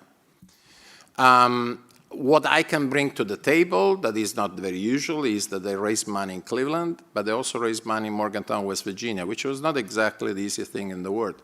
And what I did in West Virginia, actually, and by the way, in a few months, they're going to open the Children's Hospital, the first one in the state of West Virginia. And the fundraiser that is the same one that was helping me when I was there called me to say, listen, this is also, in fact, she invited me, this is particular for your work. In West Virginia, I was coming from southern Florida, where there are a lot of people with a lot of money. And I said, well, how am I going to find that kind of money? But then I realized that there are a lot of people that don't have the kind of money that you can find in Miami. But they have money, and they are very keen at donating for the right cause. And my my favorite story there is a gentleman that grew up in the coal houses of West Virginia and made a fortune out of gas. And I had to visit this person about 5 times, 6 times. But the 6th time, he said, listen, by the way, one of my granddaughters got diagnosed with this strange disease, diabetes. I said, do you know something about it? Well, I think I know. I'm a physician. That was the beginning of what exists today as the West Virginia Center for Diabetes. Personal relationship. At Cleveland Clinic, I had a team of 15 people just for my service line. But I was going personally to meet with the potential donors. And I was trying to explain to them that I was not there just for their money, but because of the relationship. And so I think that is something that can enrich you enormously, because I left friends everywhere. I still get calls of people that want to give me money, wrong geographical area, but they will give me money. And you need to be a people person. You need to be somebody that genuinely likes personal relationships. So that has been the reason why I do it personally, and I like to do it. When I was in Cleveland, and just before I got into Cleveland, I got a great offer from St. Jude. And eventually, we decided that was not the right place and not the right time. But I had the time of looking into how is it possible that St. Jude, which is a children's hospital with 99 beds, of course nobody pays there, 99 beds, nothing, it's very small. But they raise $1 billion a year. And so it just drove me crazy, how they do it. And I learned 2 big lessons. One, corporate. I don't know if it happens in this area, but for example, in Cleveland, during the Christmas season, you go to buy Walmart or whatever, and when you slide your card, they ask you whether you want to donate whatever amount of dollars to St. Jude, which is in Memphis. So I understood that the corporate fundraising really can make a difference and can become global. The other thing that they do that many people don't know about is they send the little envelopes that you receive at them. Those envelopes go to China, go to India, go to Japan, go everywhere around the world. And they told me that, many people just put like $5. Just put all those $5 together and you come up with 700 to $1 billion a year. So I became a scholar learning all these strategies. And I think you have to diversify. You have to have the individual donor, but you have to also have the corporate donor, and you have to have systems to collect from very large number of donors. I want to also address the second part of your question, which is the endowment. I think that has to do with the state of your institution at that particular time. So in some situations, I needed cash to start programs, to hire people, to develop scholarships, and so on and so forth. In other cases, I had a lot of cash already stashed somewhere. Then you really go for the endowment, right? So you maintain a line. So I think it depends on what you need. The best model that I came up with is a $30 million donation that we got when I was in West Virginia, and I basically split it. So basically, half was going into the endowment, and half was giving me cash to operate directly on the market, to get talent and so on and so forth. So there are many ways to skin this cat, but I'm very happy that I fundraised in big places, in small places, in places with a lot of money, places with a very little amount of money. And I think that is going to be important for FSU, because something that happens in a certain type of university not necessarily can be immediately reproduced at FSU. It's a different culture, it's a different type of people, and so on and so forth. And so I think that I was blessed to have experiences in many different situations so that I can adjust my style to what I need to do if I were selected to be the FSU president. Did I answer your question? You did. Thank you. Thank you. Next question is from Trustee Gonzalez. Thank you, Mr. Chairman. Dr. Piedimonte, thank you for all the time and energy you've invested in the process. We greatly appreciate it. Thank you. My question is, as a state university, we have an obligation to meet the workforce needs of the state. What would your plan be to meet the workforce needs of today and tomorrow? Yes. Thank you for that question, because it's something that I'm doing right now, so I can tell you in real time the things that I will do, because I'm doing it right now. My next project at Tulane is we already have an incubator, but it's small. We are working to develop a massive incubator.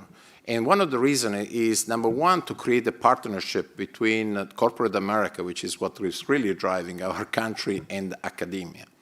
But the second, and not necessarily in that order, is that the moment you create multiple relationships between great corporation, great business, and a university, that becomes an almost seamless conduit to get good jobs for your students.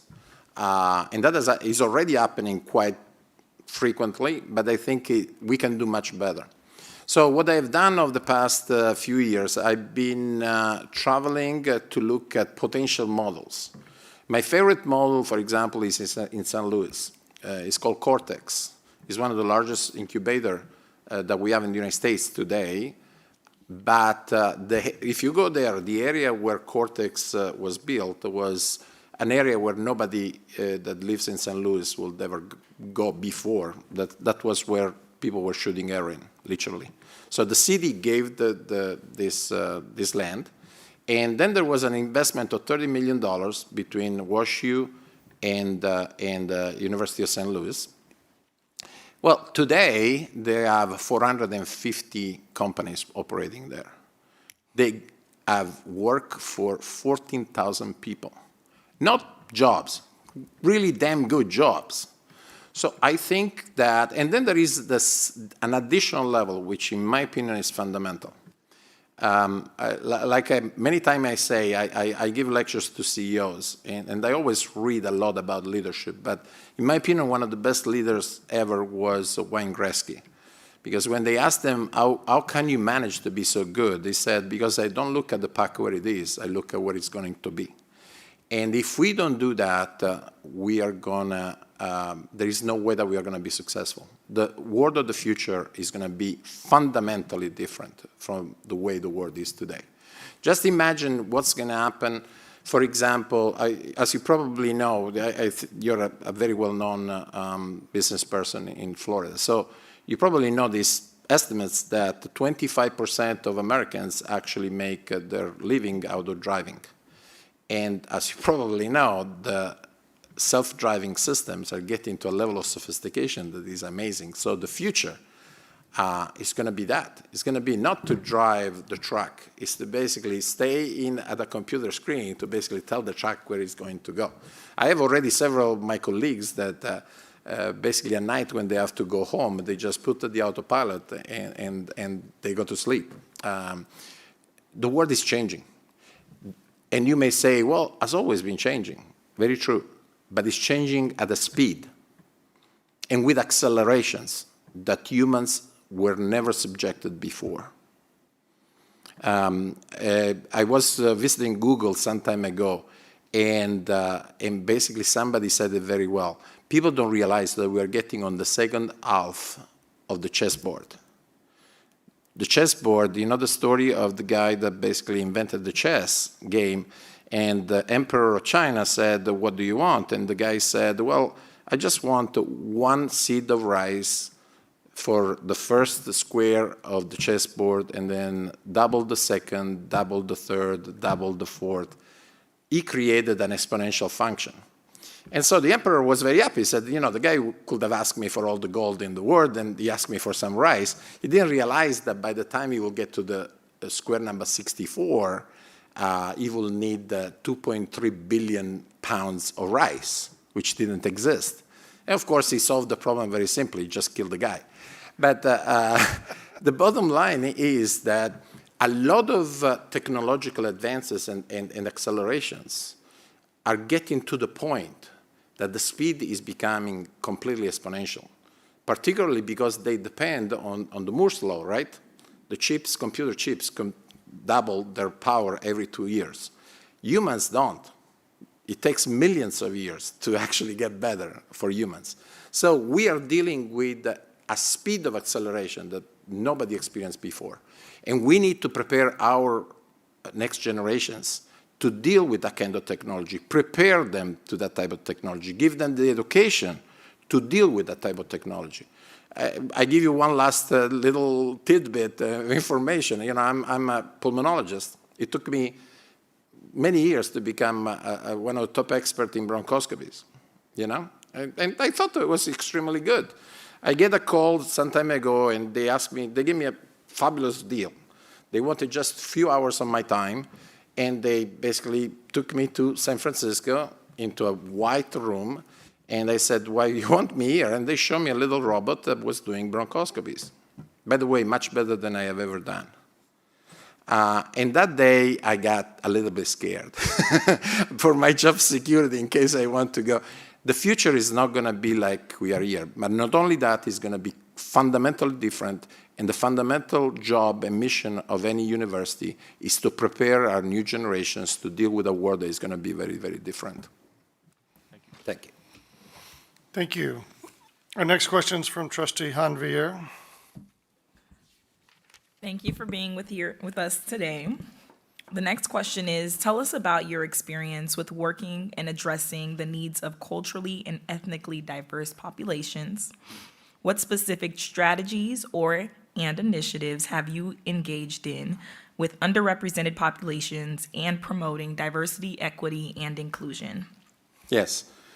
We had a conversation yesterday, and again, I think that my life is an example of that.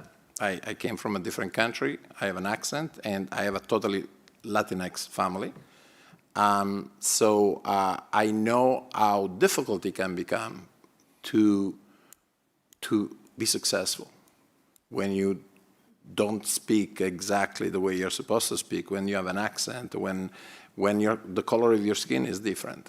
And so I'm very passionate about that, but not just words, it's just my life. And the other thing that I'm the first to graduate from my family. And my parents were born during the war, and so there were no schools for them to go. And my mother still signs with the X. So I feel very passionate about this because I see in those kids, in the eyes of those kids, my life. And I think that, my life is a testament to that. I've trained personally more than 70 pre-docs and postdocs in my labs, and 65% of them were females, and about 50% were people of color or coming from other countries.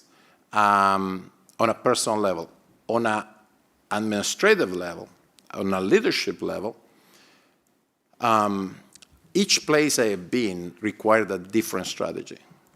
And I think that actually my current job has been a eureka moment for me because New Orleans is 60% black, has been under enormous amount of tension. So we decided recently to hire a new DEI officer. And she teaches me every single day. And in particular, she has been teaching me, even if you feel that you understand minorities, don't think that necessarily that puts you in a situation that you know exactly what they say, what they think, and the way you should treat them. And so something that happened very recently, I created the new university-wide research awards. And I said, well, let's open the nominations to everybody in the university. But even in that way, we got 80% white males. So I said, well, this is not good enough. I sent it back. I opened again the nomination process. And now basically they have also to say what is their DEI accomplishments. And that has generated a little bit of more diversity. The bottom line is that we live in a diverse society. And especially when we work in universities, we deal with a very diverse group of people, and we need to learn how to speak to them, understand what they're saying. Understand that it's not enough to listen. You need to understand what they're trying to say, look at their needs, and open discussion. Because the day we are going to stop talking to each other, that is going to be a very sad day for our country. So I think we have made significant progress in this area. Another experience that has been invaluable to me is in Louisiana we have tribes. We have Indian tribes, and they have enormous problems. And so we just got $3 million from NIH to go to those tribes and actually try to improve their healthcare situation and so forth. In this process, I realized how important the Seminole tribe is for this university. And I realized how proud everybody working at FSU should feel of having a relationship with a minority like the Seminole tribe that nobody else has. I mean, it's a true collaboration, cooperation, discussion, sense of pride, the sharing of traditions. I didn't know, for example, about the chief and the princess. I had no clue. I learned about Osceola and the renegade. Honestly, I think are fantastic things because that is opening your culture to another critical element of your state, of your community, and so forth. I think that collaboration, the discussion, open-mindedness are the only tools that we can use to basically have a better society in the future. And the only thing that makes me optimistic that we are going to reach it is when I look at the students. I see much more openness, I see much more interest from what looks different to what seems different and so forth. And I think we have to nurture that. But so I hope that they answer a little bit a question that will take probably 3 years to answer, but these are my recent experiences. Thank you. Trustee Duda, who's asking the next question? I'm going to let him. All right, Trustee Mateer will ask the next question. Are you sure that is not Trustee Duda? I'm getting confused here. It happens to me. It happens to me all the time. I thought that she was Trustee Mateer. Yeah, that's right. I wish I was Trustee Duda. You know, we have a vibrant athletics program. Yes. And balancing that between our academics, our research, and that great athletic program, how do you do that, the balancing of it, and putting those things together?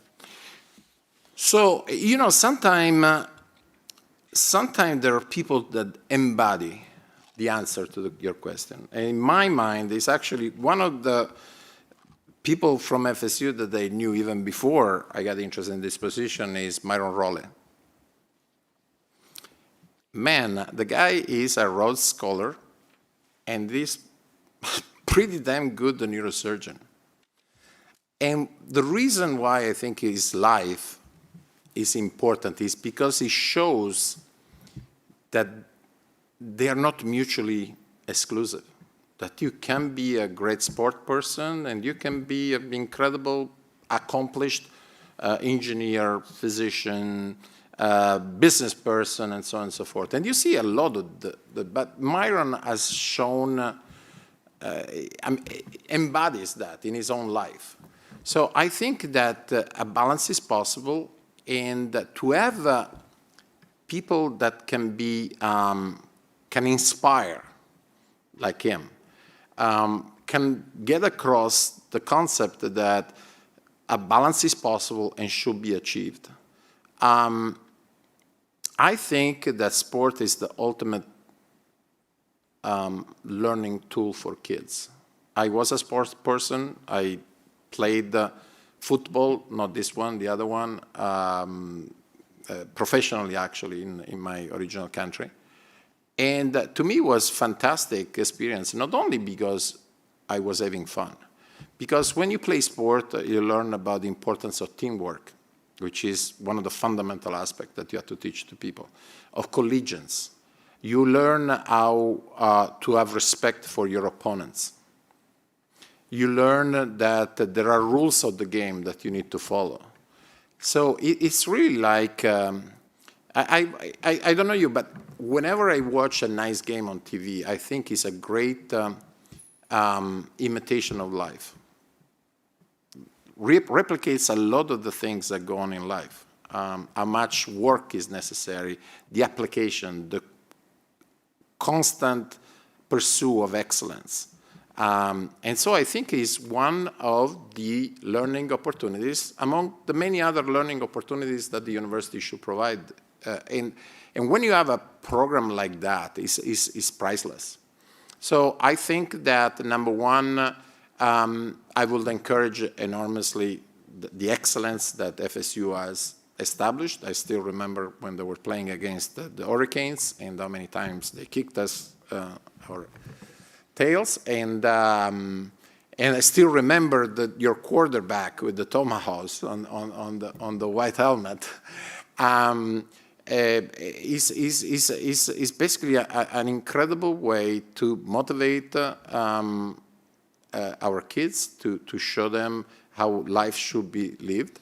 And again, they're not mutually exclusive, are just different aspects of the learning process that allows a kid to become a successful adult. And I would support it with all. I actually met with your coach, Mike, and because he was introduced to me by my athletic director, that is Troy Donnan, is the athletic director at Tulane, and he said, Giovanni, that guy is the future.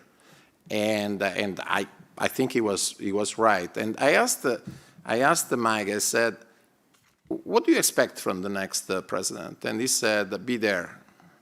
And that is exactly what I will do. I will be there. I know that John Trusher has been the ultimate model for that, and that is of the many things that I will try to imitate, John. That will be one of the top ones. To be there, to be visible. He said, you need to inspire these kids, and I think is a fundamental element of being a president. Thank you. Next question is from Trustee Henderson. I got so caught up in that, I forgot.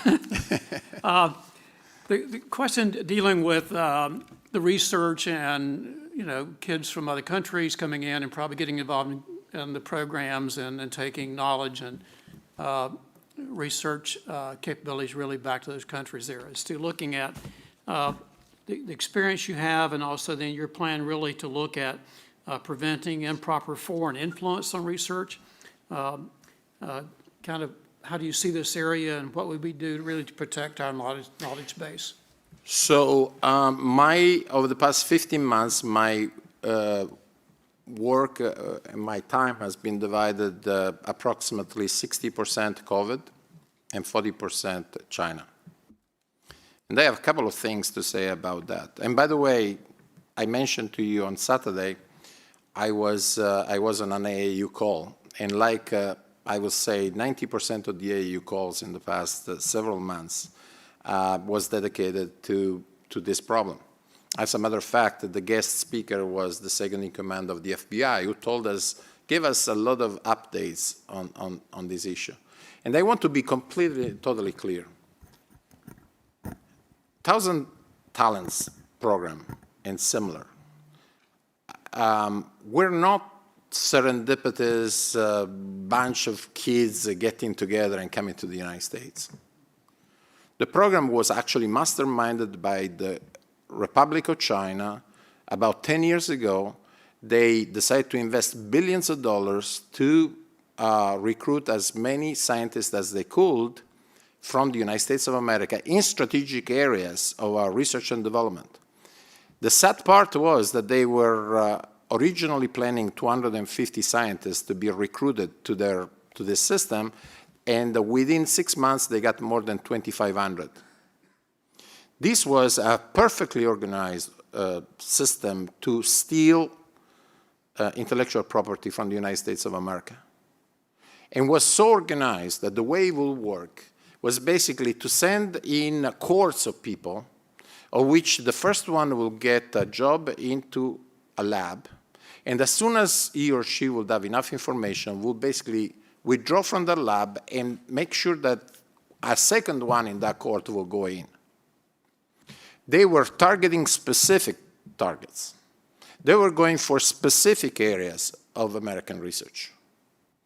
And the people that are part of that operation fully deserve to be in jail, because at the same time that they were having fully salaried jobs in the United States of America, they were making at the tune of this gentleman that everybody knows, Chuck Lieber, very famous scientist. He was making $250,000 on his salary. In addition, he had the $1.5 million dedicated to his research. He had his own lab in China, and he was moving the money, actually, China to China.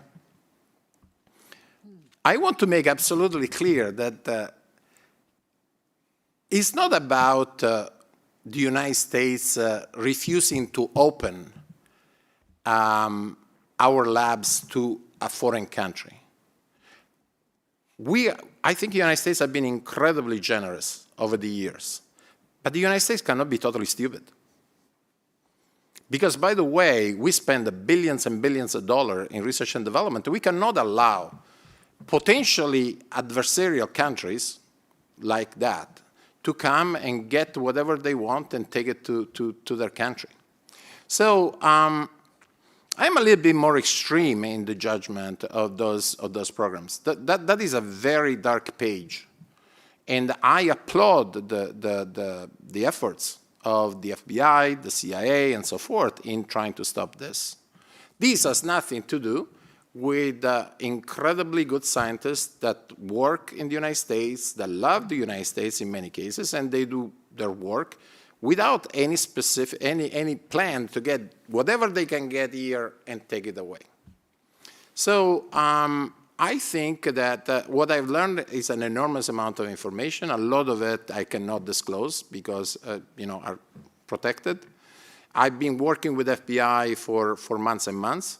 I've invited actually my FBI officers in my area actually come every month to give talks to our scientists, because some of them don't even know what they're talking about, They just think that, the 1,000 Talents was just people coming to the United States, learning, and then go back and applying what they learned. That was not the case. These were spies. And I've been very committed to basically make sure that we have zero tolerance in my institution. And we do. And we have been dealing with NIH. Thank God we have been very blessed because we had very few cases.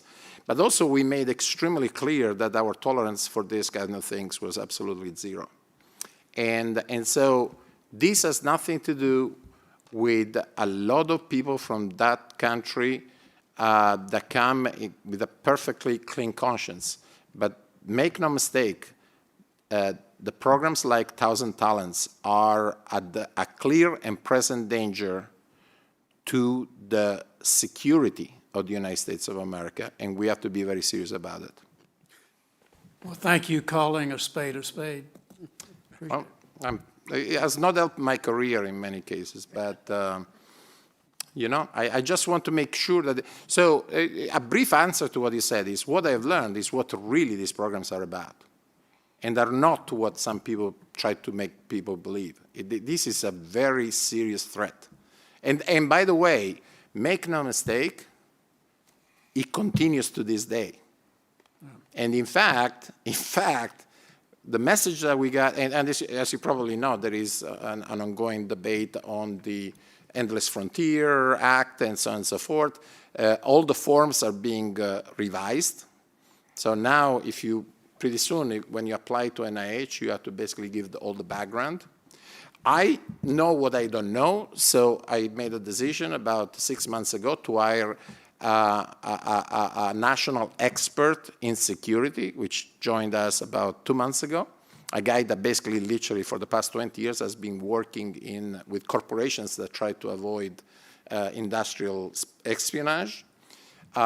We just bought an incredibly sophisticated suite of software that immediately alerts us if there is any company that is trying to basically have any connection with our university that has connections with the Republic of China or other potentially adversarial countries.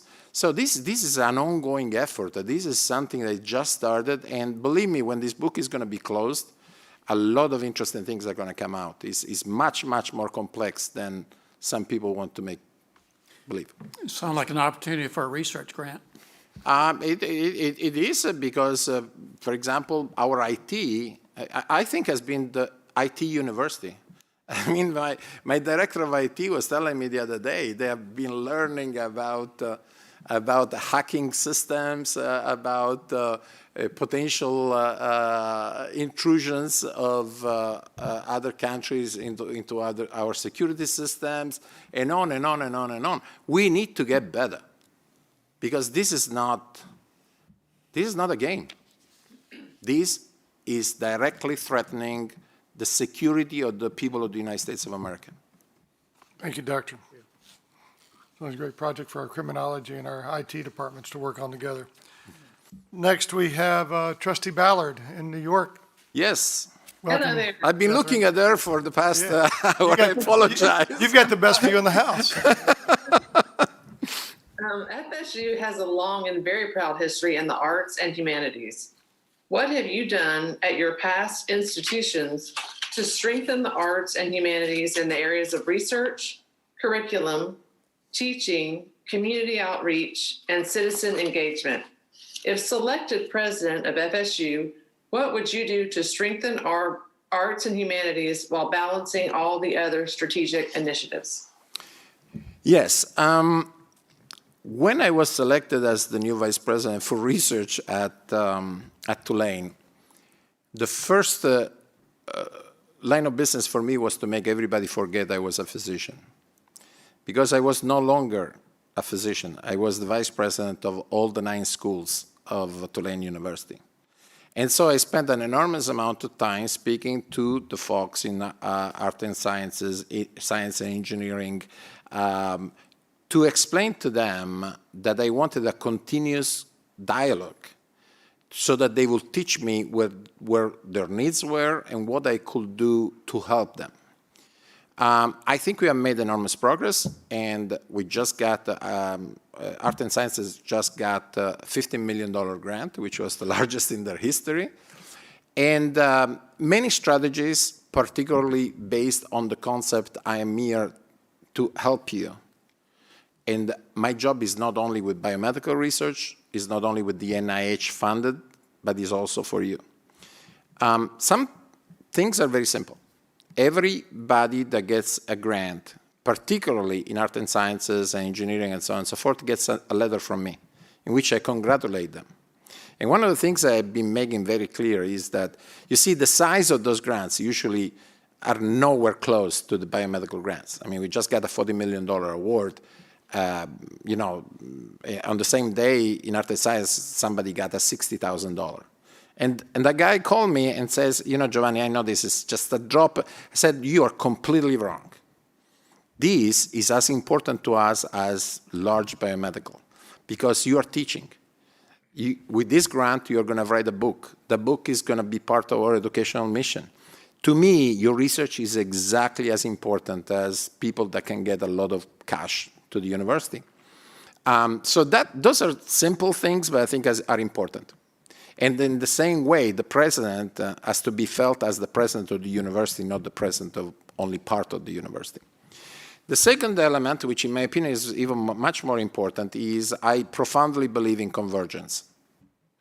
I believe that people not only have to work together, but the concept of convergence that was selected by the National Science Foundation a few years ago as one of the top 10 ideas for the next decade is that you identify a problem, and then you bring that has social relevance, that is important to the community, and then you bring around the table people that have completely different backgrounds. Okay? So in our case, for example, we have a big problem with coastal erosion. I mean, Louisiana is losing something like 6-7 centimeters of land pretty much every month. And you could say, well, that is something for the engineers, it's something for, those kind of specialists. No, we put together a team of 60 different people from completely different backgrounds. One of them, for example, is art and sciences. He writes articles on the New York Times about coastal erosion. Another one is somebody who is an expert in architecture. For example, the new dean of architecture at Tulane is an expert in the use of water and rivers as to organize communities. Particularly, has been working in India and many other areas. So what he does, he studies the distribution of the waters and the architecture that is necessary to make a good use and minimize the environmental impact.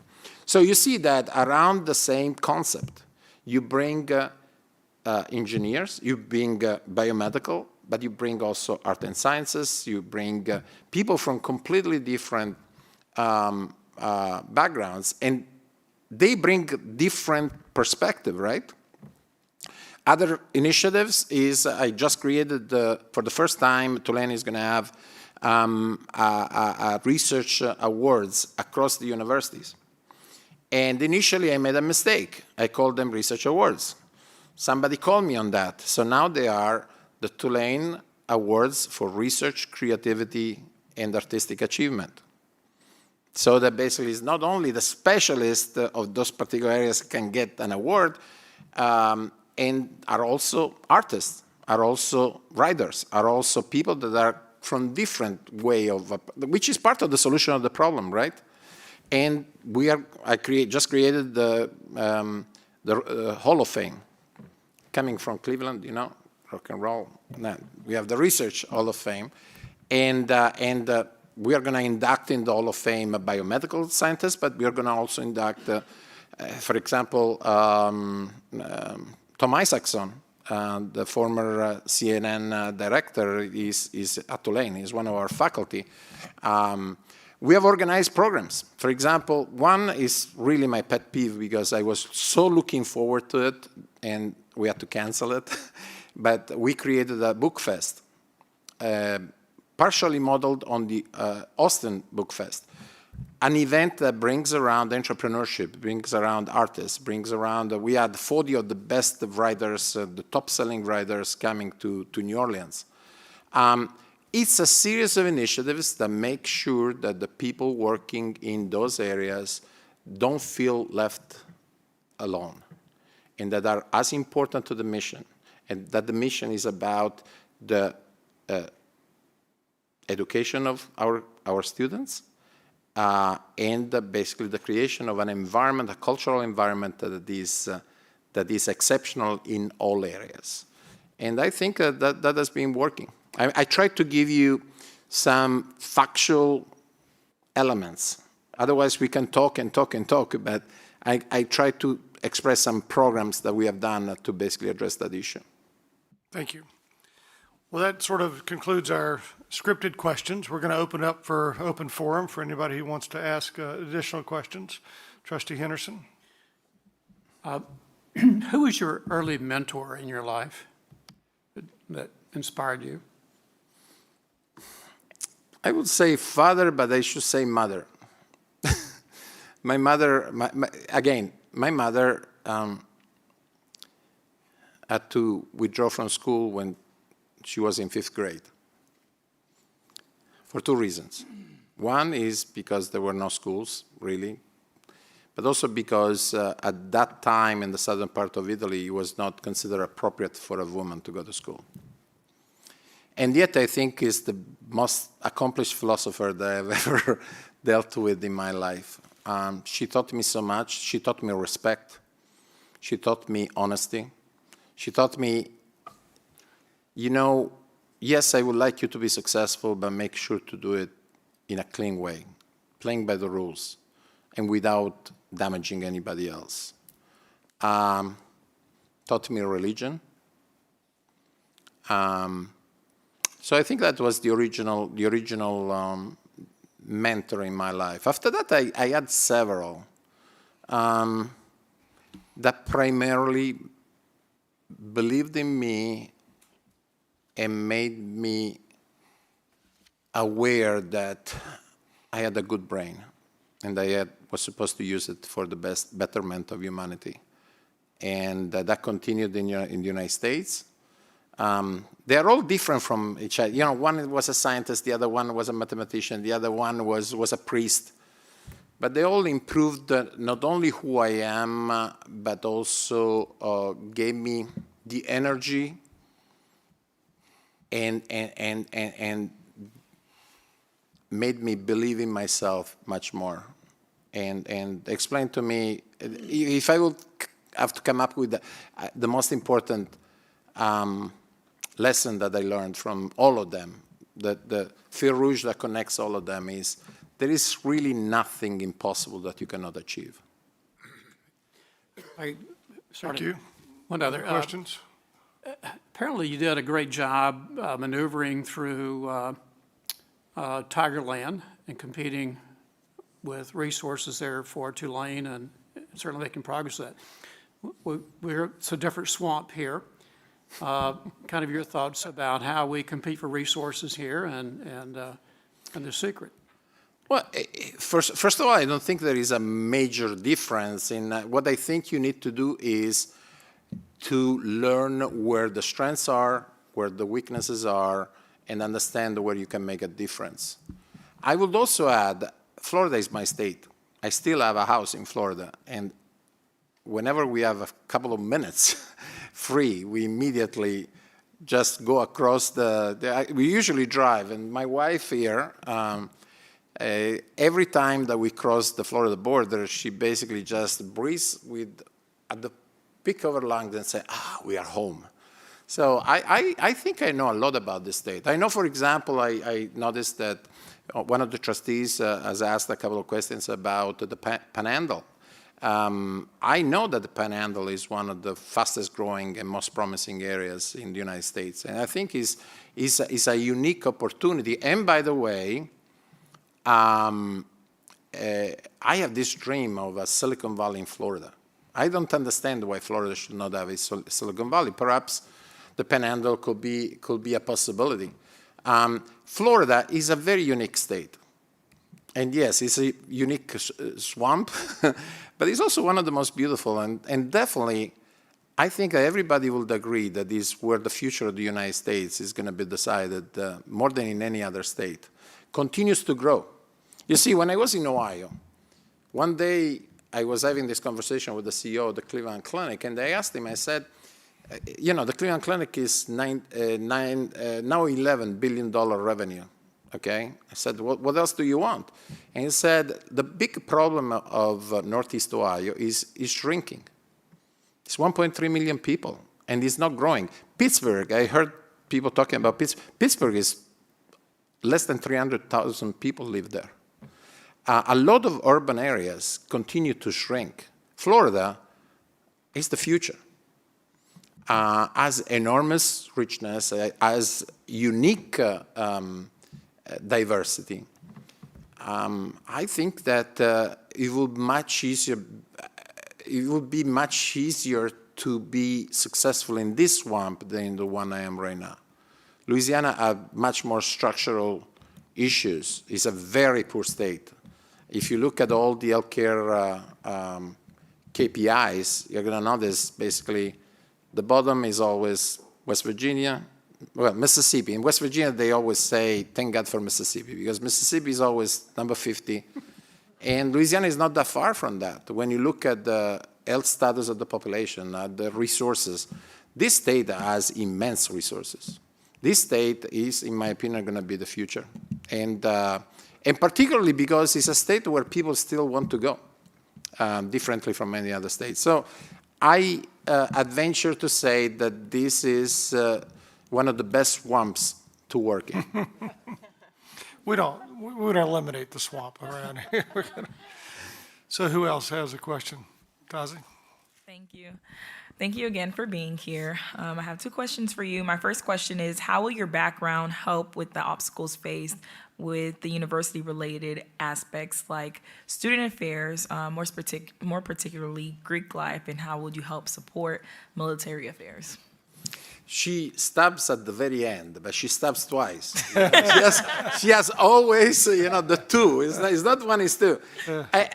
Listen, I used to be a Greek, so you're not going to have me say anything bad.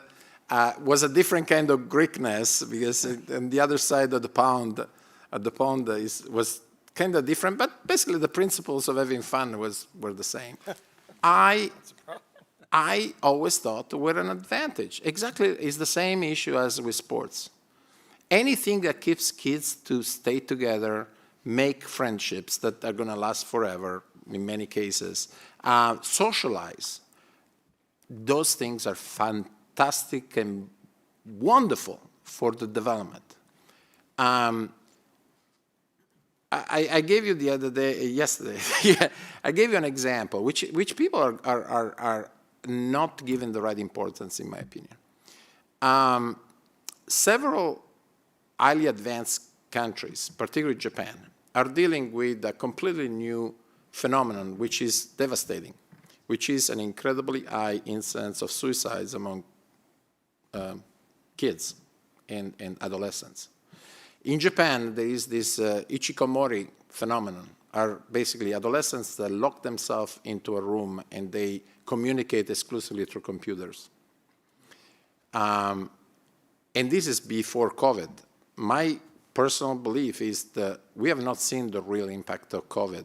The real impact of COVID are going to be the mental, psychological, depression processes in a lot of the people that suffer this pandemic, but particularly the kids that could not go to school. I mean, I was seeing my 15-year-old daughter crying because she had to basically, she basically studied from home for about a year. That takes completely away the pleasure, the happiness of going to school. So socialization is fundamental. If we don't do something to make sure that young people get together, I think we are going to be in a very bad place. And sport activities, Greek life, are all opportunities for people to. How many people actually found their wife or their spouse, in those situations? I think are good. Now, he said, I call it spade to spade. So I'm going to be fundamentally clear on this. The one thing I really don't believe in is violence. And so violence simply cannot have any room in an educational environment. Violence is violence. Violence is bad. So as long as they play, they have fun, they do interesting things, they help the society, they help their community, I'm going to always be there like John Trasher and support them 100%. But if they do things that are not within the rails that we have to set, then we have to make decisions. That's why the leaders are paid. That's why the leaders are put in place, because you have to make some decisions. Sometimes are not popular with 100%. I told you that I give regularly, I give lectures to executives, and one of my favorite slides is this actual CEO of a big company that holds this poster that says, if you want to make everybody happy, don't be a leader, just sell ice cream. And I strongly believe in that. Sometimes you have to make difficult, but I was a Greek. I still have friends that I met during that time, and I don't think there is anything intrinsically bad. There are rules that have to be followed. Tazi, you have another question? Yes. Of course. It's the second that is the difficult one. My second question is, how will you take steps to ensure that initiatives on campus do not become sterile, like, for example, supporting the recommendations from the Anti-Racism Presidential Task Force? One of the best parts of this interview was to have the opportunity to meet somebody that I heard incredibly good things. I told them the truth, that I know a lot of presidents around the country, but very rarely somebody that I still have to hear something bad about them. And John Trusher must have some special sauce that he has been using. I understand he started that process, and now that I know him better, I don't think that I would find a major reason to deviate from that. One thing for sure is I will try to keep him as close as possible to at least my cell phone.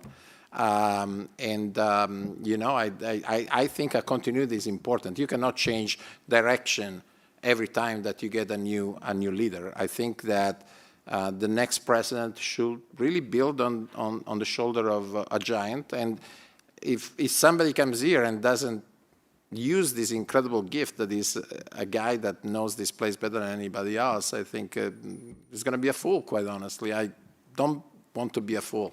I know that he has started the process, and my job will be to make sure to bring it to completion. Thank you. By the way, given your leadership advice, I hope everyone patronizes Eddie's Ice Cream Shop on the corner.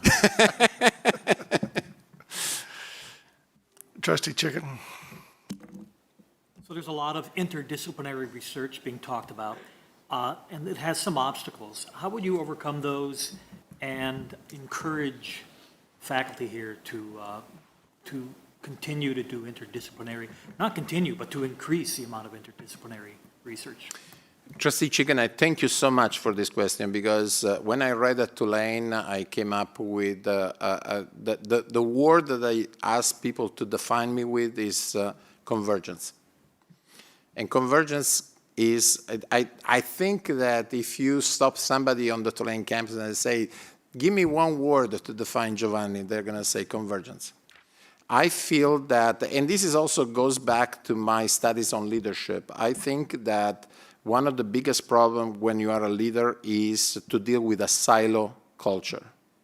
Unfortunately, as you know very well, a lot of institutions have silo cultures, which limits creativity, limits productivity, and is just simply against what a university should be about.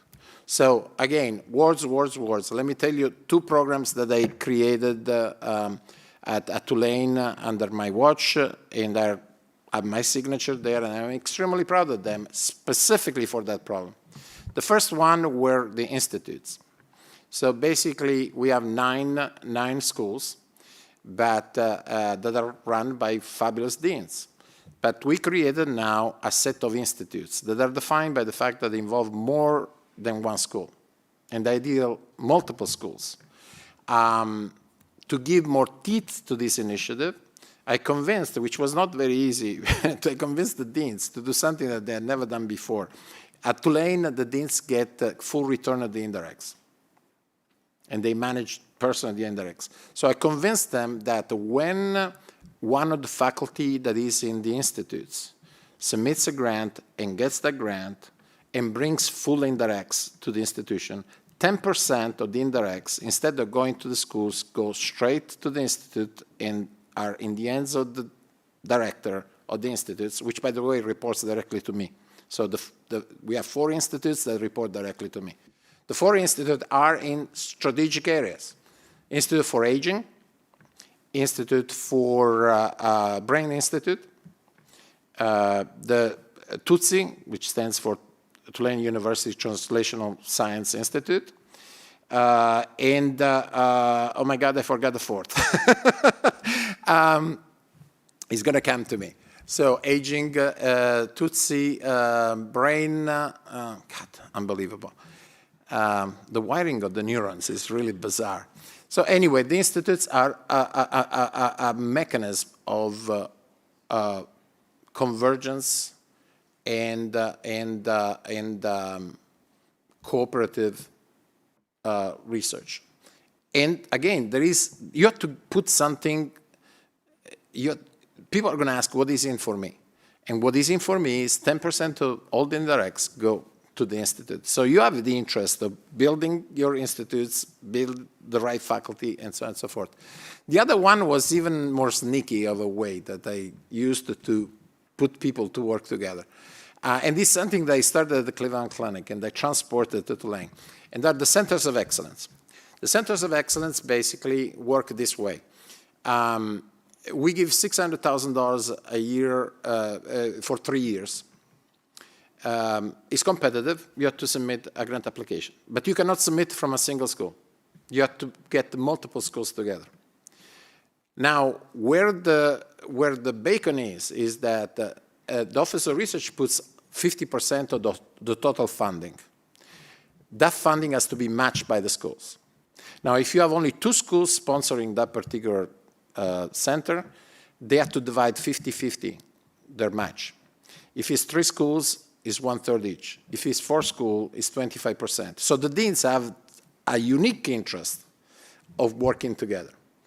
We just started the first 3, and is one on sex and gender-related differences in diseases, which is very important. I mean, as you know, COVID attacks particularly males versus females. We don't know exactly why, and a lot of diseases occur more in males or in females. So that's very unique, and we just submitted a huge center grant, a huge COBRE on that. Precision medicine, so the use of your genetic makeup to drive precision therapy. And the third is fascinating. I always forget. Oh, the third is emerging diseases, and is basically focusing on Zika, COVID, and other newly emerging diseases. So it's working very well. I think that you have to engineer ways to bring people together and give incentives so that they have that the entire process becomes sustainable, that doesn't stop at the first grant but keeps going. And that sets a culture. I'm profoundly a believer that what, for example, makes the Cleveland Clinic the best, and the Mayo Clinic, the 2 best hospitals in the world, is not that they have a lot of money. It's not that anything else but culture. I was one of them. You wake up in the morning and you think, what is that I'm going to do today to get better than the other one? The moment you set up the culture and you keep raising the bar, all the rest just follows.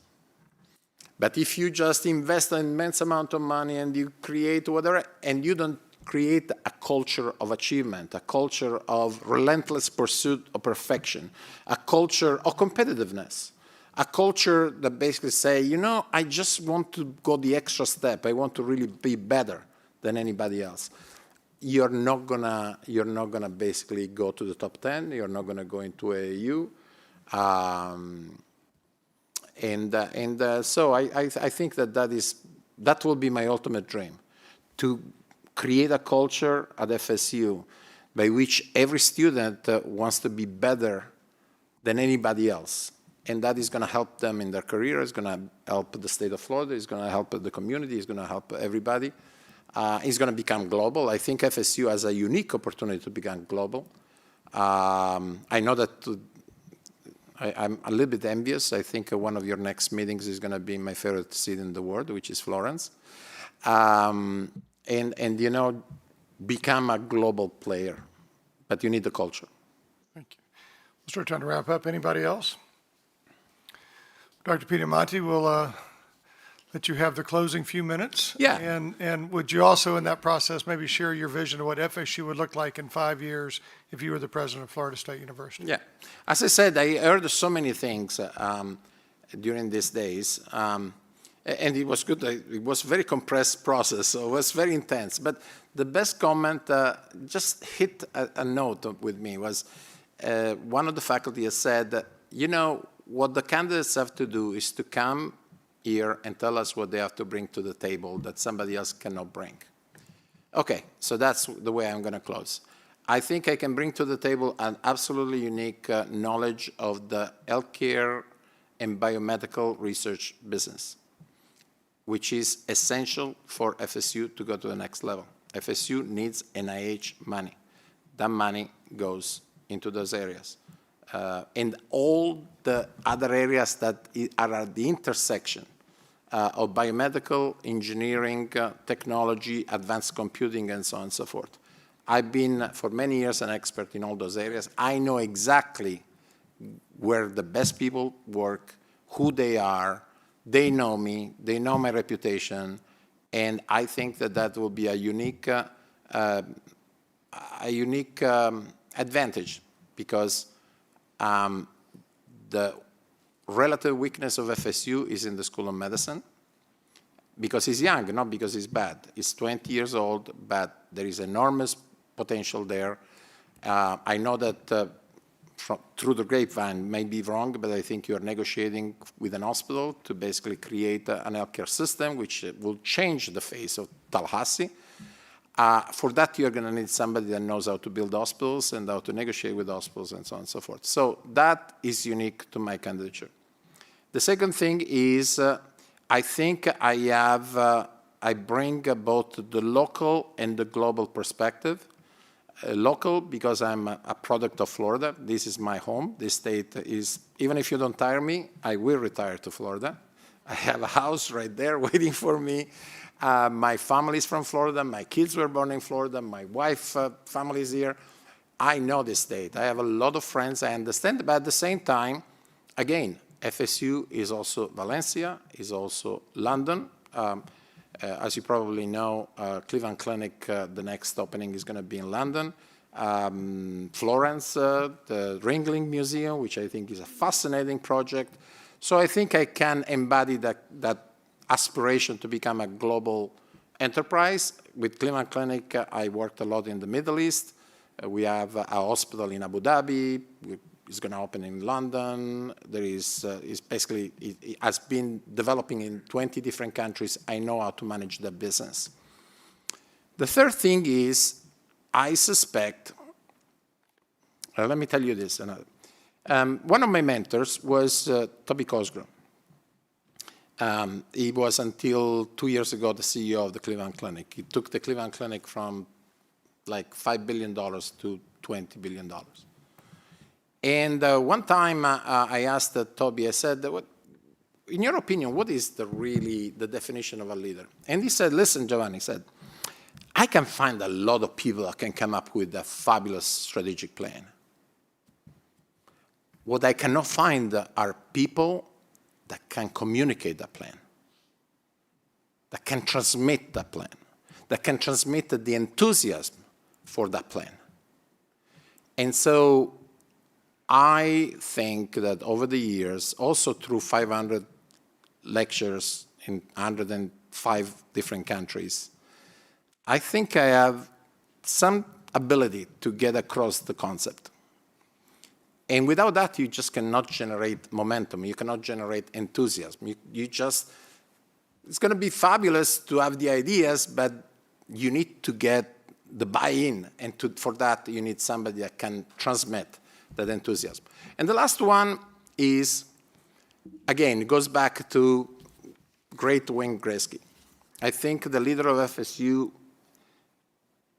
has to be not a leader for today, not a leader for next year, has to be a leader that can carry this place to the next 5, 10 years in the right direction and looking at where the puck is going to be, where the world is going to grow, where the technology is going to develop, where the new elements are going to shape the world.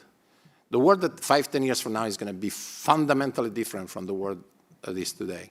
And I think that your new leader better understand that, because what works today is not going to work 5 years from now, is not going to work 10 years from now.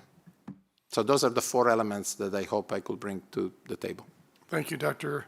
Pietramonti, and thank you for bringing your wife. And I think it's Dr. Perez. Thank you, Dr. Perez. for Look, being with us. maybe I may not be the best president in the United States, but she's definitely the best first lady in the United States. Well, present company first lady. Thank you very much for being here. And Dr. Perez, thank you for being here. Appreciate it. Thank you. Thank you. All right, board members, we will take a little break. 3:06, we're going to have probably the toughest part of this process is ahead of us, not behind us. So we'll regather, why don't we say 3:25? And that's 17 minutes, plenty of time.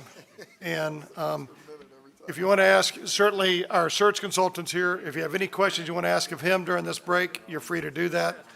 It's probably the last time to get some feedback, other than directly from the candidates. You can't get it from each other, so if you have any questions for Alberto or Those who've dealt with him, feel free to do that. And we'll reconvene at 3:25 and start discussion.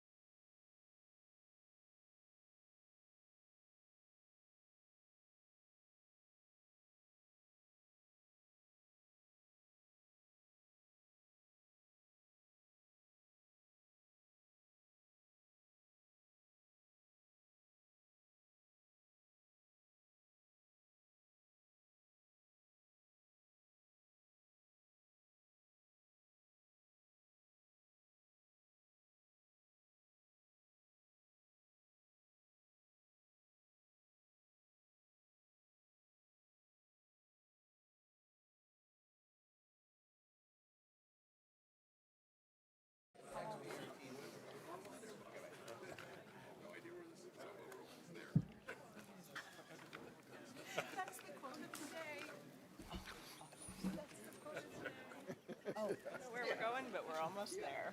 Sort of like from Alice in Wonderland, isn't it? You don't care where you take it. Okay. This is gonna be quick.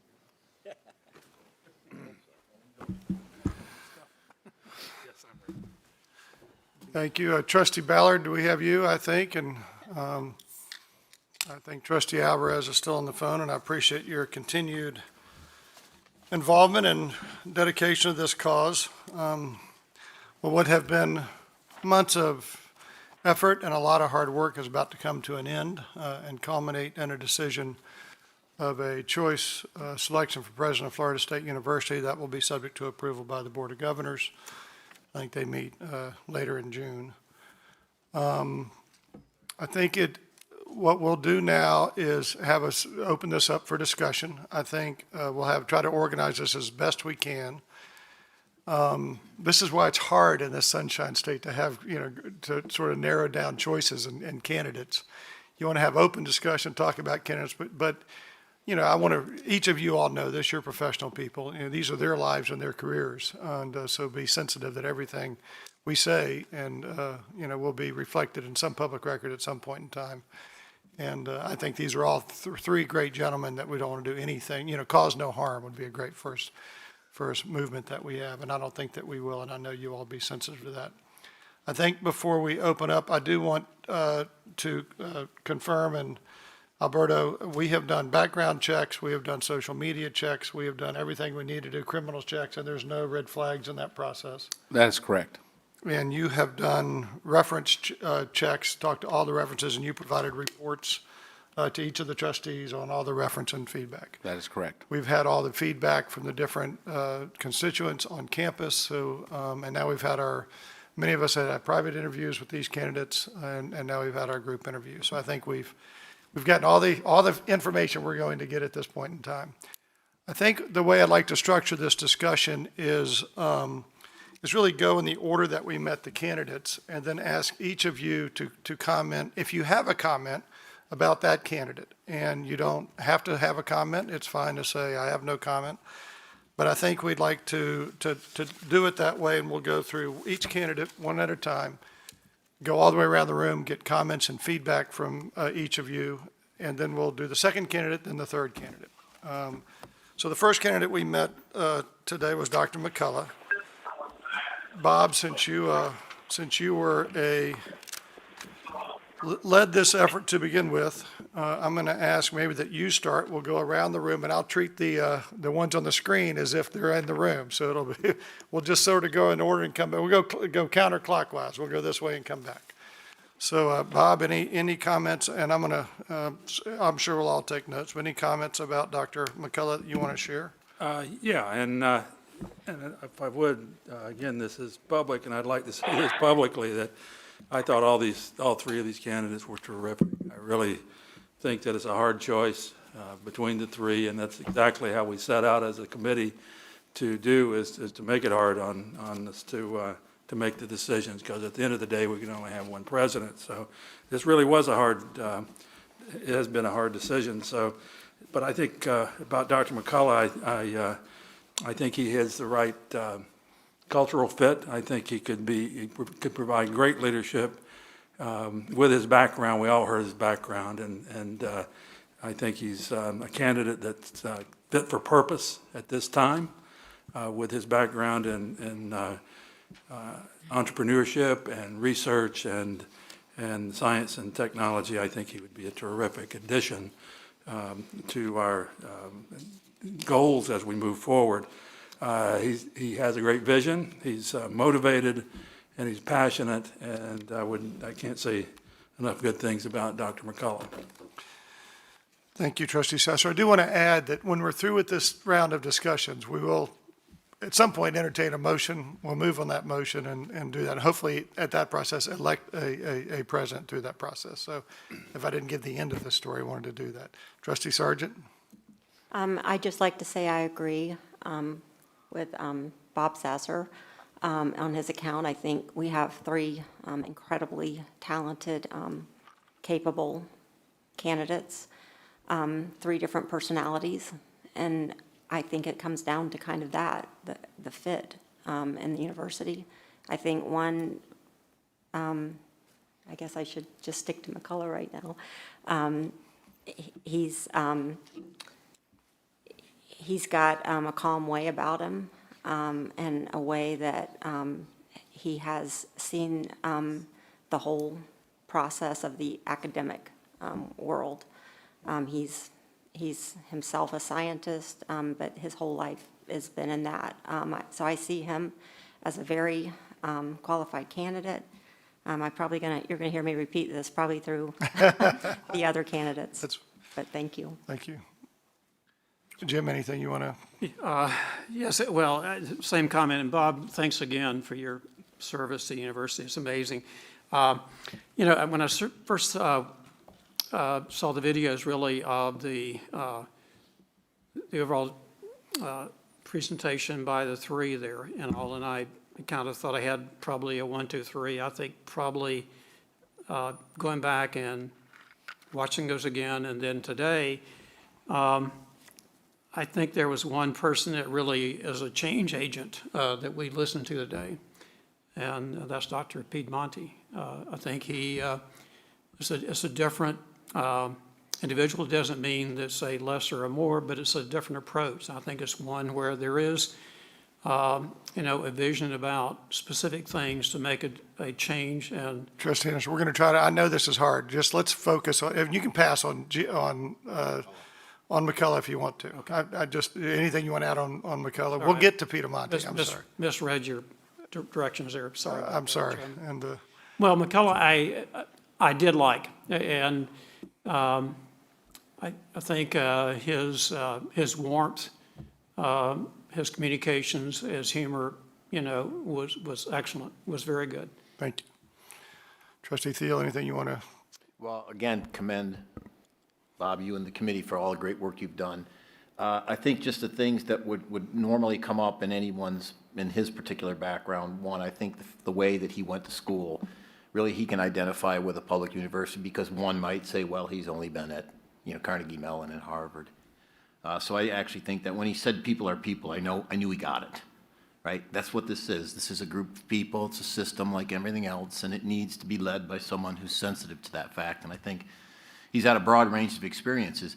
He's actually doing the kind of innovation that we need to do in this university to solve our financial troubles. There's not many other ways to raise revenue other than to have the students and the faculty create companies and create innovation and monetize that. It's being done all over the world. So I actually think he is a very strategic fit. Not that all of them can't do that. I just think him doing that in Boston, which is an incredible incubator, gives him, I think, a skill set that we really, really need. Thank you. Trustee Mateer? Yeah, I thought, you know, he seemed like a person that would fit in here. He has kind of what I would call like a Florida State swag a little bit. Seems to be a fighter. The Harvard and public school, I like the mix because, again, public school is different than a private school. I like the entrepreneurship. And I really like the idea of maybe Tallahassee and him bringing in companies and the history of what he's been able to do that, because I think Tallahassee and Florida State need that as they grow. And again, the science background around the research and this board, what I learned in this whole process is we really need to help and focus on some of these research dollars. It's something that I fundamentally missed, and we'll bring that up later, but just I felt like he fit into those pieces. Thank you. Trustee Chicken? And I'd like to thank the committee as well, although they made our job very hard since all three candidates are so well qualified. Some of the strong points for Dr. McCullough: strong credentials, academic credentials, extensive and varied experience within education, community college, public schools, private schools. Willing to listen to the university committee. He's stated that before many times, to ask for help and admit when he has a blind spot in his understanding of how things work at Florida State. It's already been mentioned, he has a strong entrepreneurial spirit. And of course, that's something we're trying to grow here at FSU. And we're all impressed by his rise from a community college to Harvard. So finally, I just say, and I enjoyed his modest and friendly demeanor. Trustee Alvarez and Trustee Ballard, we're just getting any thoughts people want to have about the candidates. I know you all did. So Trustee Alvarez, do you have any thoughts on just Dr. McCullough that you want to share? On mute. He's on mute. Trustee Alvarez, you're on mute. Okay. Can you hear? Wait a minute. We can hear you. Can you hear me now? Yes, we hear you. Okay. Listen, every candidate is so well qualified. I think we will be very well served by any one of the three. I just ask God that we get provided with enough wisdom to pick the right person. I think Mr. McCullough is fantastic. I had the opportunity to interview every one of them on Saturday, and I was extremely impressed.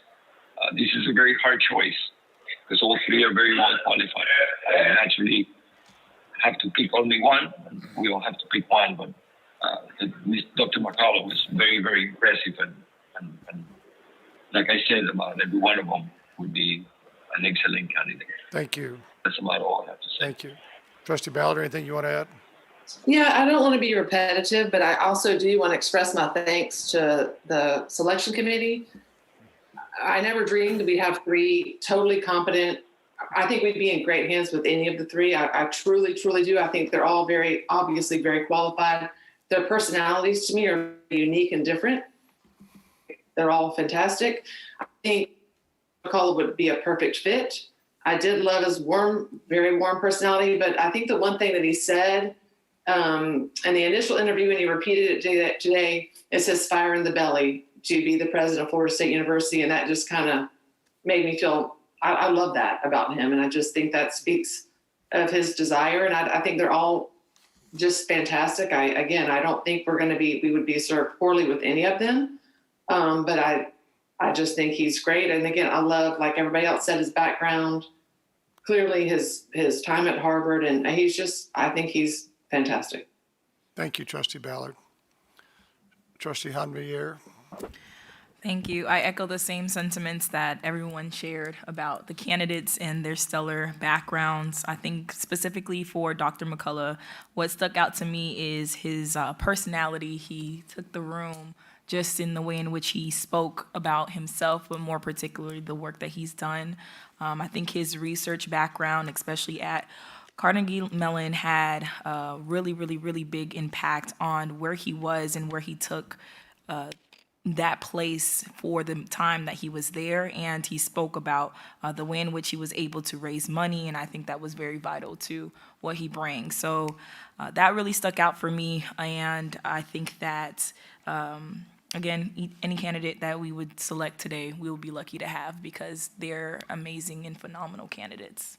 Thank you. Trustee Collins.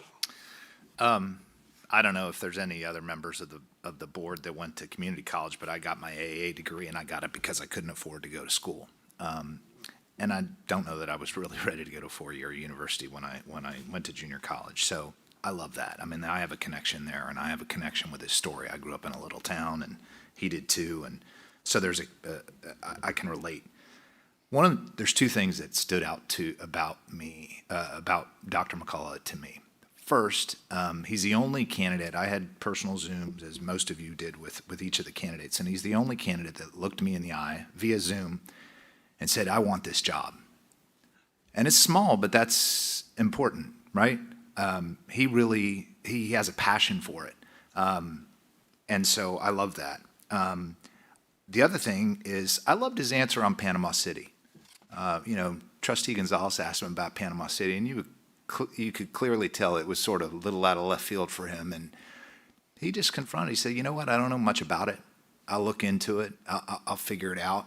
And I love that. I mean, the worst answer you could get is somebody just starts rambling on about, something in Panama City, and it's clear that they don't know what they're talking about. But, I tell all of my employees, if you don't know something, just say you don't know, but you're going to go figure it out. I'll take that any day. And I love that about him. And the last thing I would say is he's reserved, but he's passionate.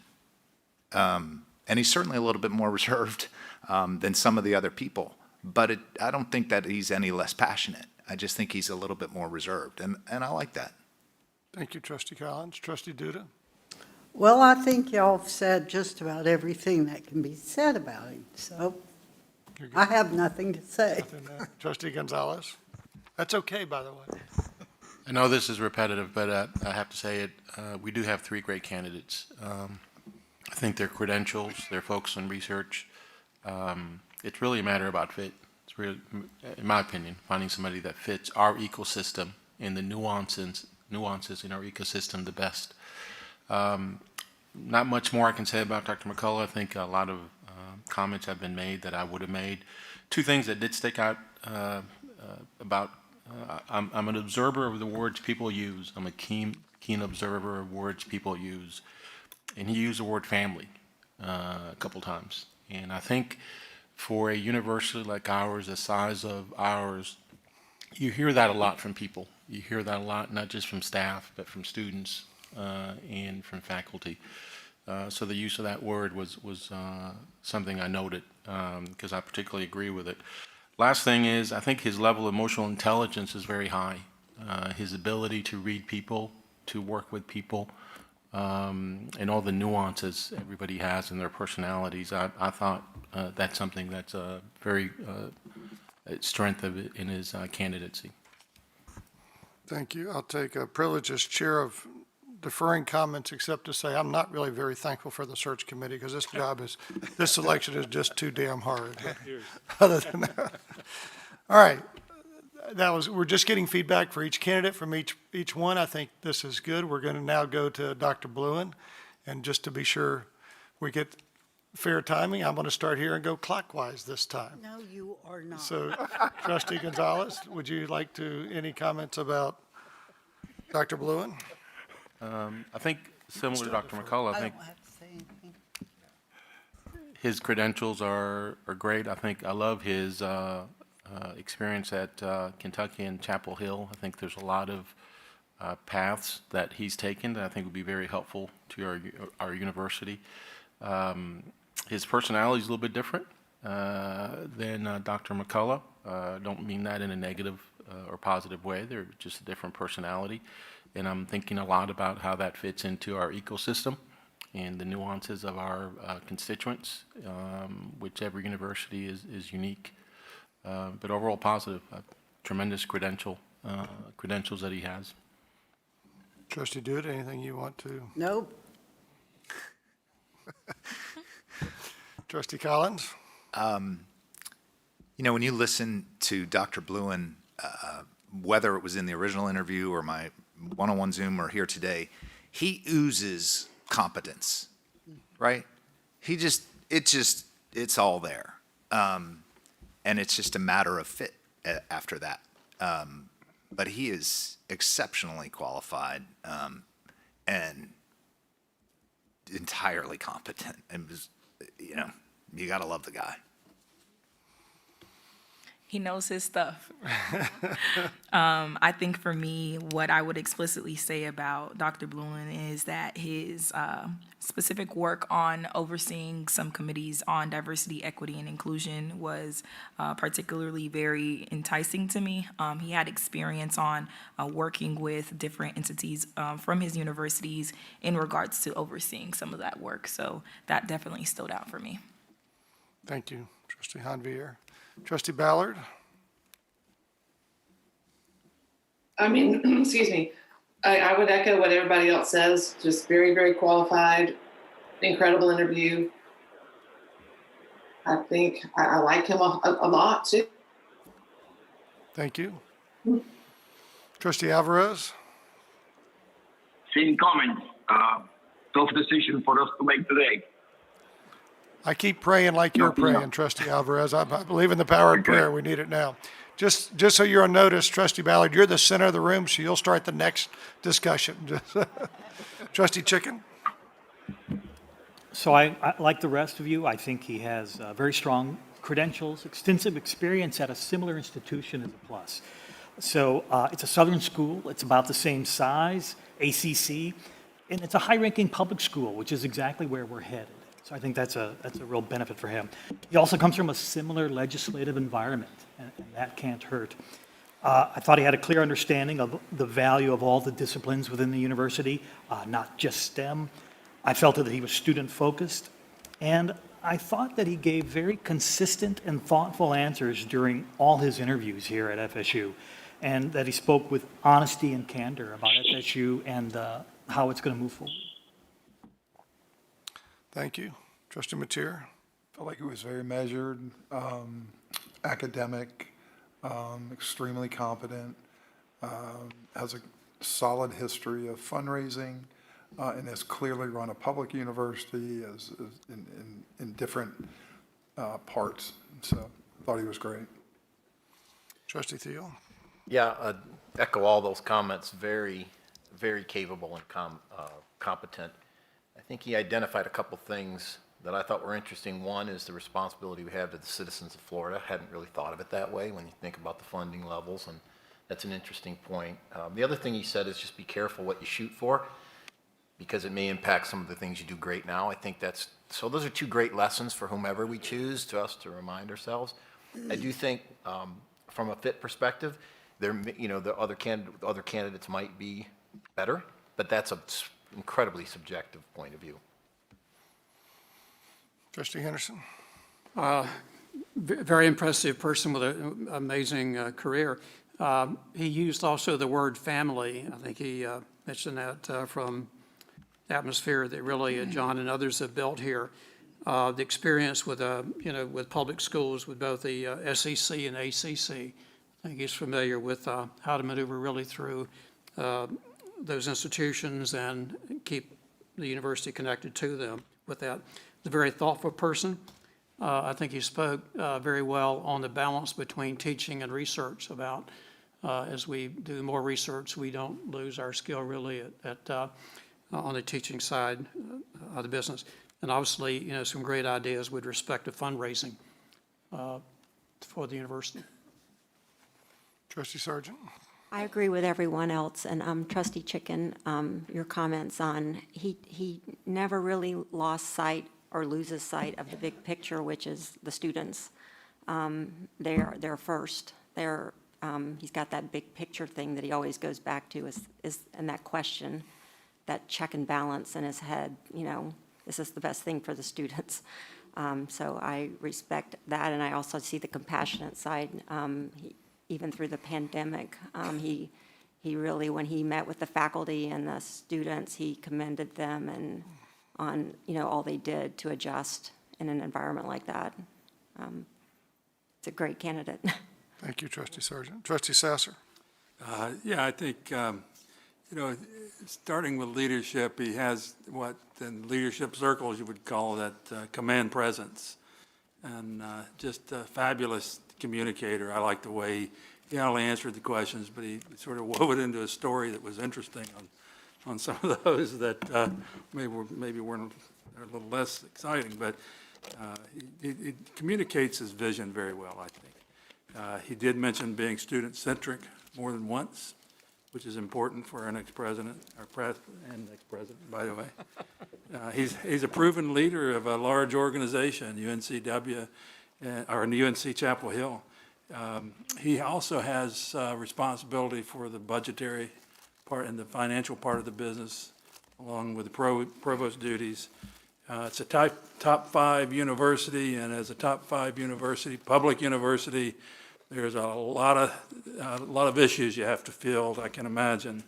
I know personally he's dealt with a lot of high visible, difficult issues, frankly, over the past several years, and he's done, I think, a good job in a tough situation there in many cases.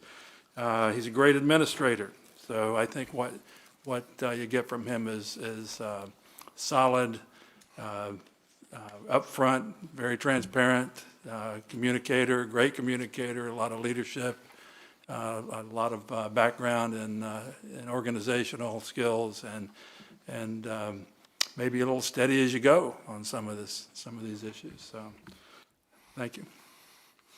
Thank you, Trustee Sasser. Next, we're going to have Dr. Piedamonte, and Trustee Ballard, we'll start with you, then we'll go to Trustee Alvarez, and then we'll come down this way, and then we'll go back down. Trustee Ballard, you're recognized. Charisma, charisma, charisma. What a charismatic swell guy he is. You know, clearly his medical background being a physician, I so much appreciate that. His experience with the NIH. He's uniquely qualified. He's run the Cleveland Clinic. I just think he's a little bit non-traditional, I mean, if you will, because of his medical background and more of the hospital. But I think it's great. I think I think he's fantastic. All right, Trustee Alvarez. Well, this is somebody I can really relate to because it's very difficult to understand what it's like to arrive at a country where you don't know anybody and you cannot even speak the language. So you can imagine the courage and the drive that this man must have. He was also asked who was the most influential. And he says, Mom. You know, his mom was illiterate, but he learned all the basic values from Mom. And that is the foundation of our country. I honestly believe that he is not a traditional type of president that we think of, but I think he would absolutely bring our school to the next level. I remember very clearly when President Thrasher was nominated, a lot of people didn't think that he was the right one because he was a politician, Speaker of the House, and so on. And I need not say more. Look what our president did for our school. I honestly believe that Dr. Pittman will bring our school to where we hope our school should be. And if you can deal with children, you can deal with adults. Him being a pediatrician. And I happen to know him because not only I interviewed him on Saturday, but I also have called people who know him in Miami. And I have very high reviews of people who know him personally. So again, I think very highly of him. And I'm telling you, any of the three candidates, whoever we choose, would be very qualified and we'll be very happy with them. So thank you very much, and that's all I have to say. Thank you, Trustee Alvarez. Trustee Chicken. He has an impressive record in a field that we must advance in, medicine and health sciences.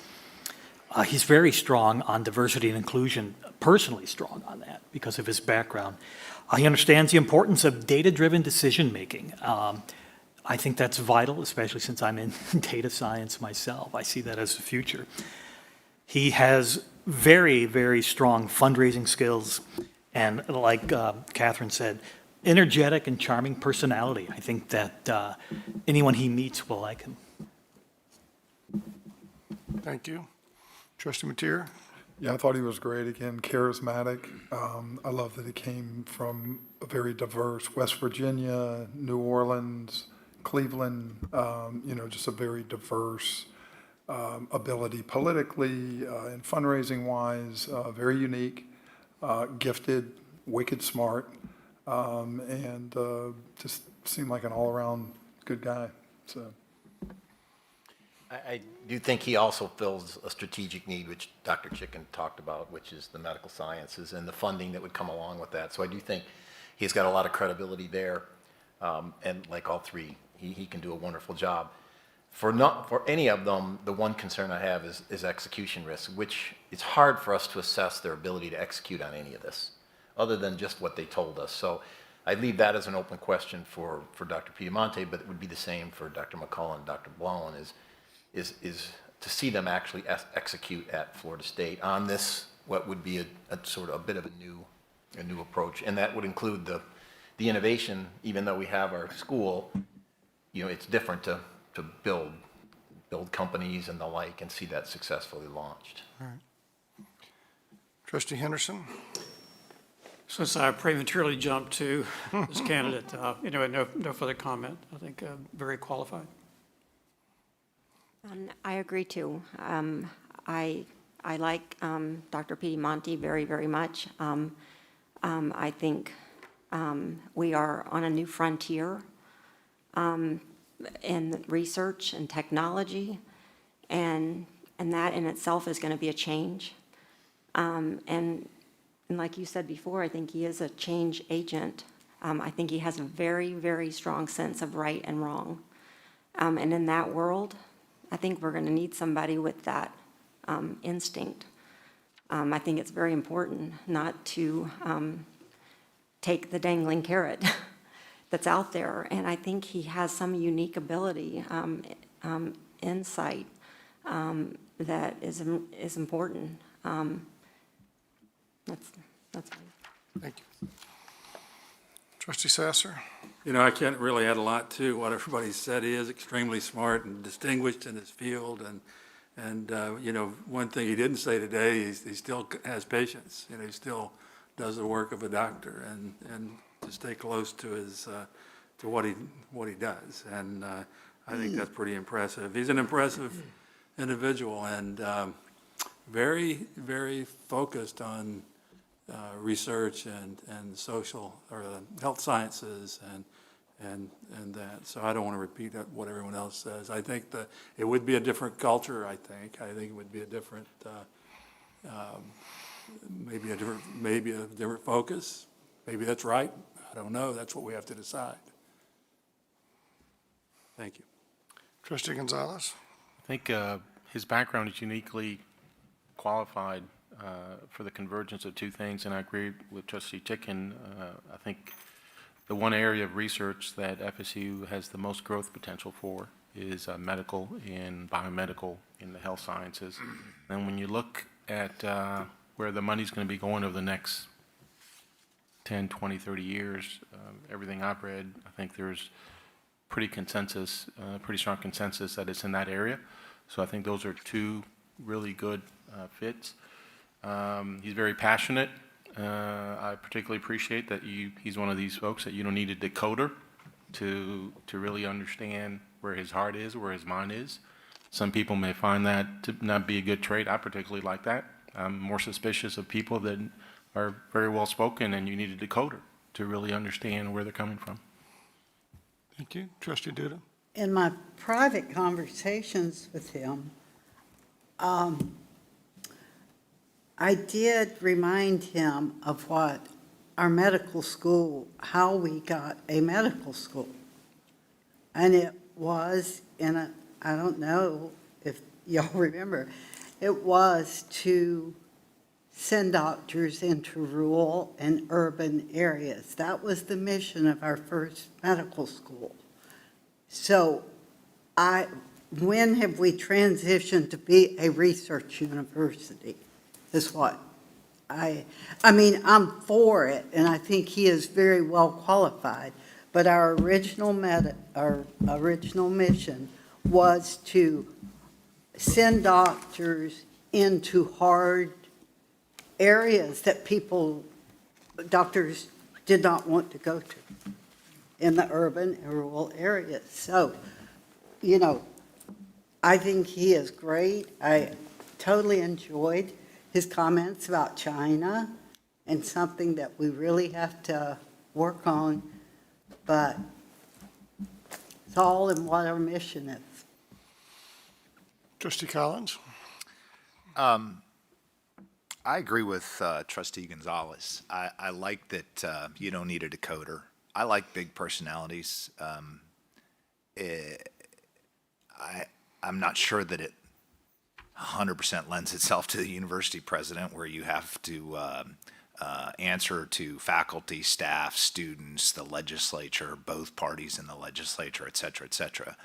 But I love that. I love that his heart's on his sleeve. I love that he has a moral compass. I love what Max said about his mom. The only thing that look, if he was our president, I could see that. The only thing that I worry about him with the big personality is there room for the faculty, the staff, and the university in that bubble with him? Probably, but it's a concern that I don't have with somebody else. But I love the guy. give me a bottle of red and a big steak with that guy, and I could do that every night.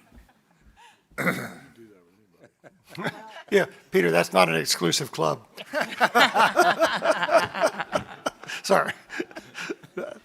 Trustee Javier.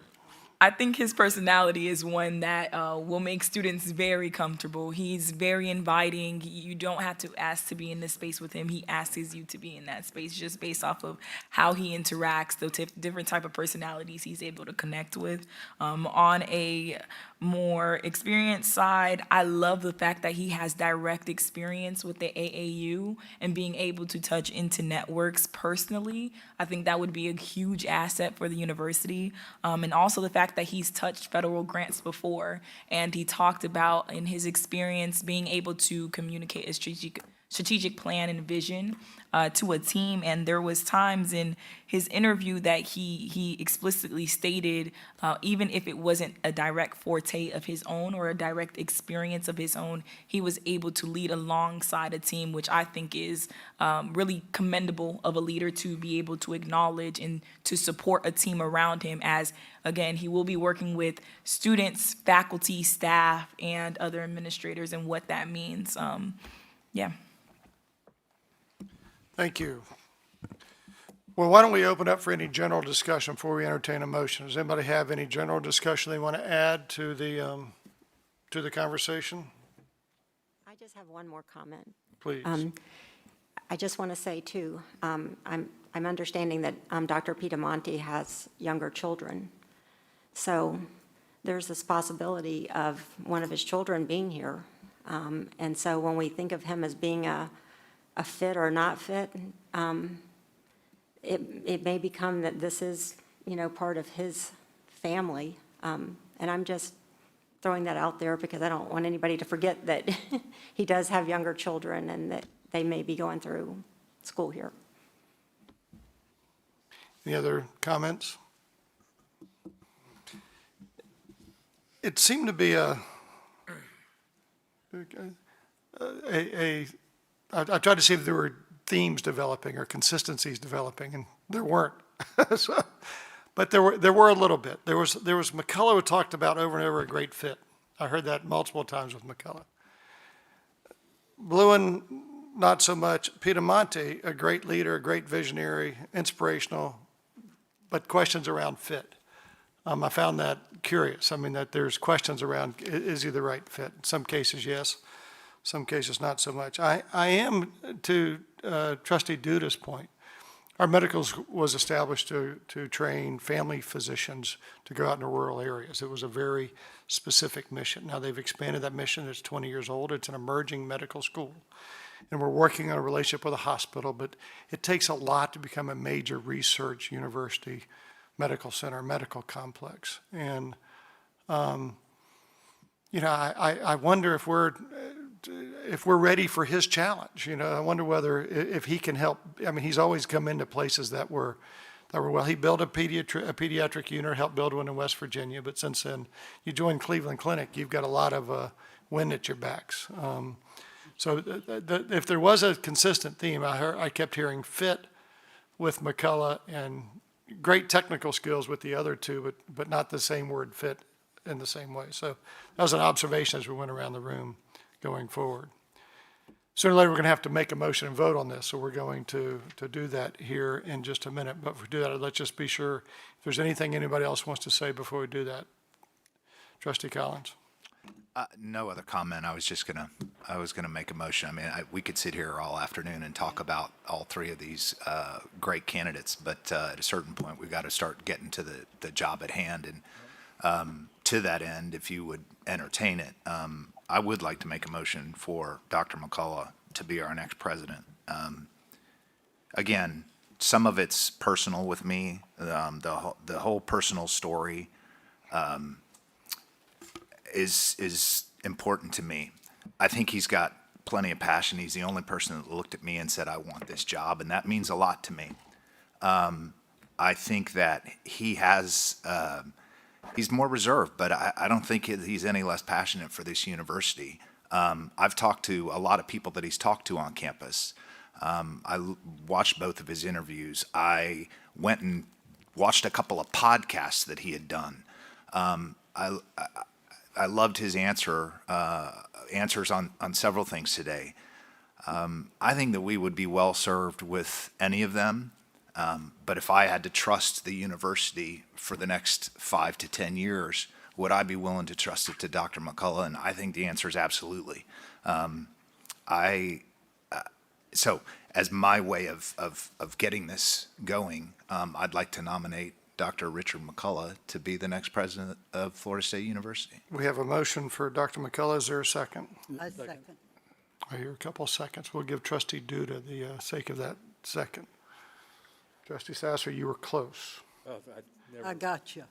Let me, before we open up for discussion, which we are going to do, I just want to remind everyone where we are. We have a motion and a second.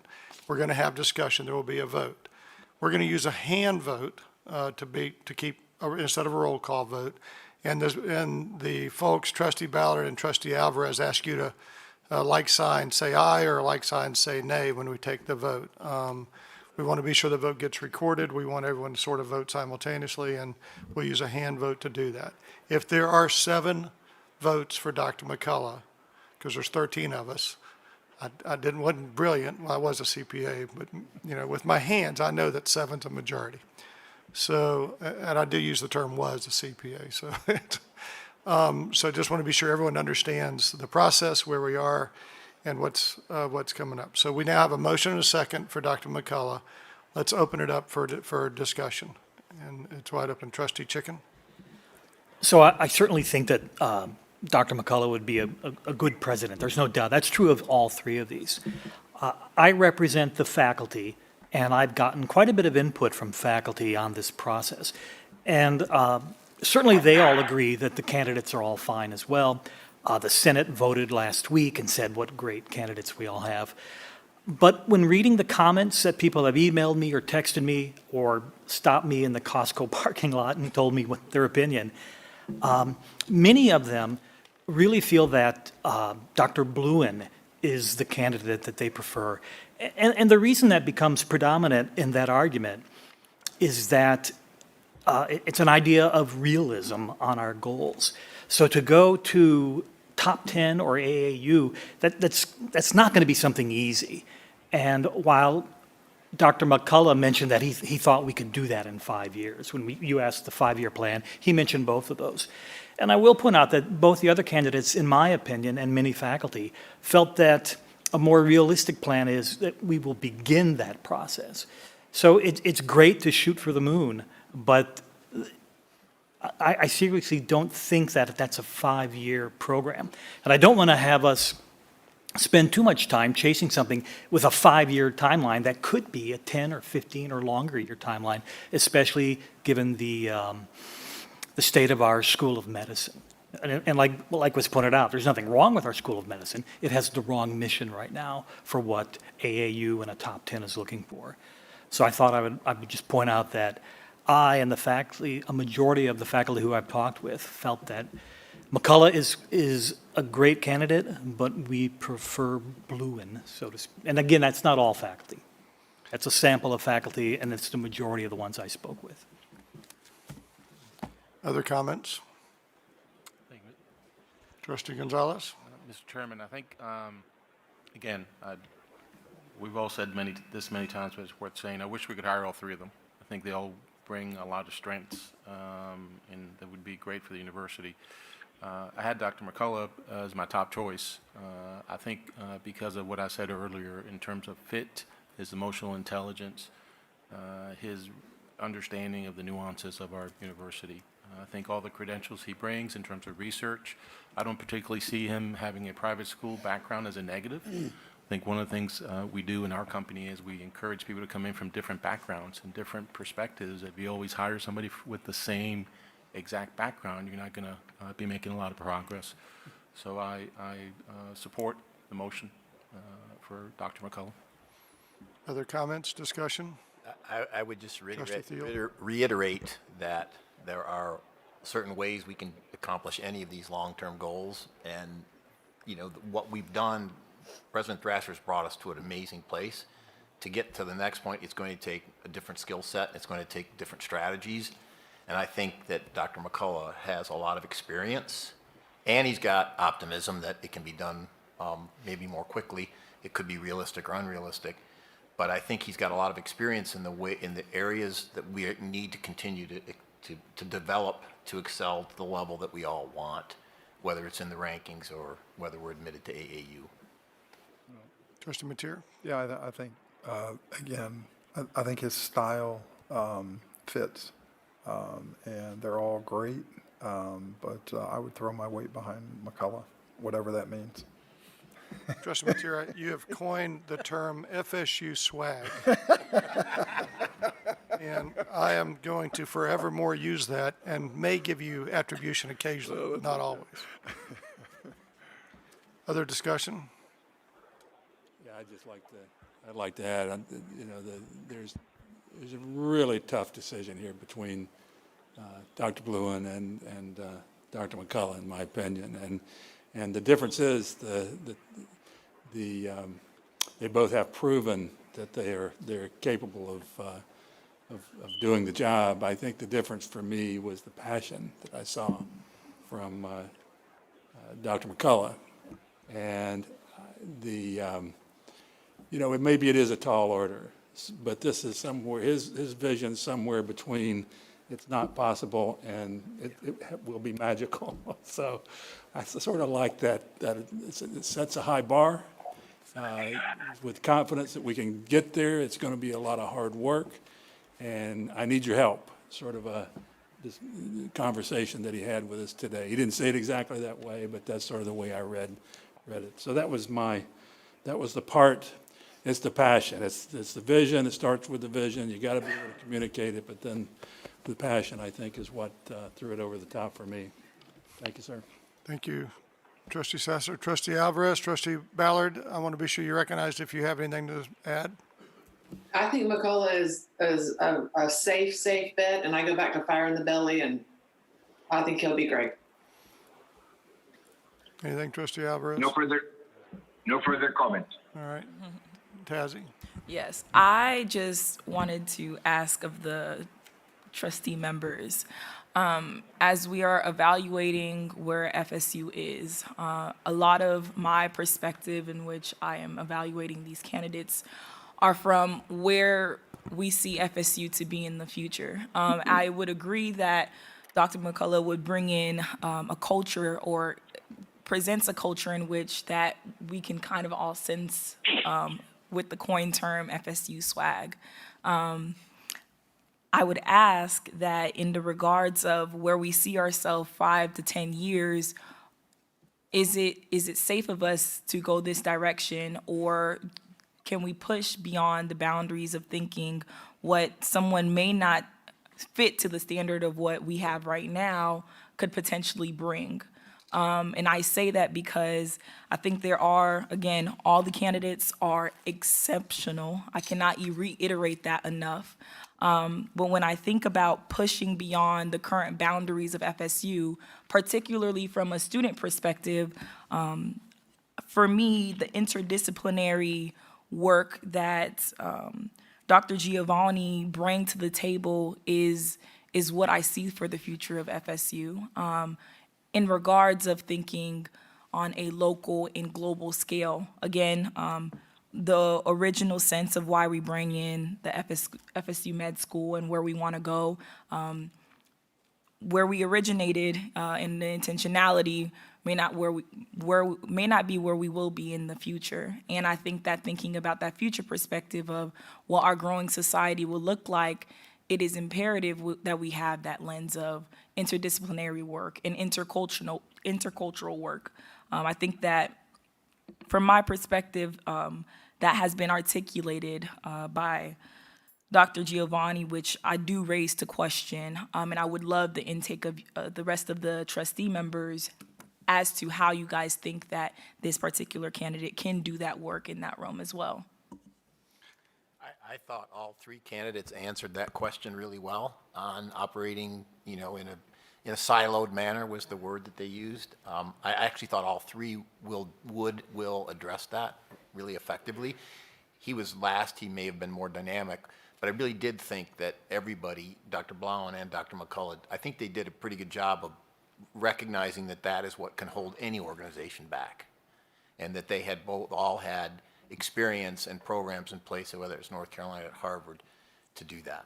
Yeah, and I would say, I don't have any concern about that. I mean, when you're head of vice provost for research and you have all those silos and your job is to bring all those people together, I think he has a lot of competence in that area. That wouldn't be a concern for me on that issue. I just don't share that concern. I think you addressed that well. I also think it's very interesting that with motion on the table for Dr. McCullough, we have faculties now telling us they really like Bluen and students talking about Piedamonte. That means we really have a good slate of candidates is what that means. But we really do. So it's a thing. Any other comments? If I can, I'd like to say a few words. One is truly, truly 3 great candidates. Any university in the state of Florida should be proud to have any one of these as their president. I tried to figure out a way we could get one as president, one as provost, and one as dean of our medical school, but I didn't think that would quite work out so well. We have provost and deans of medical schools. 2, I had the opportunity to talk to these candidates, plus many others during the initial process, not nearly as many as Chair Sasser did as the chair of the search committee. But there were other great candidates, some who decided not to come forward or go forward, some who did go forward, didn't make the cut. But and to all of them, they talked about why do we have this great pool of candidates? Where'd this great pool come from? And it came from what President Thrasher with this university has accomplished over the last 6 years. They all are inspired by seeing the growth that's happened at Florida State University, see the enthusiasm for greatness, the desire to be excellent, and to be able to take what is a university on the rise to the next level is really what inspired each of them to come give this a shot. They all have great careers where they are. They all could be very happy doing what they're doing, but this is a place they want to give a shot. And I can't let that pass without, and I say a lot of nice things about President Thrasher. We'll say a lot more nice things in the next couple of weeks as he, goes away, so we don't have to tell him the truth about how we feel. But to the person, everyone I spoke to talked about what you've accomplished and what this university's accomplished and what your staff has accomplished in this great faculty and administration. And when they got on campus, it just got better. I mean, it really did get better. I talked to each of them on Saturday to make sure they were still in the game. A lot of noise going on. They were all in. They was going to have to beat them out. So and I think they showed their best stuff today. Tazi, you talk about the future, and it's a great, it's time to do a new strategic plan. This next year, as a member of this board, you'll be part of the next strategic plan. So you will be helping map what that's going to look like in the next several years. So it really, Bob, great job in spite of everything that's happened. Great job, and there's 3 candidates, and I think Trustee Alvarez has said it best. We can only ask God for the guidance and make sure we make the best choice. There is no bad choice here. There is no bad choice. I've got to know each of them. They're great people, and it's almost like you hate to see someone lose, someone not be president. That's where we are at this point. But we have a motion, and we have a second. We've had discussion, so we'll have to take a vote. Is there any further discussion? Chair, yes, if I may. Why did I know that was going to happen? Because Is it 1 or 2 comments you want to make? It will be tied in 1. Okay. So with the same concern that I bring up, of course, for the record, I am extremely, extremely excited for whatever potential president it may be, and I have to commend Dr. McCullough, particularly with his story that I can also too resonate on, being first generation, the first in my family to go to college and seize opportunity to change my family's trajectory.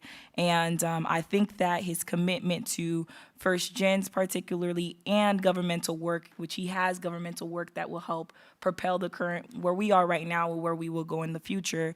And he, in my one-on-one conversation with him, he spoke to wanting to grow in alongside a university that will push him beyond his own boundaries. So I am reassured in that sense, and I will also put for the record that I think that he would do tremendous work for the care department as well. So I would love to see where that potential goes. And that is all. All right, we will call for the vote again. I'm going to ask everyone, when I ask a show of hands, and if you're in favor, to say aye. So we'll call for the vote. All in favor of Dr. McCullough as the next president of Florida State University, please raise your hand or say aye. Aye. All opposed to Dr. McCullough becoming the next president of the university, please raise your hand or say nay. I didn't count, so I think that was a unanimous vote. Yes. Very important.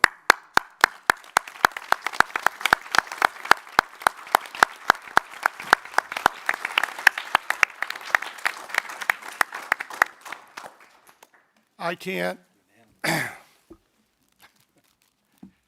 can't thank you all enough.